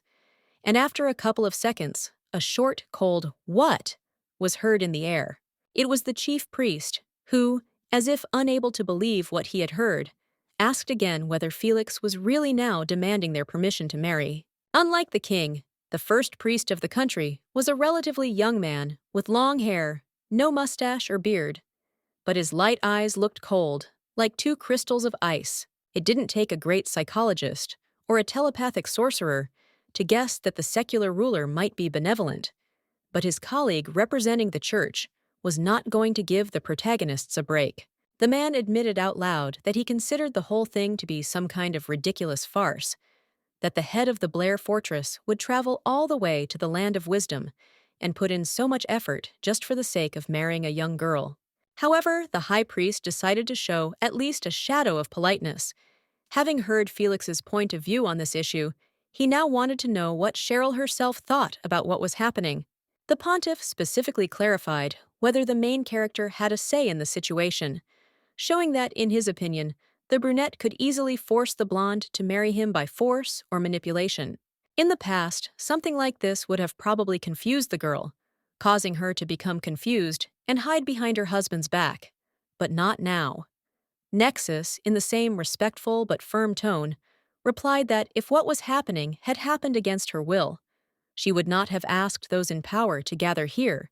However, the cleric was not going to back down just yet. Frowning suspiciously, he reminded the protagonist that she was first and foremost a 14-year-old teenager, so how could she know whether Blair was right for her or not? Then the high priest openly admitted that in his opinion, Cheryl would inevitably regret this hasty decision. She still had her whole life ahead of her. She could easily find a much better match in the future than Felix. The girl did not argue or try to interrupt one of the two rulers of the lands of wisdom, fully aware that nothing would come of it, so she calmly waited for the next question. Looking at the blonde from the height of his throne, the pontiff asked in a menacing voice, "Is the protagonist really sure that the young knight is the ideal husband for her?" For a short time, the girl was embarrassed. This was perhaps the most important stage in her entire life, and the priest emanated such a stern aura that her tongue began to slur. The princess looked at the floor for a few seconds, unable to utter a word, before quietly but clearly saying, "I don't know," and the men's jaws nearly dropped in surprise. But if they thought that this was the end, and the hearing could be closed, cursing the empty-headed youth in every possible way, then they were quite mistaken. Clenching her fists, Cheryl said that she firmly knew otherwise. Without looking up, the protagonist passionately said that his lordship was all she had, and that there was perhaps no one in the entire world who could compare to Fel in that regard. Because the world that Nexus had once believed in was completely lost, crumbled to ashes because of a greedy, envious traitor who didn't care about his own family. For a moment, the princess experienced a traumatic flashback. It was as if she found herself again in a dark, narrow, and stuffy closet, surrounded by hateful things and freshly spilled blood. From the point of view of the main character, it was a real hell, a nightmare come true, from which there was no escape. But then a real miracle happened. Just as gods in different religions lead repentant souls out of hell, Felix Blair condescended to Cheryl Nexus and extended his strong but gentle hand to her. At that time, the girl was so grief-stricken by the betrayal of her uncle and the death of her beloved brother that she did not immediately notice how the darkness disappeared, giving way to light. The protagonist raised her head very slowly and timidly, as if one overly abrupt movement could cause the divine miracles to disappear, scatter in the wind, leaving the poor thing to the mercy of fate. But this never happened. Felix Blair was still standing, holding out his hand to the tormented soul, like an angel descended from heaven, and Melvin's words about how she should trust the young warrior were beating in the princess's head. Now that this flashback generated by Cheryl's consciousness was over, she could firmly repeat in front of the king and pontiff that yes, next to Fel, no other person could stand comparison. She no longer hid her eyes. On the contrary, she looked straight at the rulers of the land of wisdom, not at all embarrassed by her face, flushed from worry, and her eyes sparkled like diamonds refracting light. The elder in the crown did not answer. He only closed his eyes and sighed barely audibly, while his co-ruler in the cassock did not look away and barely noticeably clenched his fist. The great priest looked at the protagonist for a few seconds, before also closing his eyes, and sighing heavily, asking again, "So, Felix is perfect, and he is all you have?" This emphasized tired calm was nothing more than a calm after which a storm began.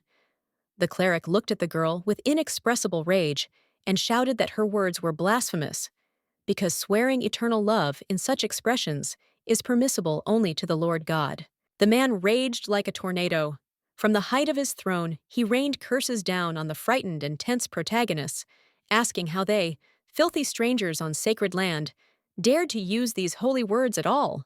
Perhaps the pontiff could have continued to thunder and lightning for a long time, and then simply ordered Blair and Nexus to be thrown out of sight. But the king, with a carefree smile, asked his colleague if what was happening was not normal. Despite his venerable age, the ruler easily rose to his feet, straightened his broad shoulders, and then loudly said, "Loving your spouse with all your heart and soul is one of the postulates of the Holy Scriptures. This is what God taught mortals." The priest was taken aback and more timidly tried to reason with his colleague, but the king did not even think of finishing. Not paying any attention to the grumpy and hot-tempered cleric, he turned to the protagonists and assured them that he would fully feel the sincerity and depth of their relationship. Or, to put it more succinctly, the king of the land of wisdom had nothing against their marriage. To the deep shock of the priest, like a good-natured grandfather who did not scold his grandchildren for their pranks, but gently chided them and even praised them. In another situation, the pontiff might have challenged this decision, appealing to the insulted authority of the church, but the reason was so insignificant and the sovereign's arguments so logical that the priest had no choice but to put a good face on a bad situation. Having made sure that his co-ruler really agreed and was not going to engage in pettifogging, the gray-bearded king solemnly raised his voice and announced to the entire hall that in the name of the wisdom sent down from heaven by God, he declared that Felix Blair and Cheryl Nexus were allowed to marry. The main characters were truly happy. The brunette closed his eyes peacefully, while the blonde looked at the rulers with incredible gratitude. But the official wedding ceremony was still ahead. In order for the marriage to be official in the eyes of mortals and the Lord, the protagonists had to approach the Holy Father so that their mutual feelings would become even stronger, thanks to the breath of God. At that moment, it seemed as if the heavens themselves were happily watching two loving hearts finally reunite.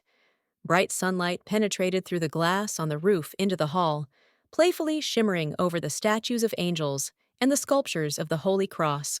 Unlike the weddings of commoners, which were noisy and resembled a fair, in the land of wisdom no outsiders were allowed. Except for the newlyweds, the king and the priest. The hall was completely empty. But this did not make the event any less majestic. The pontiff, resigned to the fact that this time what was happening against his will, acted like a professional. He agreed to arrange the ceremony and first of all accepted the holy book from the hands of the king. It was not the Bible or any other earthly collection of holy texts.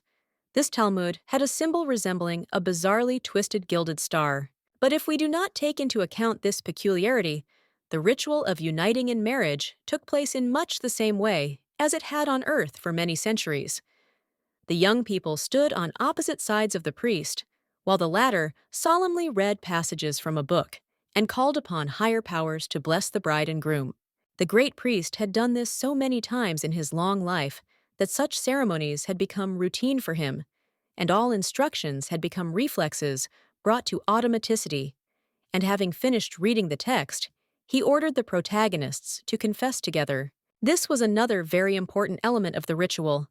Felix Blair and Cheryl Nexus had to show their endless devotion to each other in front of God and people, and also express similar respect to the one and all-powerful deity that brought them together.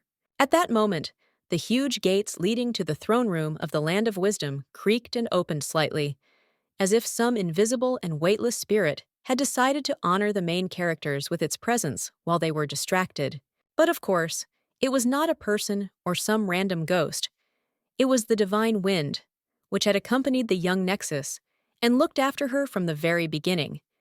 And now it flowed gently through her fingers, giving a feeling of comfort and warmth. It was incomparable to the icy and sharp currents of the northern wind, from which the skin seemed to be pierced by needles, and in no way similar to the drying breath of the dry wind. The protagonist, closing her eyes with pleasure, felt as if her brother was hugging her. She had no idea that Melvin's spirit had appeared to Felix early in the story and made it clear that he fully approved of the idea of protecting his sister through marriage.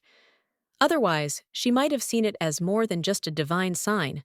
Looking up at the silent brunette, the girl thought with tenderness and slight melancholy that if only she could share this wonderful feeling with her fiancé, she would do it without hesitation. Fel deserved it like no one else. It was quite possible that the young man was thinking about something similar at that moment. His face still did not change. He seemed calm and indifferent, but his eyes became moist and warm when Blair lovingly pronounced the first and last name of his bride. It was not a solemn oath full of pathos and expressions, but just two short and simple words.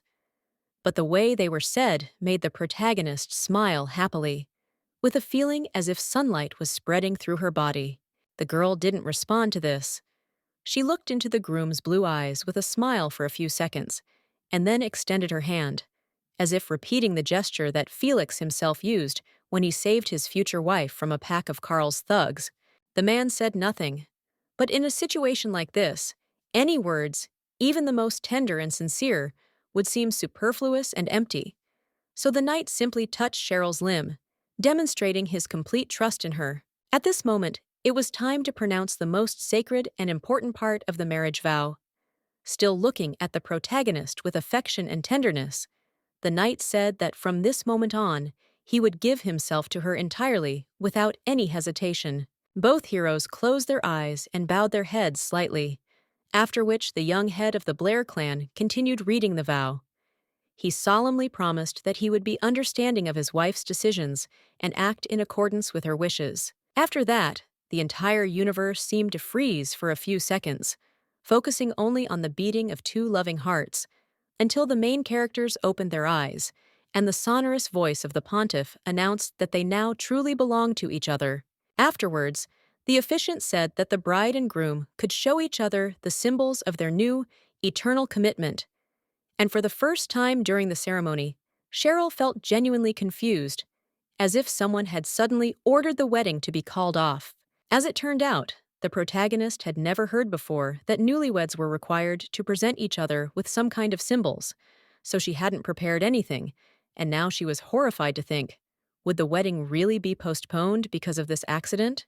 Fortunately, the young swordsman, as before, was calm.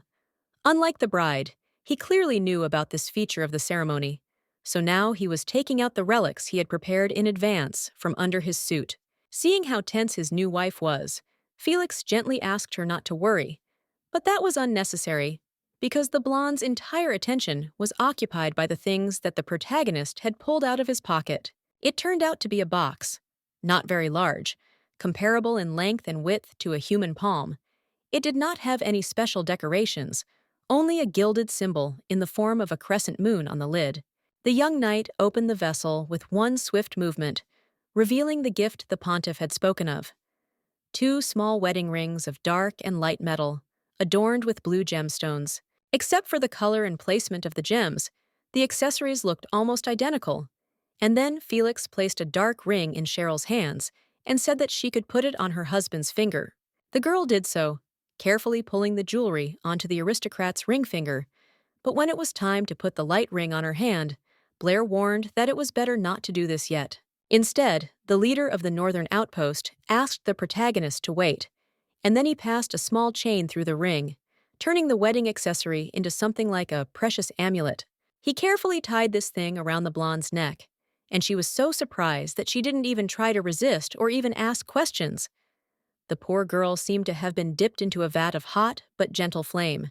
When Felix Blair finished, Cheryl Nexus stared at him with wide eyes, tears starting to form in them, because the main character didn't really understand what such a gesture meant, but she couldn't ask the question out loud. The brunette, characteristically, did not try to calm her down. He simply looked at the girl, but with such a gentle and loving gaze that any questions about the sincerity of his intentions and feelings died away on their own.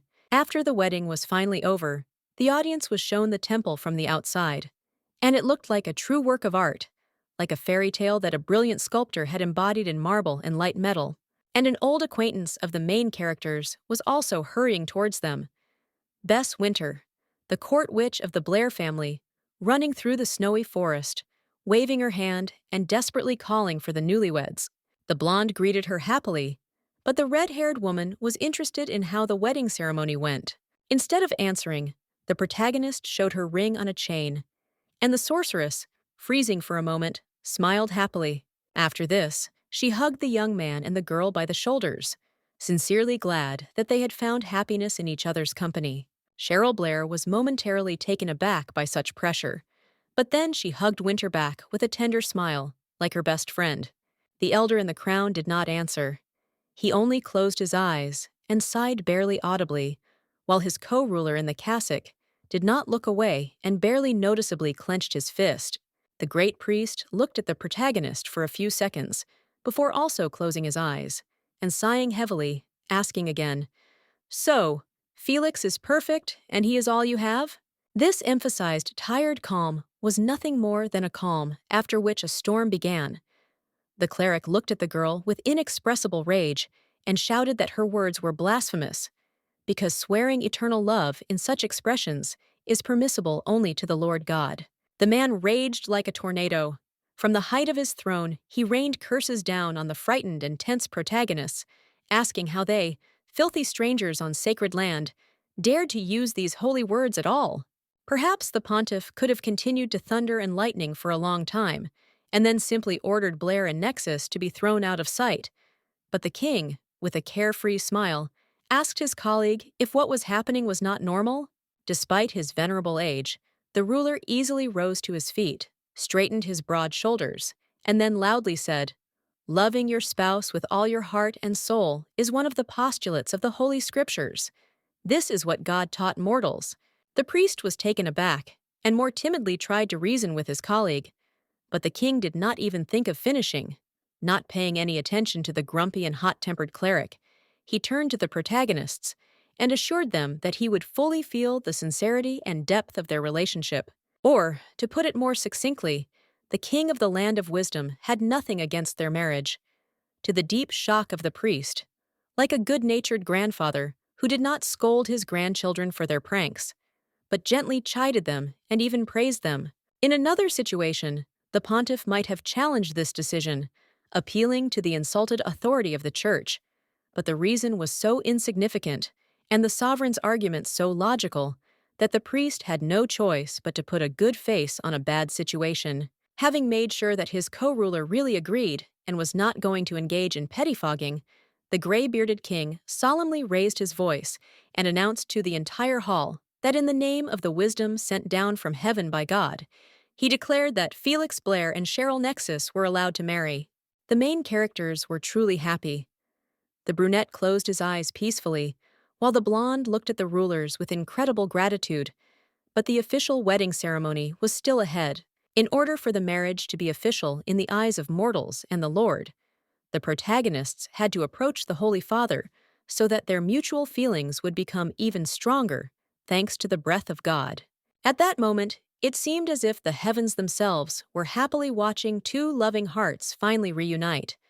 Bright sunlight penetrated through the glass on the roof into the hall, playfully shimmering over the statues of angels and the sculptures of the Holy Cross. Unlike the weddings of commoners, which were noisy and resembled a fair, in the land of wisdom no outsiders were allowed. Except for the newlyweds, the king and the priest. The hall was completely empty. But this did not make the event any less majestic. The pontiff, resigned to the fact that this time what was happening against his will, acted like a professional. He agreed to arrange the ceremony and first of all accepted the holy book from the hands of the king. It was not the Bible or any other earthly collection of holy texts. This Talmud had a symbol resembling a bizarrely twisted gilded star. But if we do not take into account this peculiarity, the ritual of uniting in marriage took place in much the same way as it had on earth for many centuries. The young people stood on opposite sides of the priest, while the latter solemnly read passages from a book and called upon higher powers to bless the bride and groom. The great priest had done this so many times in his long life that such ceremonies had become routine for him, and all instructions had become reflexes brought to automaticity. And having finished reading the text, he ordered the protagonists to confess together. This was another very important element of the ritual. Felix Blair and Cheryl Nexus had to show their endless devotion to each other in front of God and people, and also express similar respect to the one and all-powerful deity that brought them together.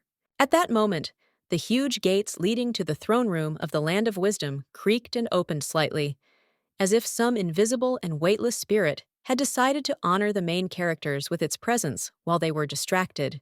But of course, it was not a person or some random ghost. It was the divine wind, which had accompanied the young Nexus and looked after her from the very beginning. And now it flowed gently through her fingers, giving a feeling of comfort and warmth. It was incomparable to the icy and sharp currents of the northern wind, from which the skin seemed to be pierced by needles, and in no way similar to the drying breath of the dry wind.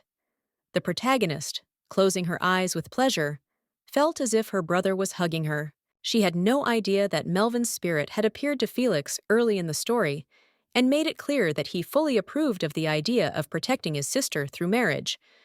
Otherwise, she might have seen it as more than just a divine sign.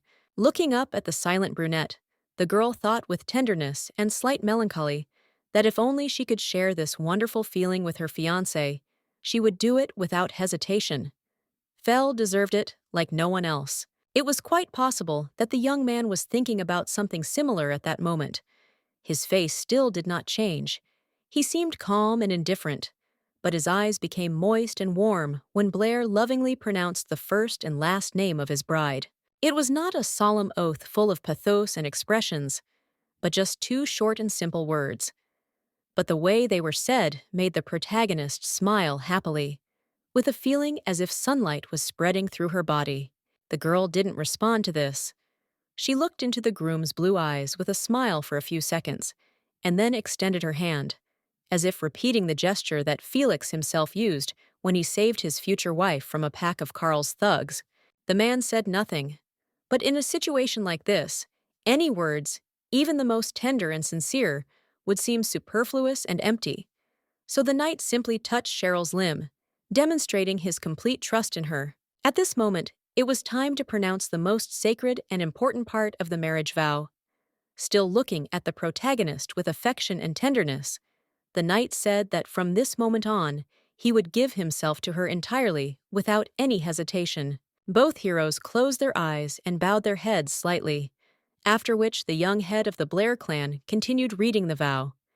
He solemnly promised that he would be understanding of his wife's decisions and act in accordance with her wishes. After that, the entire universe seemed to freeze for a few seconds, focusing only on the beating of two loving hearts, until the main characters opened their eyes, and the sonorous voice of the pontiff announced that they now truly belonged to each other.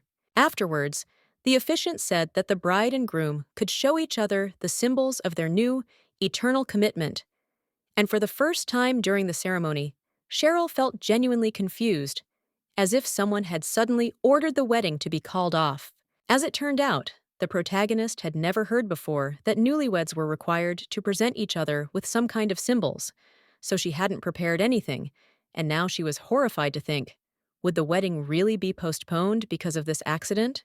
Fortunately, the young swordsman, as before, was calm.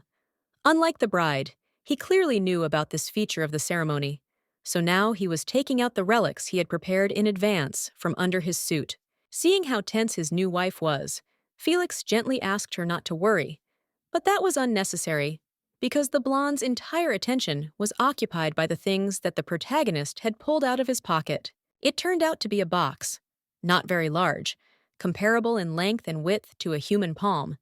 It did not have any special decorations, only a gilded symbol in the form of a crescent moon on the lid. The young knight opened the vessel with one swift movement, revealing the gift the pontiff had spoken of.